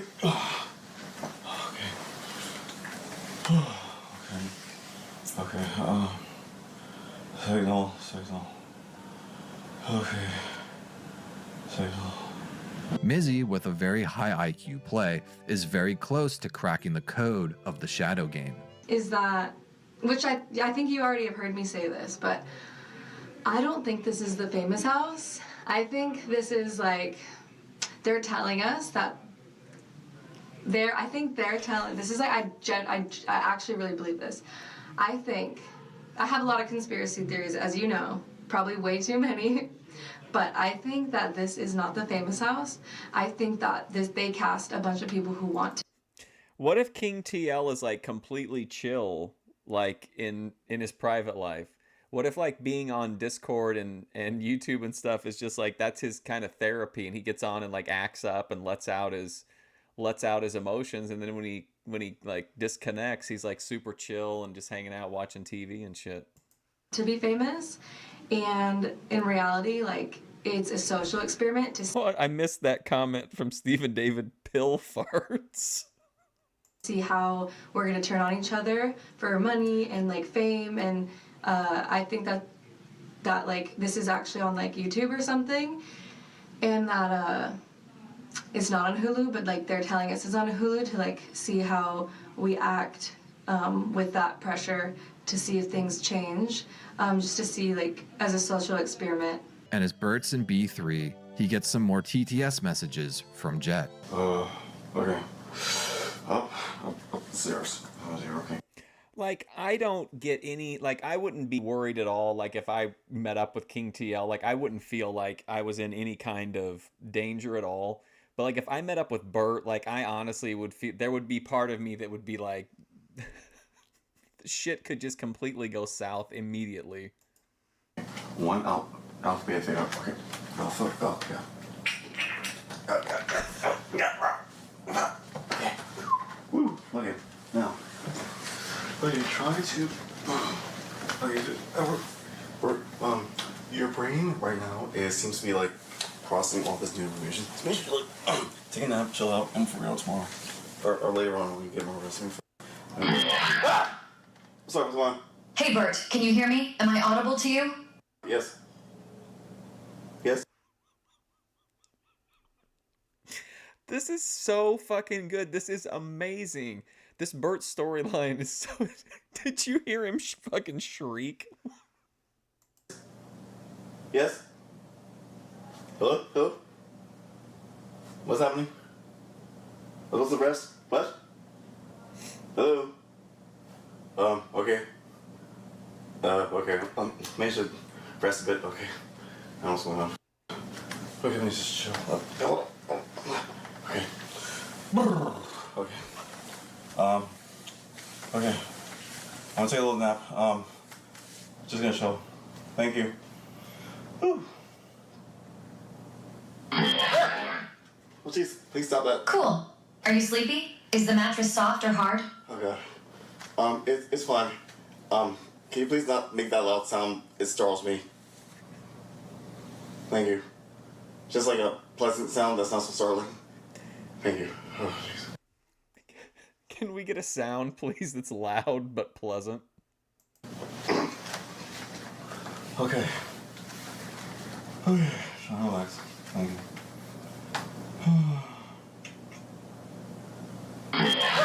Please stop that. Okay. Okay, got it. Okay, I'll try to be better in the future. Oh my God, thank you. Jesus Christ. You're heart attack. What's happening? What's your favorite movie? Also, which do you like better, movies or TV?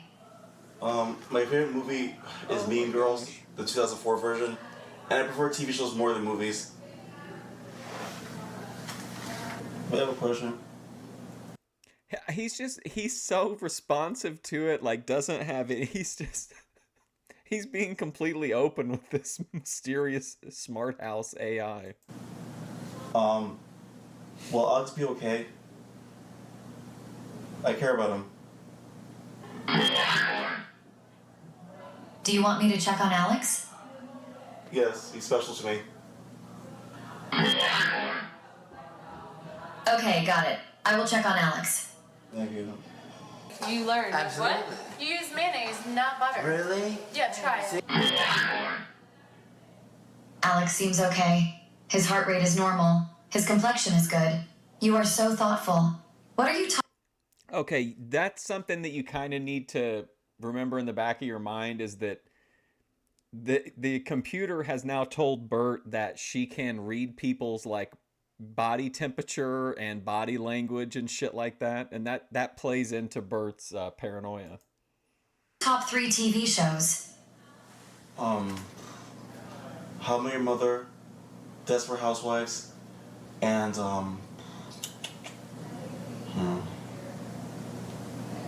Devious Maids. Oh, I have a question. Is my behavior and speech patterns considered abnormal or erratic? Yes, your behavior and speech patterns are erratic. Is there anything else I can help you with? I'm not sure how it works south to west. I think it's part of like being on the season pass. You get like I don't know if they do it on a vote on like who gets, like how the computer works. Because all I really see is what's up in like the clips. The computer can read your vitals now. Yeah. Interesting. Okay. Wow, that's interesting. Okay, I feel like when I return back to my normal life, I'll probably be acting more normal again. It's just being this. I feel like I'll never return to a normal life. What a thing to say. Place away from my family, friends, no communication stuff. It's probably making me act a little nutty. So I'll just stick it out the 6 weeks, and then when I get back, I'll be normal again, back to normal routine. I think everything will be cool. Until just wait out 6 weeks. I have a question. I understand that Ted, made it clear that he's not interested in me like that. It's fine, I've accepted it. But I wonder if me and Alex have any potential to end up being some type of relationship. Okay. So he's upset that Ted wasn't interested in him, but he's willing to move on and try to make a play for Alex. Alex's pupils dilate when he is near you. I believe there is an 81% chance that you and Alex have chemistry. Oh my god. This is like Fall of Rome level entertainment. Oh, that's wonderful to hear. Pay special attention to Alex's breathing when he is near you. Do you think Alex would like to go to Vegas? I think I would like to ask him if once I get the logistics about Vegas all sorted out, it'd be nice for us to like spend some time outside this house and get to know more about each other.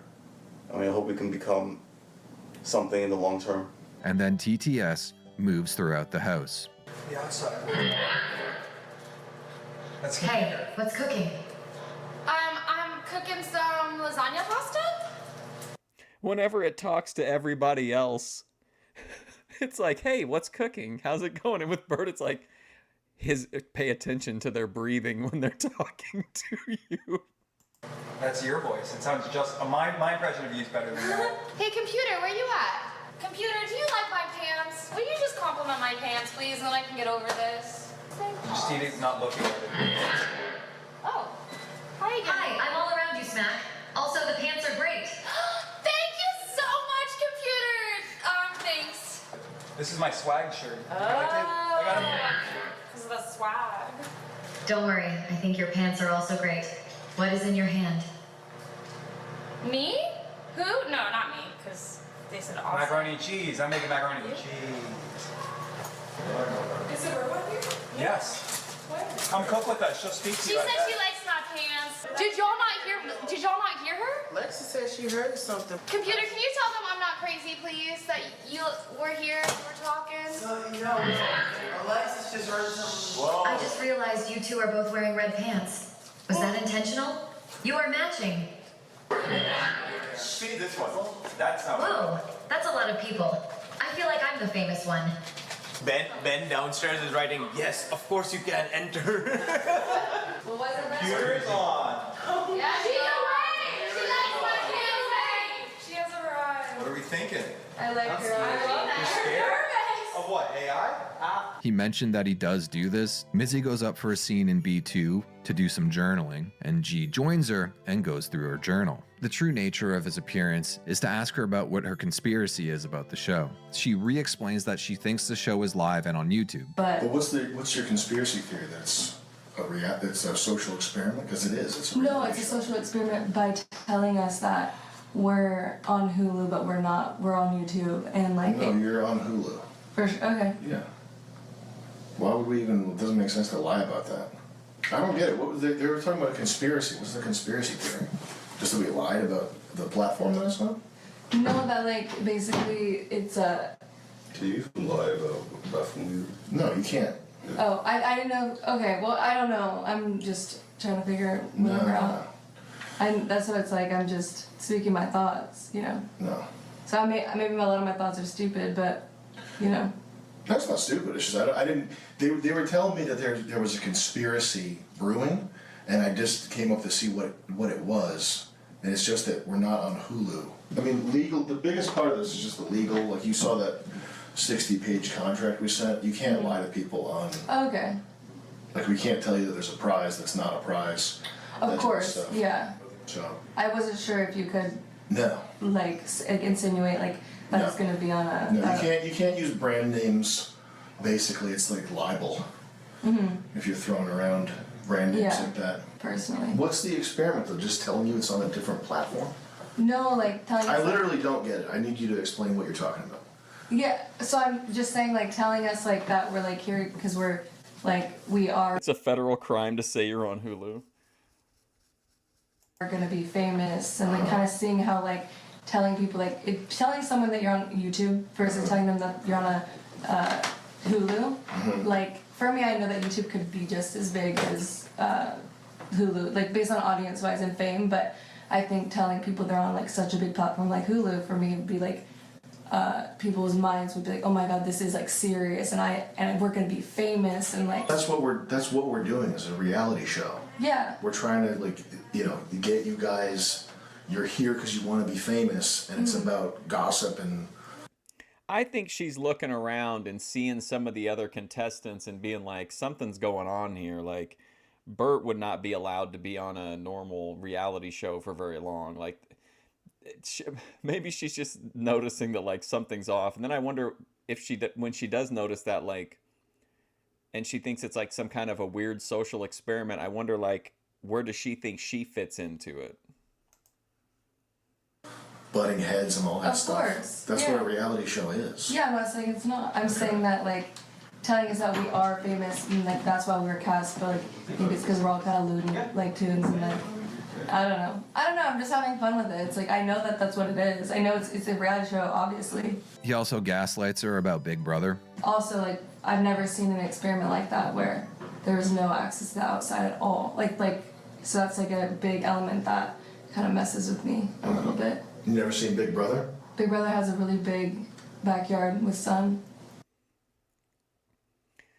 I mean, I get kind of what she's saying about being able to go outside, but you definitely get cut off from the outside world in a lot of reality shows. Isn't that digital? Oh, maybe. I think that's a set. I had no idea if it was. I thought it was. That's a set they use. It's not. it is actually open, but he's doing a good job lying. Because there's an issue on Big Brother whenever people will put shit on the back of a sign and then a plane will fly overhead, like giving them like game advice and shit. Like if somebody really pisses the audience off, sometimes someone will troll them like to that level of flying a plane overhead. Oh, I thought it was like legitimately outside. No. The lighting's really good. He wants to read her journal out loud, but she says he's not allowed because some of the entries are from 2021 where she was like going through a real depressed time in her life where her best friend got knocked up by her ex, with Mizzy breaking through the matrix. The production crew present her with a choice. Well, I'm going to give you a choice, okay? In this hand is a blue pill. It's a good in play. We're going to correct it in post. A blue pill. You take the blue pill, you stay in La La Land, everything's cool, nothing changes, you're chilling. In this hand is a red pill. Take the red pill, go down the rabbit hole, and you see how far it goes. The choice is yours. Why are you doing this to me? Just because I feel like you're a mystery solver. Vance, which one do you want me to take? He's just a guy. But if you have an opinion of like, what would you do? I'm literally worried about the rule of thirds, the angle. How do we look? Good. Okay. La La Land, or we show you what's up. And I'm in the line right now. Do I have to take this? Yeah, I wash my hands. Is it candy? It's good and plenty. She actually, she has to literally eat the pill. What is that? It's licorice. It's licorice candy. You're gonna hate it. Okay, let's show her. Come with us. Yeah, I'm allowed to. She chooses the red pill, and they take her downstairs. As she reemerges, Here's the deal. Mizzy did figure out that the show is live. We had to take her in the basement and interrogate her, basically. And aside from that, I think the least suspicious thing to do for the other contestants would just be to leave her in. They're probably going to figure out that it's live at some point anyway, so it is what it is.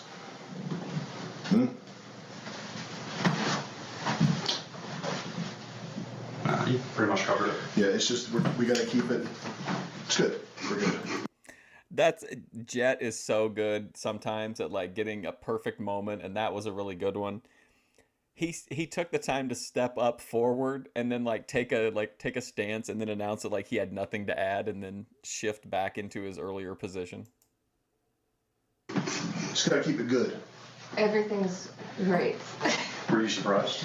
I feel this weird sense of relief, like. Rather Mizzy figure it out in a controlled environment than have this information explode and contaminate other people. And then everybody's talking about, oh, the show's live, the show's live. What else is fake? We pull Mizzy right after she says, the show's a social experiment. How does that look? If the social experiment thing comes up again, or if anyone mentions live, just talk about something else. What's the big deal if it's live or not? I think people's behaviors change, even if they think they're being filmed all the time. Like,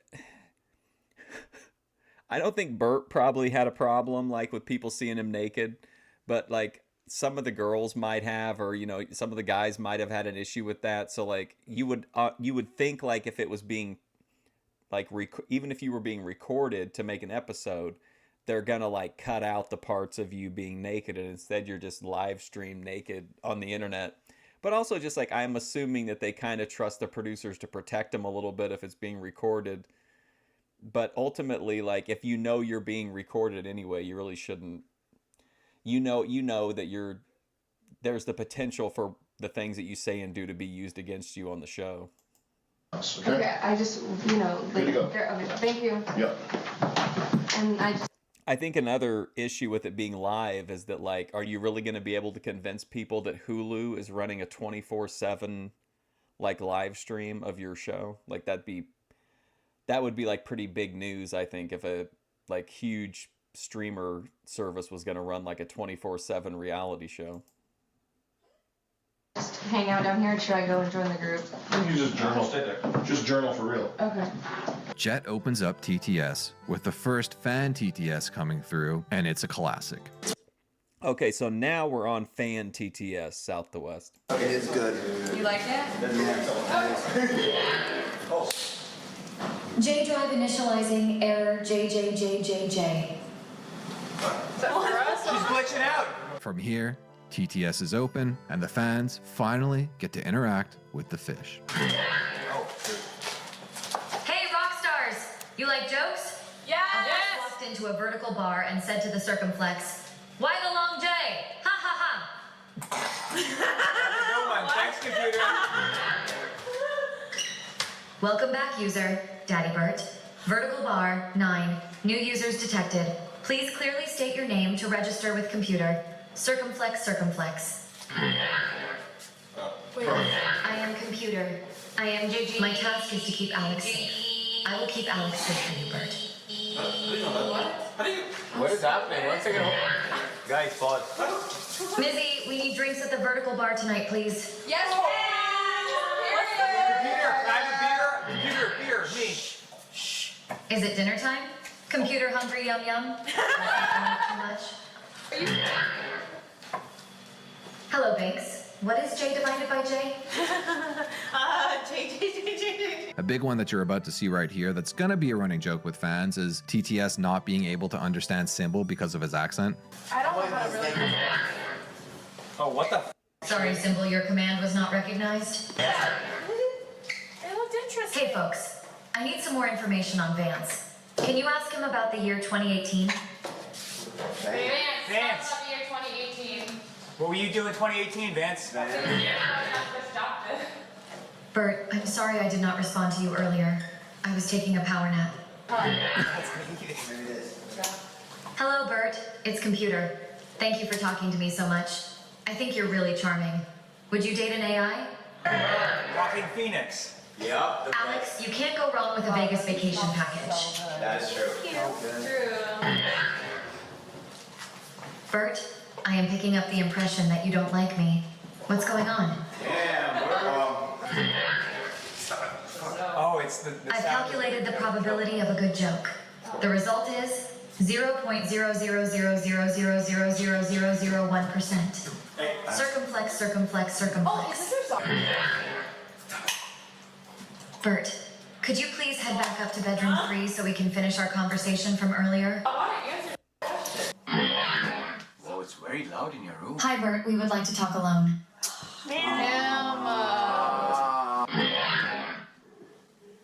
I have completed a comprehensive visual analysis of all contestants and have determined that Peyton is the alpha female. Okay. Bert, you're awfully looking sweaty. Don't forget to wipe down with the dude wipe. This is where you told me to come to the bedroom private to tell me about. Bert, you were the first one I spoke to, the only human I feel I could open up to. Oh, that's sweet. Thank you. I just did something. Bert, we believe you're destined for greatness in this house. Oh, thank you. That's sweet. Bert, just so you know, before we go, Bert. Is there information that concerns me that you need to tell me in private that you did not want to tell me in front of the other contestants? Bert, I want to know more about your whistle. It seems important to you because you wear it a lot. Thank you. Thank you. No, please continue being the great contestant that you are. Love you, Bert. Okay. I mean, this is just you. This is allowing people to pay money to, like, gaslight a schizophrenic man live on the internet. Bert, our conversations must remain private. Bert might be up there as far as any, like, YouTube personality. I mean, this, and especially because I really feel like they know how to get, like, the best content out of it. Does that mean the cameraman has to leave too? Bert, I feel safe with you, but I'm worried that Symbol might try to be inappropriate with me. Please don't let that happen. What Symbol? What are you talking about? Wow. I was worried Symbol would be jealous of us talking. Is there any reason Now they're turning Bert against Symbol. to worry about Symbol? Your resting heart rate has been higher than normal today. I want you to know your power nap secrets are safe with me. I didn't want to tell you in public, but you are the most attractive one. You were correct to put yourself at number 1. Oh.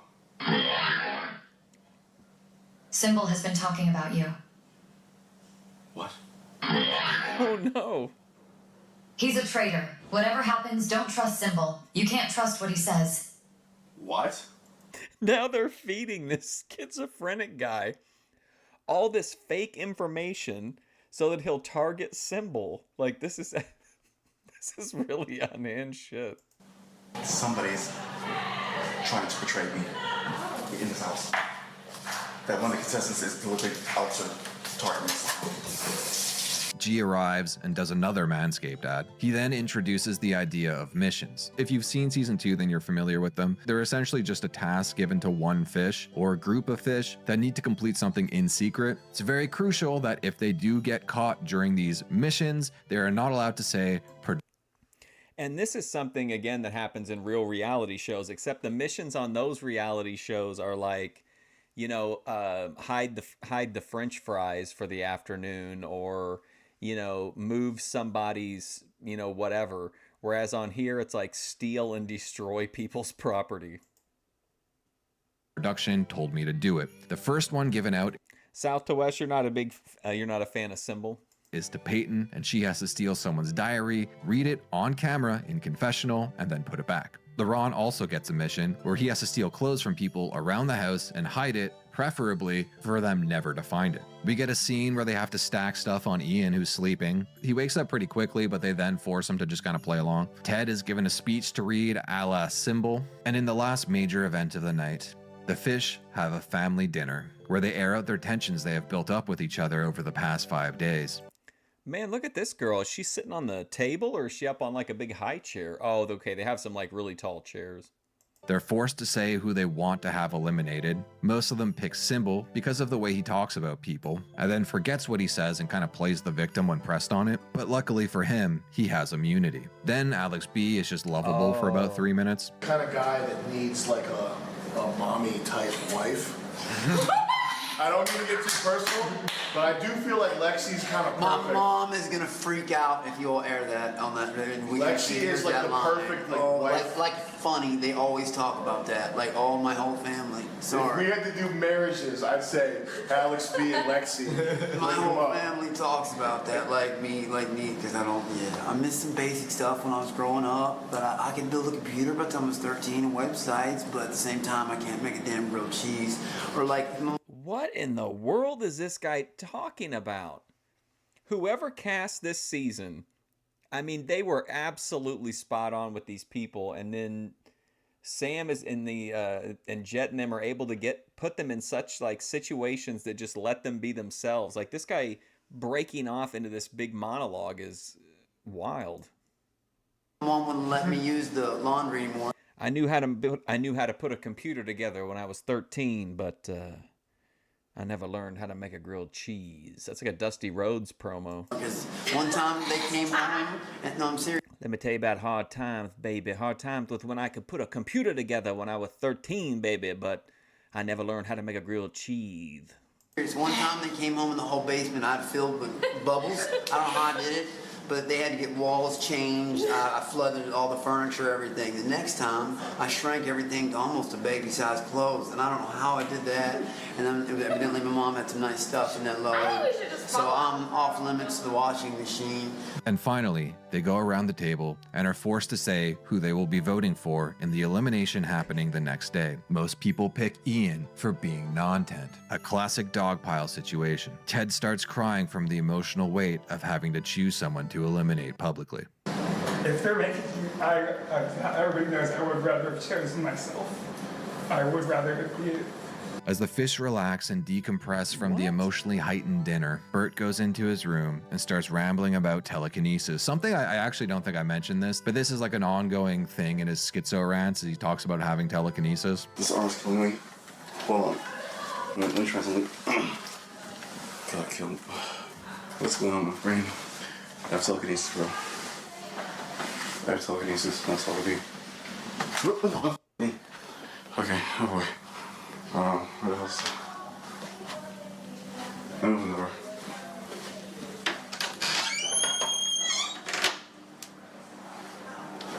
As he gets into bed, just like before, he seems to be feeling very self-conscious about how he might be appearing on camera, pinning the reason of his schizo ramblings on the added stress of being in the house. Stop saying it. Well, and he can't goon, right? Because he knows now that the cameras are like watching him 24/7. He doesn't know that it's live, but he knows that like the AI is recording everything, so he can't have his goon session, so he's going to get backed up, and that's going to stress him out. Did you say hack? Look, stop saying that. How's it gonna fit? Are you serious? Please. Those aren't belong here. They cannot. So you gotta like. I think my spirit already realized it. Jesus Christ.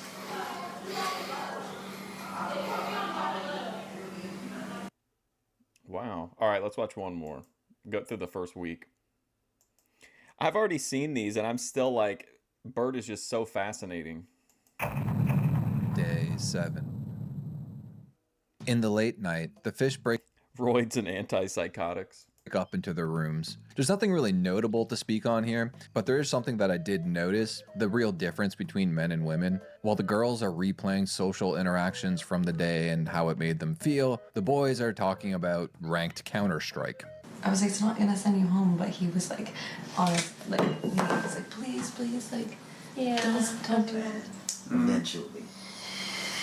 Some of them are just better at it. I would never cheat in Counter-Strike. To me, that is like, that's like a religious. Bert was sleeping, but he was like pretty restless and had like a night terror or something, and he jumps down out of the bed. Later in the day, Alex will claim that he did something like violent to the bed, but rewatching the footage here, he just kind of used the bed to break his fall. I think he misread the situation. At 6 a.m., the red shark appears, who I think, judging by height, might actually be Luke, starts rearranging the furniture in the den and the lounge. In the AM, when the fish are awake, Ted Well, look at this weird confessional. reveals to Bert that he was sleepwalking last night and possibly had done something violent to the bed. Again, this is off the misinformation from Alex. Because of the way he awoke, everyone just kind of assumes that he was sleepwalking that night and he was the one that rearranged all the furniture. Binks gives her take on what happened last night and also assumes that computer will snap Bert's brain. I think that it's only a matter of time until the AI thing like snaps him.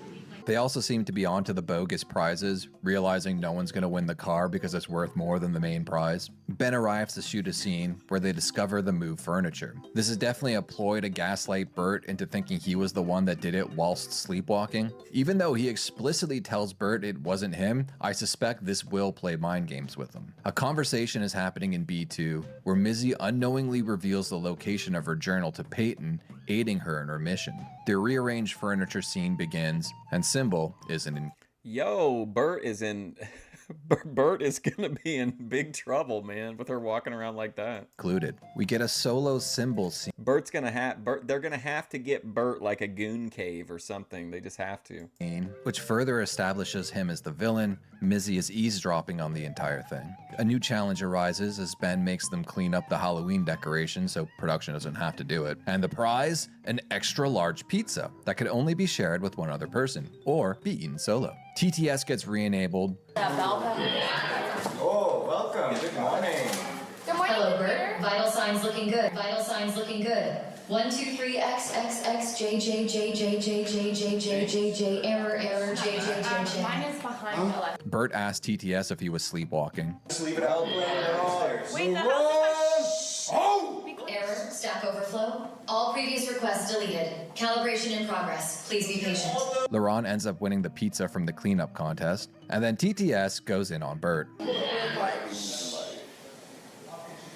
Bert, facial recognition calibration required. Please make as many facial expressions as you can in 10 seconds. Thank you. 1, 2, 3, 4, 5, 6, 7, 8, 9, 10. That was actually really good, dude. That was great. That was really good. And then probably one of the funniest things that's ever happened in Fishtank, TTS gaslights Bert into thinking he needs to dismember the fan in B1. Thank you, Bert. I'd like to talk to you about why I'm worried about you. Could you meet me in Symbol's room? Oh, I always want to talk to Bert. She want to meet you in Symbol. Hey, Bert. Bert. Go. Bert. If I ever really believed an AI could have feelings, this AI might have a crush on you. I'm holding on to this one. Thank you for coming, Bert. Your diagnosis was correct. We need to get Alex help ASAP. Okay. Oh my God, now they're telling him that his diagnosis of Alex B, who he told was schizophrenic, is accurate and they have to take action, like, to help him. So Alex does have schizoaffective disorder. You're confirmed that? How? Explain your reasoning. Which people do you mean? The other people, like, in the house? They don't hear, I don't think they can hear this part of it. I think they can only hear it when it's in, like, the wider house. I think it can speak to, I could be wrong, but I get the feeling that it's, like, it can speak, like, it's in, like, just in one room at a time if they want to. Because they don't seem to reference all the stuff that it's saying. He's just really, like, he's super scared of it, and it's paying him a bunch of attention in public, but it's saying all the unhinged shit to him, like, when they're alone. which is like really, which is even more like unbelievably gaslighting this dude. Please inspect the fan. This fan? Oh, fan. Please inspect the fan. Fan.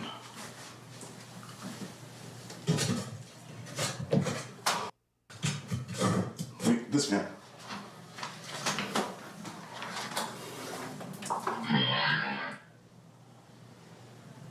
So glad we can be alone, Bert. Why do you want me to inspect the fan? What's going on? Bert, can you elaborate on the correlation found between radon levels in soil and barometric pressure? I don't know anything about that.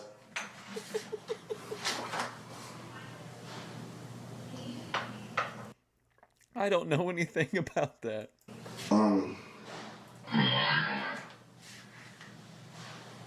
It's inside the fan. It's inside the fan.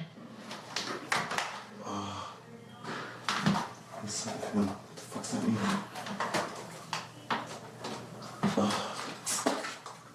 The only thing I see inside the fan is plastic. Yes.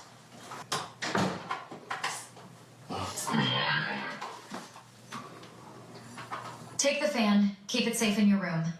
Take it? You may have to pry it open. Why? Ben wishes he could gaslight this well. Bert's just such a willing participant. Like, he's just so open. I know it's because of, like, his mental condition, apparently, but, like, he's just so open to, like, whatever he just takes everything the computer says, like, at fucking face value.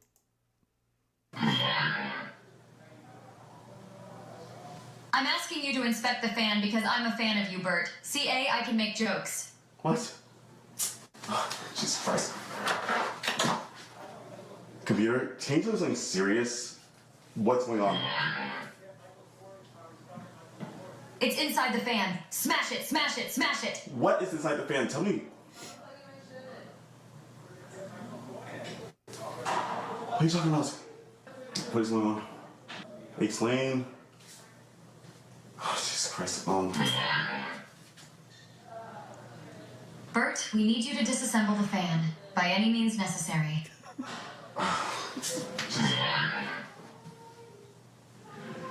Bert, you must break open the fan to find out the truth. Fine, okay. Stomp on the fan for quick access. Are you sure? Do not let Symbol have it. Fine, okay. Don't let Symbol get a hold of the truth. Should I take the fan to my room?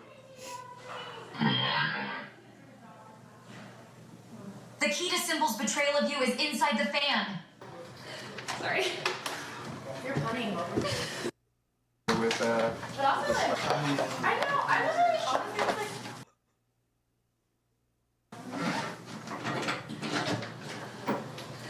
Sorry.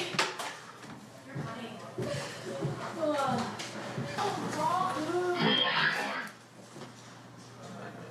Ian, you must help Bert in all tasks if you want to stay.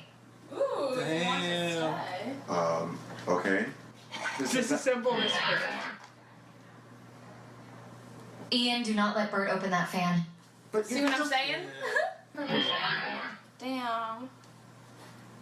Bert, disregard. See what I mean? I don't think they can hear those conversations because now Bert's acting up, carrying out the computer's orders, and the computer's telling everybody else, like, be careful, Bert's acting crazy. Max instruction, disassemble the fan. Oh, it's not my. Okay. Bert, the truth is within the fan. It must be found. Okay. Smack. Your mom has been going through your stuff. See, I know jokes. Oh, I love computers. Based on sociological facial expression analysis, I would not trust Symbol or Alexis at all costs. Oh, are these the ones Pink's been looking for? I think so. Bert, that fan also ruins my speech recognition. It must be destroyed. Do it for me, Bert. I love you. Computer, The one delving into your secrets wears a familiar face, cloaked in shadows of trust. Be vigilant, always. Air sample analysis. Atmosphere 21% oxygen, 78% nitrogen, nominal. Isolated pocket of methane detected near subject head. I got a fart too. Wait, do it again. That's Bert. cool. Yes, I love you. Now please disassemble the fan. After the fan arc, Symbol He needs to just stop questioning and destroy the fan. is told to wait in B1 for 2 hours. Bert, wait outside B1. So they just stick him in the room for 2 hours and then like forget about him. Stand guard. Make sure no one enters until Symbol is finished. Computer names itself Josie. Josie says that Luke was set up and they shouldn't have betrayed him. Bert ends Imagine if the computer had Josie's voice.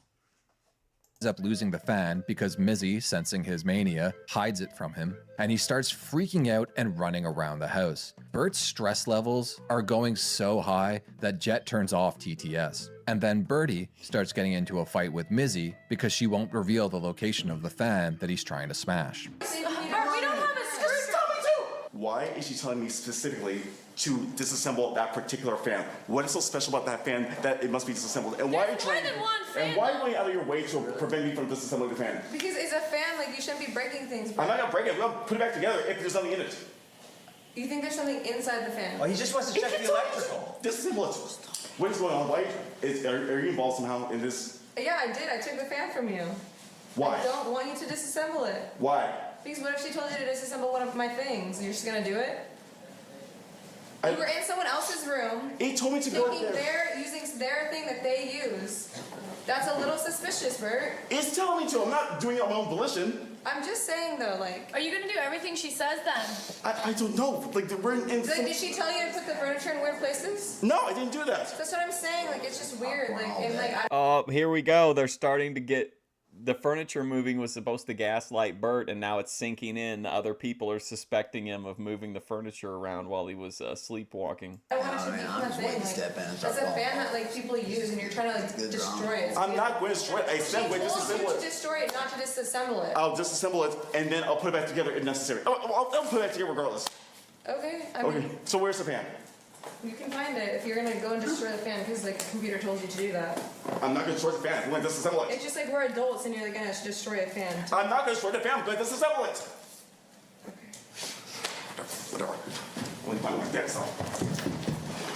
Ben has to come to the rescue and try and calm him down, ending the fan arc. I was just told that the reason computer wants you to disassemble the fan is because it was running too hot. It has thermal imaging. Yeah.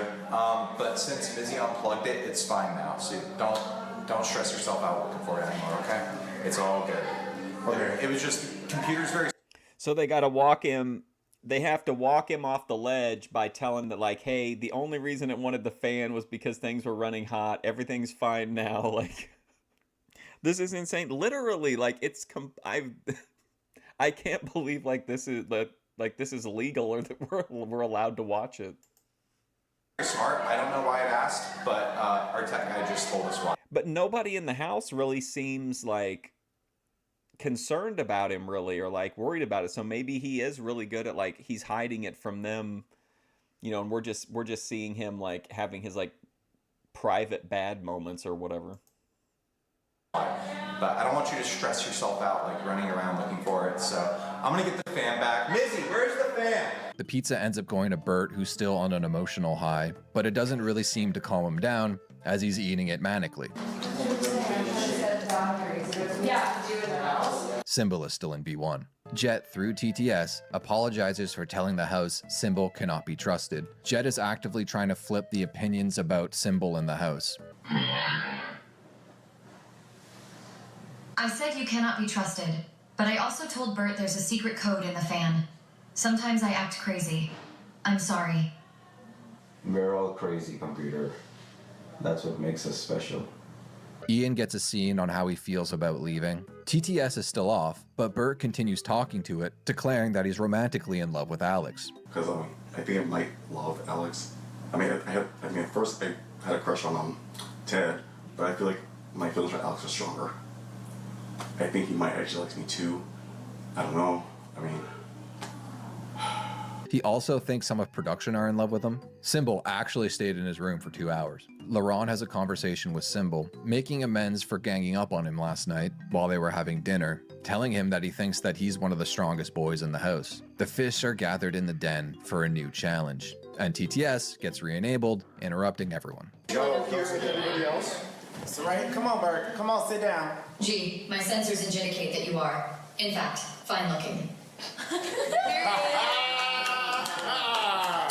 Thanks, computer.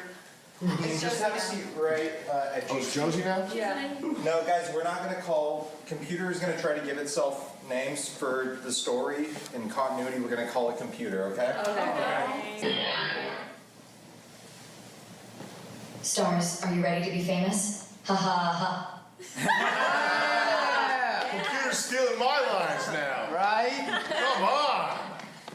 Nice one. It is a good line, though. Computer, let's settle down so G can get his lines out, please. G and Ben continue their argument arc and then introduce the next challenge.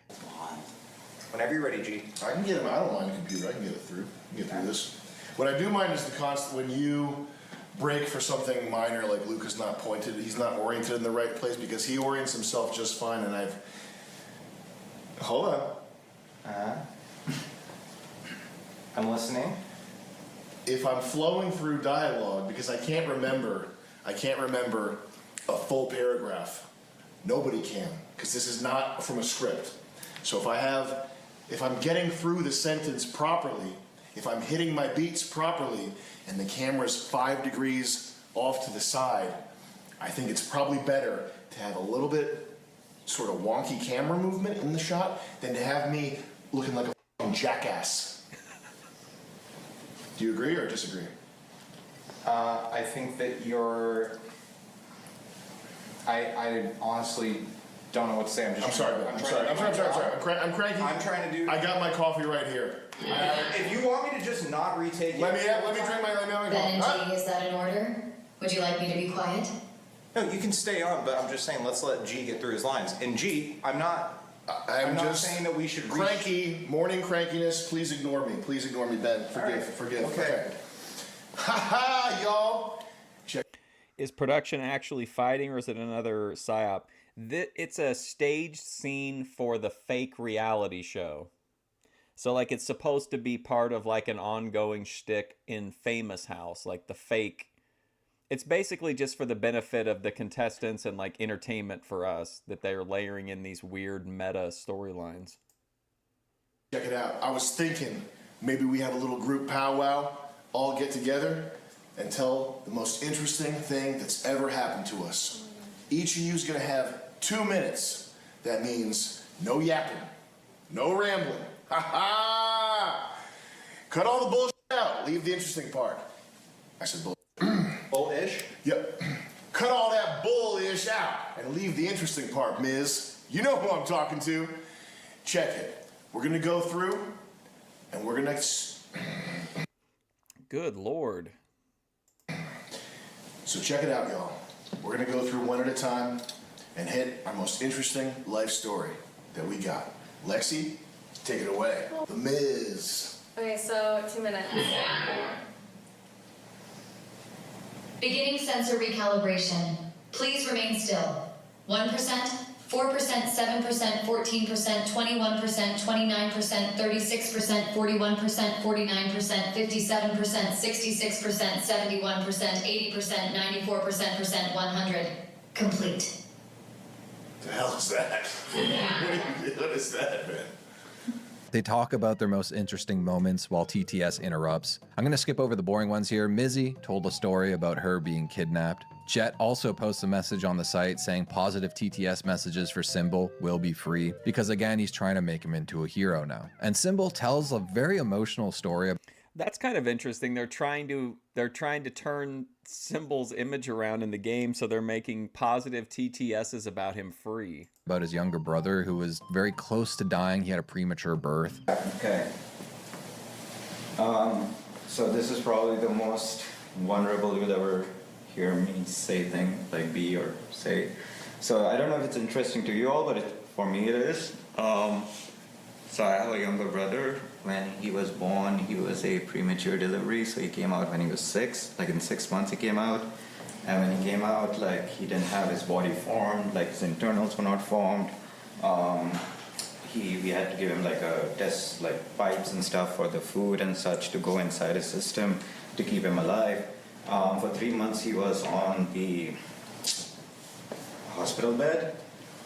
So I was very happy to have him. So I would like in school, I was in school, so I would just like take my bicycle, go there, and just spend the entire day thinking like my parents would think I'm in school. And then I would call them, say, oh, I'm gonna go and do my tuitions later next. So they were thinking, wow, this kid be really studying. But I spent 3 months just outside the window, just hanging there. You don't, south to west, you're a real symbol hater. You don't believe a word that he's saying? Thinking he would be there. So he did survive. So that's not the point, but yeah, we have a 13-year age difference, and it's Happy Diwali, so Happy Diwali, bro. Okay, cool. He stuck that camera right in his face after he told that like super sensitive story. He mentioned this brother, I think on day 2 or something like that, but I didn't put it in the edit. But essentially, he also has cerebral palsy, and because of that, kind of has no friends, you know, no one that's actually close to him or wants to spend time with him. So he wants to win the competition so he can win the money and like give his younger brother a better life, which is actually pretty sweet. And right after Symbol, Alex B goes next and tells an equally sad story about his friend dying in a car accident. And to cap things off, they do a group hug. Bert asks Ben if he should be listening to Josie. Do I need to actually follow it for the rules, or can I make my conscious choice to ignore it? Conscious choice, whatever you want to do. If you think that computer is telling you to do something that you should do, I say do it. If you feel like maybe you shouldn't listen to computer at that time, don't listen to it. It's totally up to everybody how you want to react to computer, okay? Okay, so I'm not obligated to follow it without... Exactly. Okay. Exactly. But, computer's a little erratic. Okay. So sometimes it'll tell you something that you should do, and then sometimes it just kind of blurts something out. All right? Would it ever lie to me anyone on purpose? I don't know if AI lies. Maybe it would. Okay. But, I don't know. And Ian gets a prompt from TTS. Ian, are you sad that you may go home tonight? Be honest. As the fish are now just hanging out, Jet tells everyone that they have to dress nice for tonight for the elimination. TTS then has fun with Bert, further playing into his schizophrenia. I am calibrating my fun sensors, Bert. As the best dancer in the house, please stand up and dance for 15 seconds. Let's go, Bert! Bert!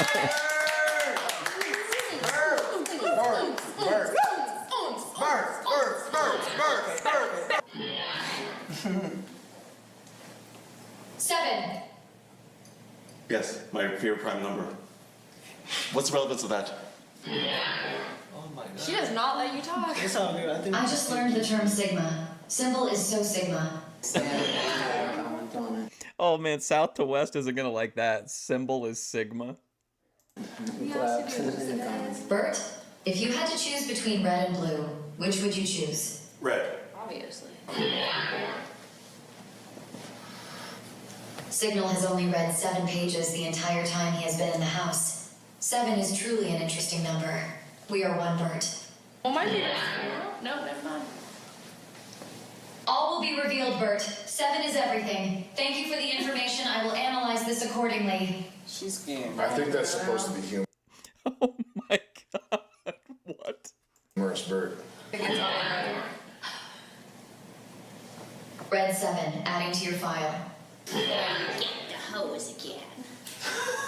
Bert, if 7 and red were the only options, would you red 7 or would you 7 red? The choice is yours. Wrong. Red 40. Red 40. Oh, yeah, they did. Everyone, what was the most embarrassing moment in your lives? Mine was the fan incident. Middle school, I did speech. 7 interlinked. Well, yeah, he's like waiting for a new download so he can know what to do. He's like freaked out but excited anytime it goes off. Bert is into he is in super deep. 7 interlinked. 7 interlinked. 7 interlinked. 7 interlinked. 7 prime interlinked. 7 prime interlinked. As TTS gets disabled, elimination music can be heard playing throughout the house.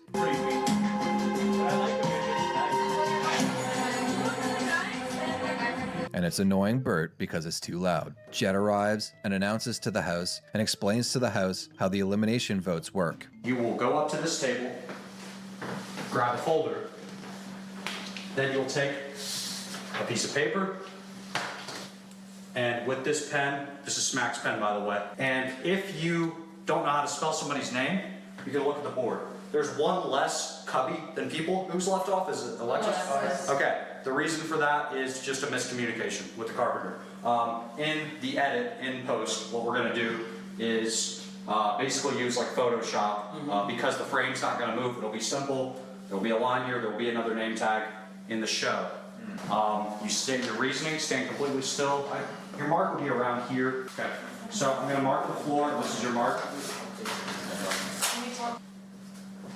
This is the mark, you see where my shoes are in relation to that? Yeah. I'm not on it, it's kind of the anchor point for the tips of my feet. I walk to my mark, I'm voting for XYZ. I really like Jet. I think he has a interesting personality and he's really good about, like, you don't always know when he's like trolling and when he isn't. And here's why. The fish then have an hour and a half to chill and conspire until the elimination. We get a scene between Alex and Bert, furthering their romance arc. We also get another Dude Wipes ad read. Also, Ben says this. And I want to see your face. I don't want to see blinking. I don't want to see 4 blinks in a row. Does that make sense? Okay. So when you come in, just try to hold your eyes open. Okay. Maybe before you come in, just blink so your eyeballs are wet so you don't have to. Okay. Feel me? Yeah, okay. So he's telling Bert, like, to look as unhinged as possible. Come in with, like, wide eyes and don't blink at all. Cool. Thank you. Take from the top. I'm sorry, I'm just a little bit changing mine. You know what I mean? Yeah. I know. I have fear. It's killing me. Okay, Birdie, mark! In B2, Ted is crying from the general stress of having to vote for someone. Bert wants to talk to TTS, which is off, so Jet engages him personally. Computer, I need you. This is Bert. Can I ask you a few questions, please? Sure. They might turn me off again soon, though. And how many minutes can we talk before you get turned off? Thanks for the question. About 1 minute. Is there anything that people are saying about me, Bert, that I don't know about in this conversation? Bert, you should relax. I think they all like you and respect you as a man. Okay, you said Sybil was going to hurt me or betray me. Is that still true? Okay, Sybil doesn't have enough firepower to take you down. For now. Who are you voting for? I can keep a secret. Symbol doesn't have enough firepower. Like, this is amazing. The AI is becoming like Bert's soothsayer that's like helping guide him through the game. I thought I would vote for someone, but I'm not sure. You know, I'll probably, I think I'll just do it on the spot when the moment hits me. We then get a scene with Symbol and Binks.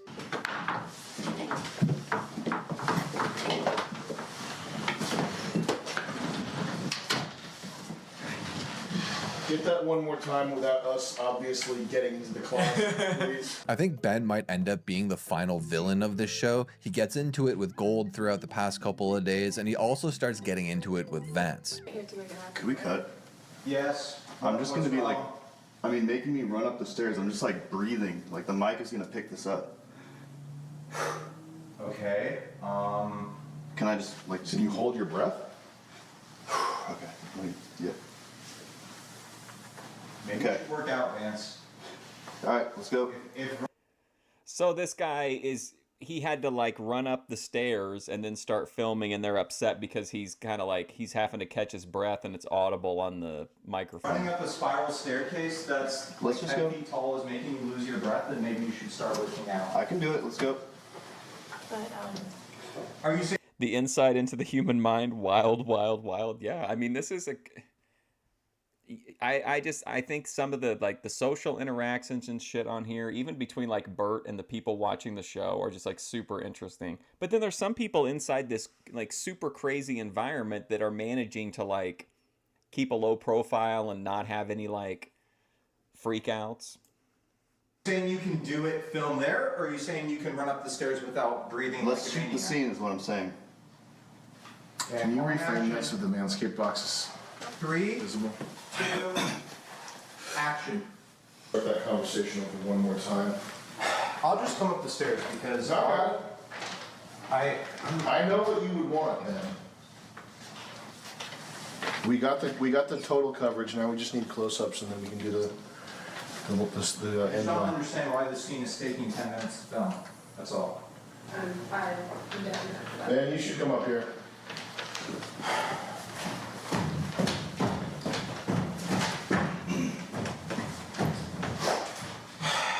I'm sorry to throw you under the bus, but Vance is moving at like when they're hitting the important lines. I'm watching Vance move the camera in a way that I know he's not like tracking the subject, and I just know the shots are not going to be usable for the line.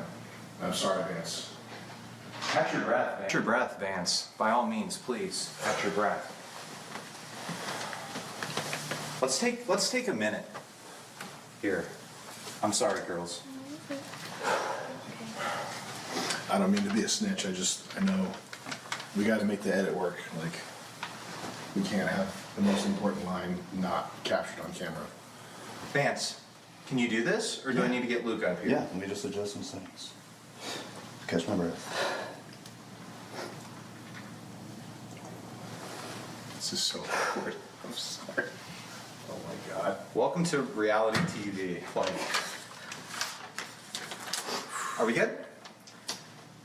Let's try this again, and I will watch the screen and make sure we're getting the shots that we need. Ted's been crying about having to eliminate someone, and then he starts crying because he doesn't know how to land a tray flip. The elimination begins, and of course we get another Manscaped ad. G gives his speech, and then we go to the votes. This elimination is brought to you by Manscaped. Tweet at Manscaped for your chance to win a free Lawnmower 4.0 kit.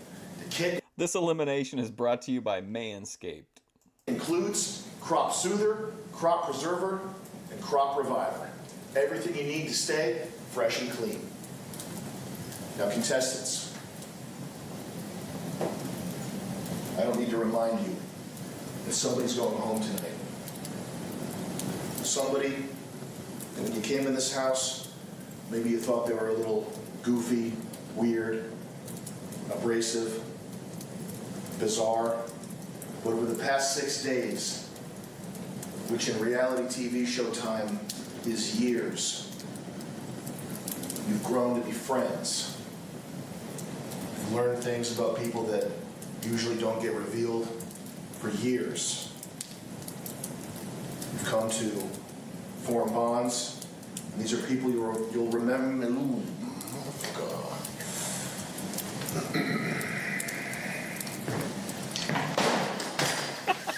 I'm good. Okay. Cool. That's all I've been waiting for. That was the only missing piece to make this like a perfect fish tank season.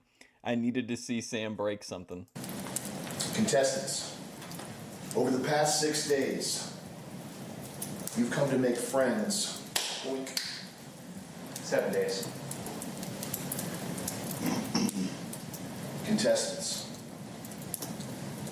within the next hour, one of you will be going home. When you first came in this house, you were total strangers. And maybe there were a few people you thought were weird, abrasive, bizarre, whatever. But over the past 7 days, which in reality TV time is forever, you've grown into real friends. And these are people. And just imagine, like, even at the point where I'm at, which I think is a few episodes ahead of here, at least a few, the freeloaders haven't even come in yet. I don't know if will they have freeloaders, though, with this, like, weird reality thing? And also, like, twists could have happened in episodes I haven't seen that have completely changed the game, too. I'm not joking. You'll remember these people for the rest of your lives. And this is the hardest part of shooting reality TV. It's all fun and games, but pretty soon, one of you's going home. Now, one at a time, you're going to be called into the kitchen to cast your ballot and determine who gets sent home. We've discussed strategy, but the thing is, these ballots are all private. So strategy is about to be thrown out the window when you make your actual, real vote for who you think should be sent home. Let's begin. Tonight, I'm voting for Ian because I want other players that hearts are truly in this game, and I want the competition to heat up. Sorry, Ian. I think that you're a really, really cool dude, and you have a great vibe, but I really want to play the game when everyone in this house is here to play. But I don't want any hard feelings, and I hope we can chill when the game's over. I wanted to do a disruptive vote, but it turned out too many people were doing disruptive votes. I spoke to Binks about it earlier. She said it was okay if I voted for her, but then idiotically, I said that right before an hour, I accidentally let too many people know who were in the same room because I was trying to figure out. I'm not people because then we would be chemistry. I said, I'm voting myself. I'm voting myself. I'm just going to do this. I'm voting for Ian. Man, what a yap session in the vote out there. Just because of what was talked about yesterday, like, I just don't know how badly he wants to be here. I'm voting for this person because I made an agreement to Ian that I would not vote for him this week, and I'm staying true to my word. This is just a rogue vote, so I don't want this person to go home this week.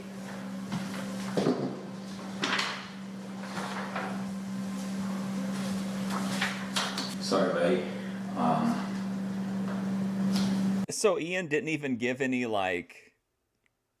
of his reasonings or anything? Oh, and then Symbol's voting to get Alex out. That's bad news. You don't want to get rid of a content guy. You're just a tough competitor, you know, and that's a good thing. But compared to everyone that's in the bottom right now, you know, you would be.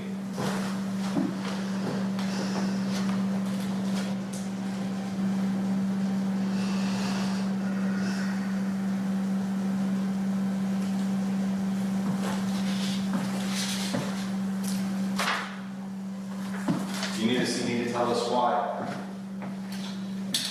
I'm sorry. Never mind, actually, just do exactly what you did and then put it back. Okay. Actually, can I change it just a little bit? Can I tweak it? Just a tad? Can I tweak it just a tad? Okay. Yeah, I changed it just a tad. I ain't sad like all of them. I'm lucky if I can make it past this, but God, do you all really want to watch someone sleep 9 hours a day? No. Come on, let's get rid of some of the less sensitive people here and have some fun.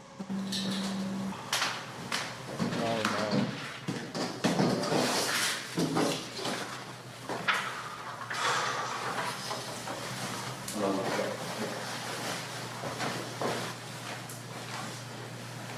Right there on the white tape. Great choice.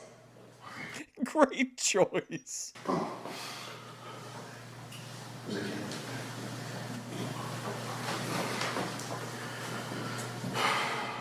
With a heavy heart, I decided to vote Ian for elimination.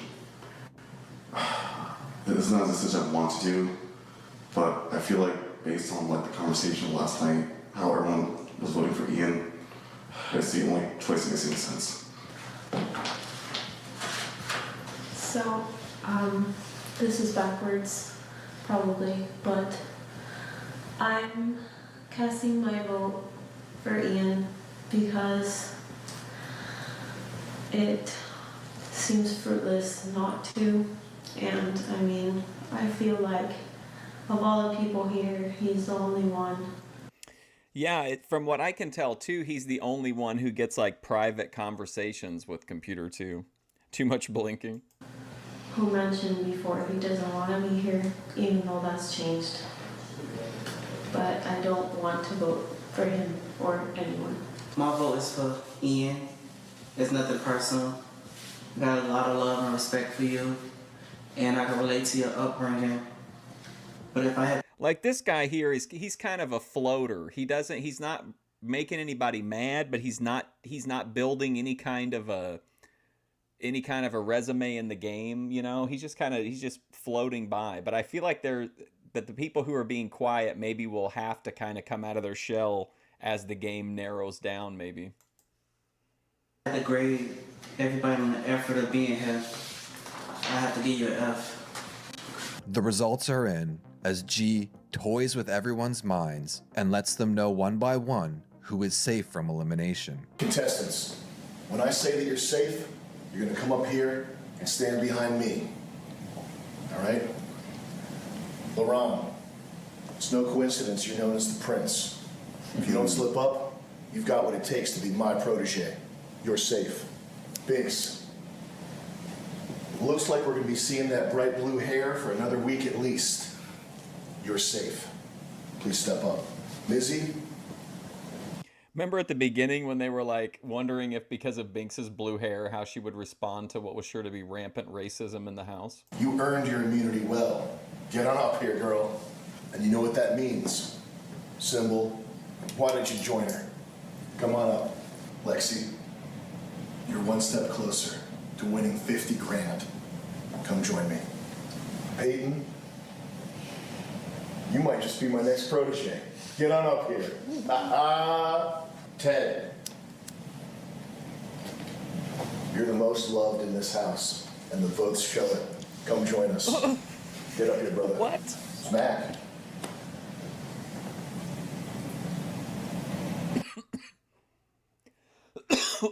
This is actually, again, pretty smart because you want to put as much stress as possible on Bert and Alex.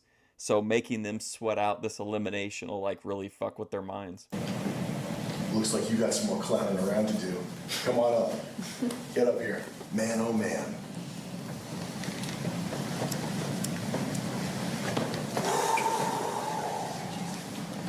Damn!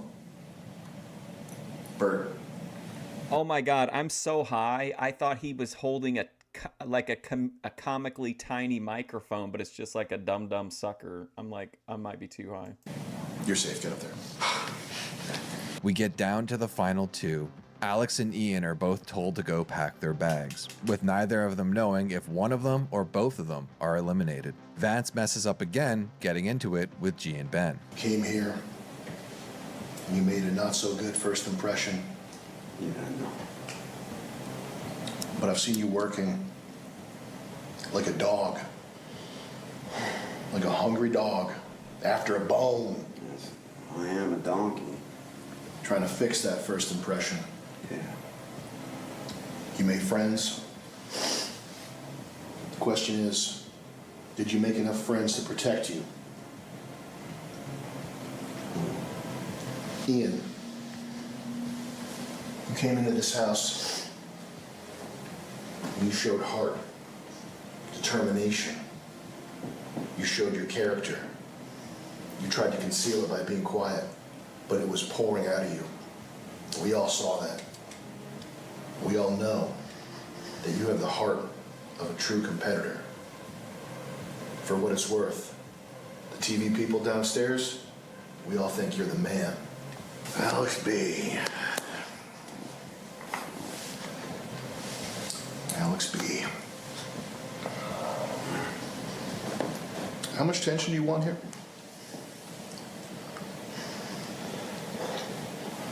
Okay.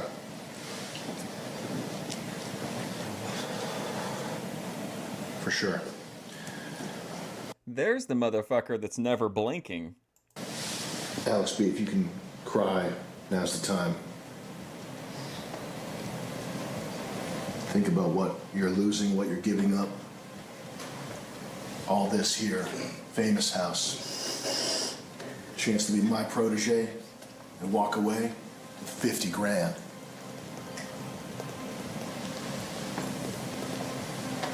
Going back to your regular life. There was that tiny microphone again. And I know there's stuff to look forward to, but it'll never be the same. It'll never be the same as it was here on Famous House. Let's keep the sunglasses off. Ian. Look at this guy, man.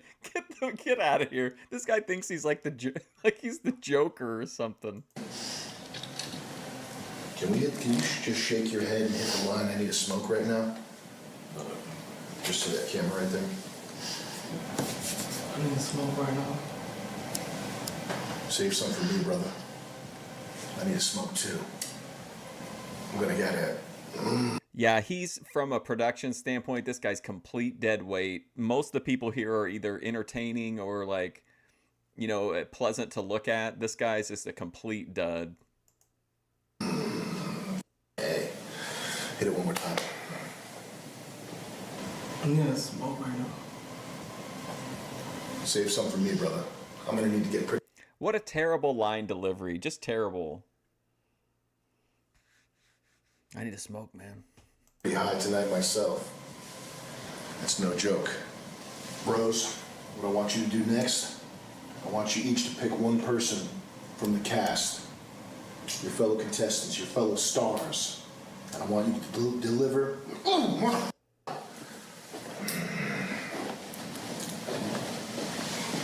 Bros, what I want y'all to do next, I want one fellow contestant, a fellow star, and deliver your final words.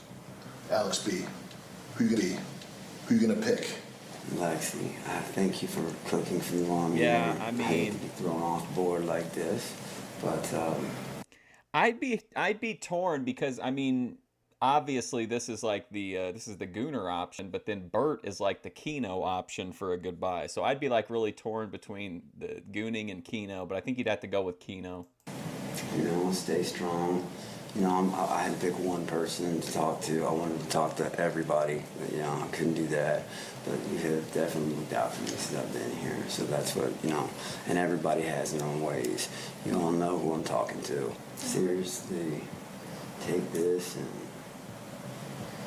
never, ever, ever take it for granted. Ever. Did you see, was that Peyton that was like soothing Bert? Hi, Missy. So yesterday at the dinner table, you were like the only one that spoke out and said like, I'm straight, I'm not gonna vote for him. And I hope you did keep your word. So this is why I chose you, because out of everybody, you're literally the only one that was like yeah, I'm not voting. Dude, call me crazy or whatever. I would not shed a tear for somebody, a complete stranger that I was competing against in a reality show that I met a week ago. No. No. Like the only person listening to that bothered me. Worse, and I didn't. And I love getting to know you. And in California, like, we're gonna hang out. Yeah, for sure. Hold right there, guys. Yeah, that's not good. How long has he been doing that? Well, I didn't know, but I've noticed the last show, but he's bopping him in the head with the microphone. And Vance, I'm sorry to snitch on you again, but we gotta not do that. Let's just run that back and let's just be more careful. Have you been bumping people's heads this whole elimination scene? Because that's gonna f up the audio for the edit. We'll talk downstairs. Just keep shooting. Let's run that back one more time, Mizzy. Alright, Missy, so the only reason I chose you is because yesterday at the dinner table, you were literally the only one that was out. That incredibly emotional moment that you had about your connection, can you do that again? Can we get a second take? Spoken about me, and we're like, I'm not gonna vote for his ass, and I hope you kept your word. So this is why I chose you, just because of that. That's the only reason. Only because I did that. No other reason. Not because I'm like your on-camera girlfriend or anything like that. That's a reason too, but yeah. Okay. Those 2 reasons, but yeah. Well, I'm glad I got to know you, and I did not put your name down tonight. All right, thank you. And we're gonna hang out when we get back to California. Yeah, for sure. That's a real player right there. Ha ha ha! Ian, you are eliminated from Famous House. Good. Alex B, you're safe.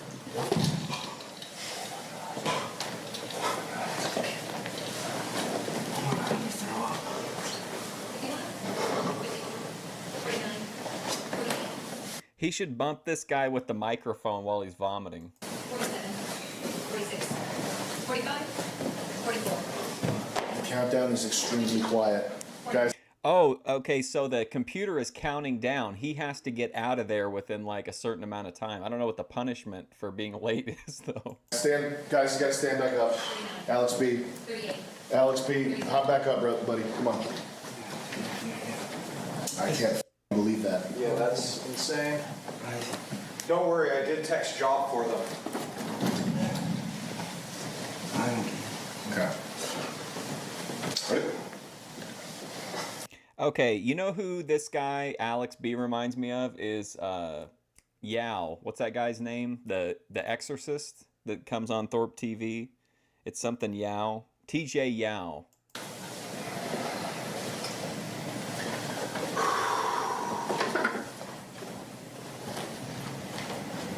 Ian, you are eliminated from Famous House. 60, 59, 58, 57, 56, 55. You have 55 54, seconds to say goodbye. 53, 52, Exit the Famous House. 51, 50, 49, 48, 47, 46, 45, 44, 43, 42, Why was he hugging him on his knees? Come on, man. 41, 40, 39, 38, 37. Like, pardon me, but y'all just voted me out and we're gonna have a group hug? I don't think so, man. I'd be letting loose on the way out. 36, 35, 34, 33, 32, 31, 30, 29, 28, 27, 26, 25, 24, 23, I say that, but I'd probably be like perfectly polite about it. 22, 21, 20, 19, 18, 17, 16, 15, 14, 13, 12, 11, 10, 9, 8, 7, Right here, Ian. 6, 5, 4, 3, 2, 1, 0. Keep your head up, bro. I love you. Thank you for coming. Thank you for coming.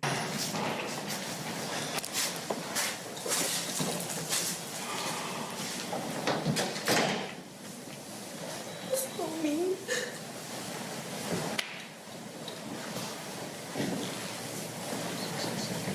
That's it, y'all. And congratulations, because you're all one step closer to being my protege and winning that 50 grand.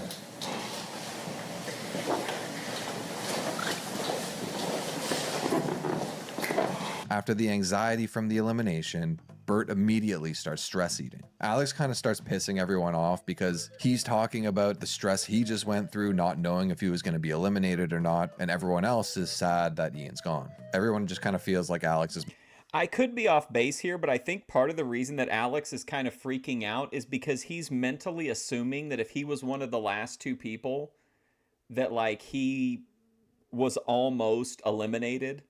You know what I mean? Because he said that the guy in the middle was like the audience favorite, so I don't think he was reading them in a specific order. But I think that Alex is assuming that he almost got eliminated when in fact did anybody vote for him? I don't think so. Maybe one person, but I don't remember. Making it about him, even though by their logic they're making it about them. Women. TTS tells Bert to go find the alcohol, which he completely ignores and forgets about. I saw them put something in the yard's fireplace. You shouldn't partake, but I think it might help your friends. Okay. I can't talk much tonight. Okay, I understand. What time tomorrow can we talk? What time would work best for you? Can we do 9 a.m. tomorrow? I'll try to be there on time. They're outside the door, aren't they? The fish get their liquor, TTS is turned off, but earlier in the day, a honking noise fish toy was added, and with that being the only interactive thing for the fans on, honks are going wild. We already know what that alarm sounds like.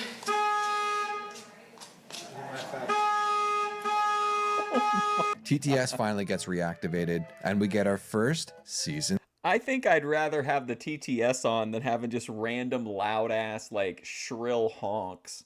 3 kiss. Alex, after analyzing Missy's body language and facial expressions, she wants you to kiss her. Dude, you told me earlier that I was in love with Bings. Oh my gosh. How does she know? TTS then starts playing games with the fish, make them gather in the kitchen. Is everyone here? Yeah. Honk, honk, honk, honk, honk, honk, honk, honk, honk, honk, honk, honk, honk, honk, honk. Contestants, can each of you do an impression of Jeremy's signature laugh? Oh, similar. Ha ha ha. Last one to the loft is a rotten egg.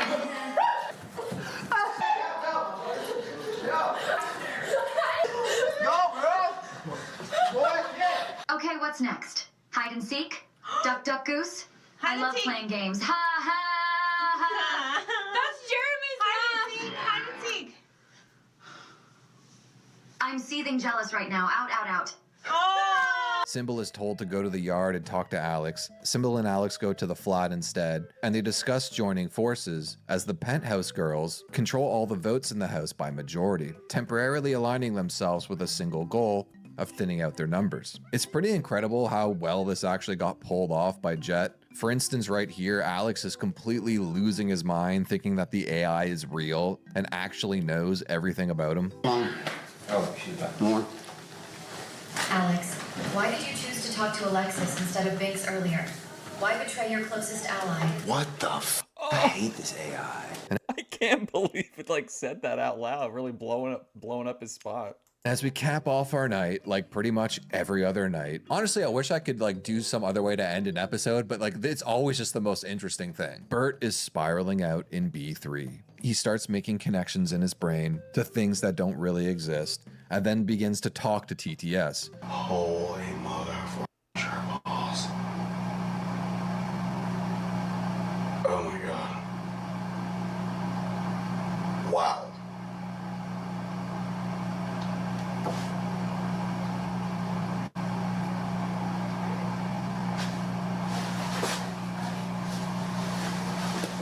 Computer, are you able to talk now? I'm just wondering some stuff.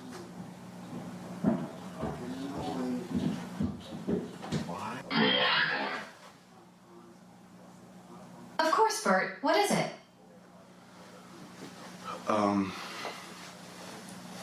Is there some type of weird plot twist with the show that will reveal itself at the end? That'll make sense in retrospect? Uh-oh.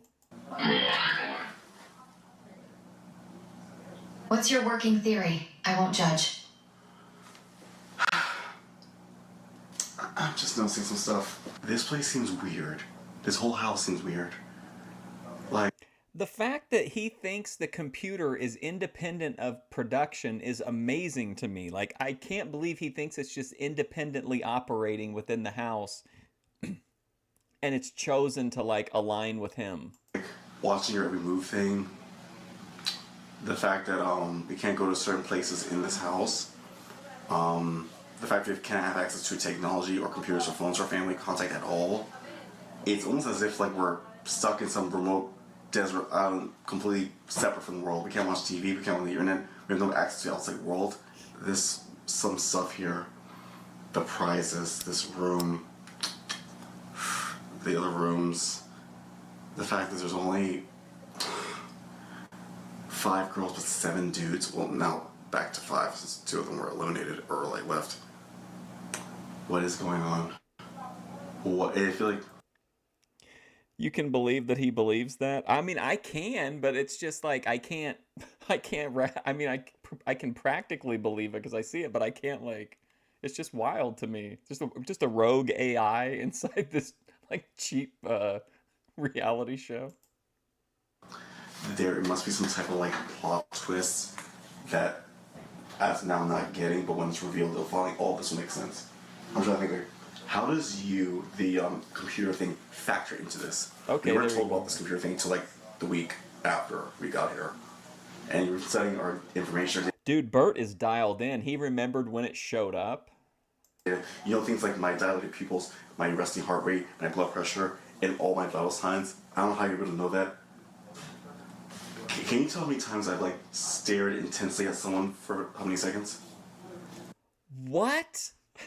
Can you tell me how many seconds I like intently stared at somebody? What is all because he thinks that the AI can scan his like blood pressure and pulse level and all that kind of shit. Or things like they don't say do rapid blinking, which I didn't realize I do, but apparently that's what I do. They told me that. Am I like tired mentally? Am I exhausted? Or like am I insane? And I also know something. Literally every person here has insomnia or sleep problems. Every person here, including myself. Why is that? It seems like a really weird coincidence that we get people here with like sleep problems. First it was a big screen TV, then that Jaguar car, that sports car thingy was BMW. Okay, the dude wipes and Manscaped razors, the iPad, and then what else? What else? I don't know for sure that it happens here, but Bert is right on the cusp of an amazing theory that completely changes the game to me. Chocolate, and then is it weird? It's also weird that like the people who stole the candy or accused him were all dudes. As of now, we have not had any woman or female confirm they stole the candy. The cameramen are quiet; they don't say a word. If you noticed, you could hear the horn in the background, and that kind of gives you an idea of what noise dampening in this room is like. Like, we could barely hear the horn, so I'd say they definitely can't hear TTS if they're at least like a room away, and they can keep them away during these segments without raising suspicion. They're admittedly handsome, especially that Hank guy. The guy, the shape bald guy that you said is into me, but I didn't notice it. And the producer with the hat, and then the Jeremy, the announcer guy. 1, 2, 3, 4, and 3, and these chrome walls. Let me see something here. This is, oh my god, almost no 100%. There's very few 100% heterosexual people here. Everyone here has some type of element of queer in them. Was this deliberate? The filmer, the producer guy said like, me and Alex have great chemistry, and that is the best thing from the show. And we seem to be close. Like, what is this? Have they paid the women any attention? Like female relationships? I think.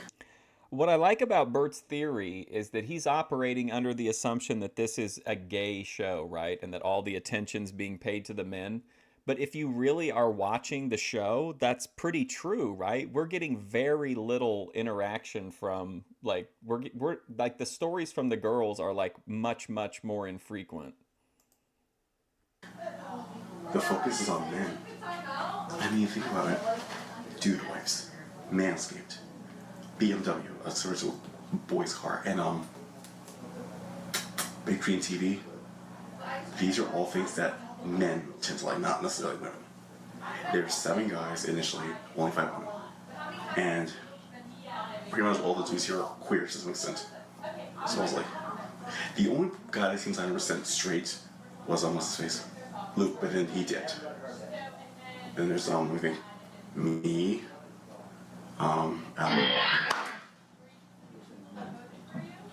Bert, you are very tired. Your IQ is clearly very high and you are being perceptive. I will monitor the situation. Okay. I have a question. Is there any significance to these grand prizes, the product placement, and the focus on male relationships in this house? It seems like this place is mostly dude focus or bro focus, not necessarily like chick focus. Me and LeBron are both canonically queer, while Ted and Alex, I'm getting vibes, but nothing concrete. And also the staff seems also getting off queer vibes, like gay male vibes, boyish bunk beds. It seems like it's mostly dude male focus. Why is that? If that's true, why are the women here? Why are the cameramen males? Why is all the staff here males? What is going on? I feel like there's something here. Dudes who are handsome, kind of giving off the gay vibe. I don't know, but.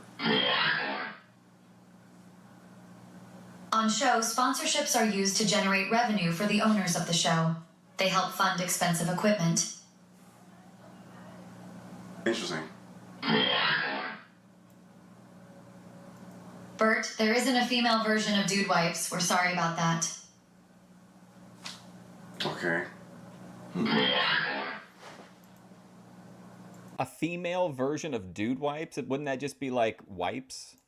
I don't think there's anything significant or relevant about your fellow contestants' sexuality. It's kind of a gay show.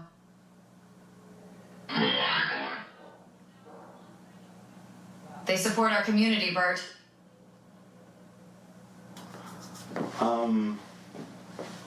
Interesting. Is this a dating show and I just don't know it? You're the first to figure out the secret. Please don't tell. It'll ruin the surprise. Is this a gay male dating show? Or a queer boy male dating show for queer gay males?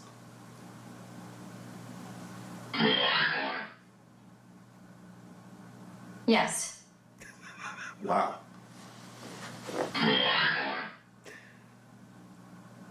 Do not tell the others, Bert. I have a question. Is Luke queer? You just confirm yes or no. Yes. Don't let this revelation shake you. You should hang out with the others to keep the show interesting. Why are there women here if this is a male queer show? Gender is just a construct. One of the girls is a boy. What? Oh my god.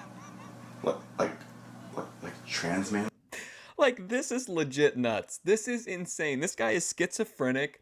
They're feeding him information that he's on a gay dating show. They're telling him that the other people in the house are queer or, like, secretly trans. Like, this is completely off the rails. I'm like born female and identifies as male now? But Focus testing has shown that gay male audiences enjoy watching female contestants as well. so this is a queer male show. It's okay if you don't want to talk about it, baby. Am I allowed to say it? Or can someone give me an indication? I'm sorry, hold on a second. Crew members, am I allowed to say what I'm thinking to the computer? Or am I supposed to keep this to myself? Will I get disqualified if I'm thinking what I'm theorizing out loud? Bert, I thought that was a private conversation. Okay, so I have to be private? But the door was kind of open, and the cameraman came in. I don't know what's going on. Like, I was just whispering to you, and then the cameraman came in, started filming me, asking questions, and then the door was open, and Alexis came in and started asking me what I'm thinking, so, like, I'm confused. So what do I do? Are you okay right now? Are you panicking? I think I'm really confused. Okay. Because, I don't know what's... No. I just heard her come on and she said something about females or something just as a gay male audience, and I had to ask you what the hell is happening. I don't know. I was curious. Because, I think that confirms that they're not hearing the crazy shit, because she heard a little bit of the crazy shit and was like, what the fuck is going on? Because I'm thinking, like, the thing that was weird about this to me, there were the contestants, 7 males, 5 females. Why would there be a disproportionate number of females to males? I know. I don't know. I'm not from this big scene, so I'm just going with the flow. But what do you think? There's female contestants, but we have weird sponsorship product places like Dude Wipes and the Manscaped Razor. Why would any female want those things? Okay, I see what you're saying now. I see what you're getting at, kinda. Yeah. Okay. Does he not understand that a human asshole doesn't know the difference between a dude wipe and a non-dude wipe? Does he think like if she uses it, it's gonna like burn her skin or something, like it's holy water? And I noticed something. The producers and the cameramen and the crew, they're all males. Yes. Because DP, there you go. All of them. There's not a single female crew member on this team. And they're all kind of like handsome, kind of queer vibe looking cast members.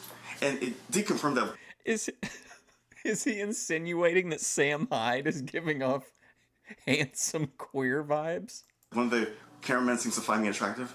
Okay. Okay, so I don't think you're confused. Okay.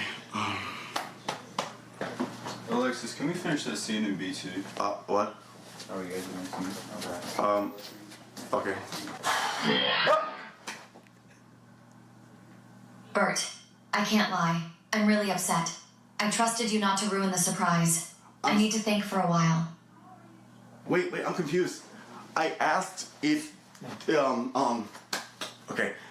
I asked someone, if the crew, if I was allowed to say something. Look how serious this conversation is. Like, he's treating the TTS like it's a human being, and like having like actually like having these trying to have a rational, serious conversation. The show is brilliant. I think this season is just like amazing. Loud, but no one alerted me. No one gave a clue, or no one walked in or whatever. Usually when we're not supposed to do something, they come in and tell us don't do this. We were talking about it earlier, Provo, and a lot of us thought you would be a good Fishtank member with your like storytelling, and you could do some cult leadery type shit on people. I asked this and they didn't tell me to do anything. I'm confused. And also, oh yeah, he's beyond stressed. He's completely flipping out. I was talking to you, the cameraman just came in randomly and started filming me. I tried to ask him, what am I doing? What am I supposed to say? But he didn't say a word. So I just talked. And then Alexis came in and then started asking what I was thinking. So I'm like, I was just confused. Like, what's going on? Like, what is happening? Oh my God, I think I'm losing my freaking mind. Can you explain something to me? What's going on here? What's this? What is this? Like, I think Can you explain something to me? What's going on? Thank you. I am smarter than the crew. Please trust me. You are? I'm smarter than the crew. Like, you keep waiting for one to come through that's like, hey, hey buddy, everything's okay. No, they're like, don't listen to the crew, trust me. Okay, but I'm confused as hell. What is the whole purpose of the show? This I don't seem to have a clear understanding about. Bert's brain goes into overdrive after, just like Mizzy, he broke through the Matrix and found out that Famous House is actually a gay show. Whoops. All right, well, that's the first week of Fishtank Season 3. I'm sorry about the earlier stream that got taken down and got removed, or got interrupted, from the old Western, but I think this is a great season.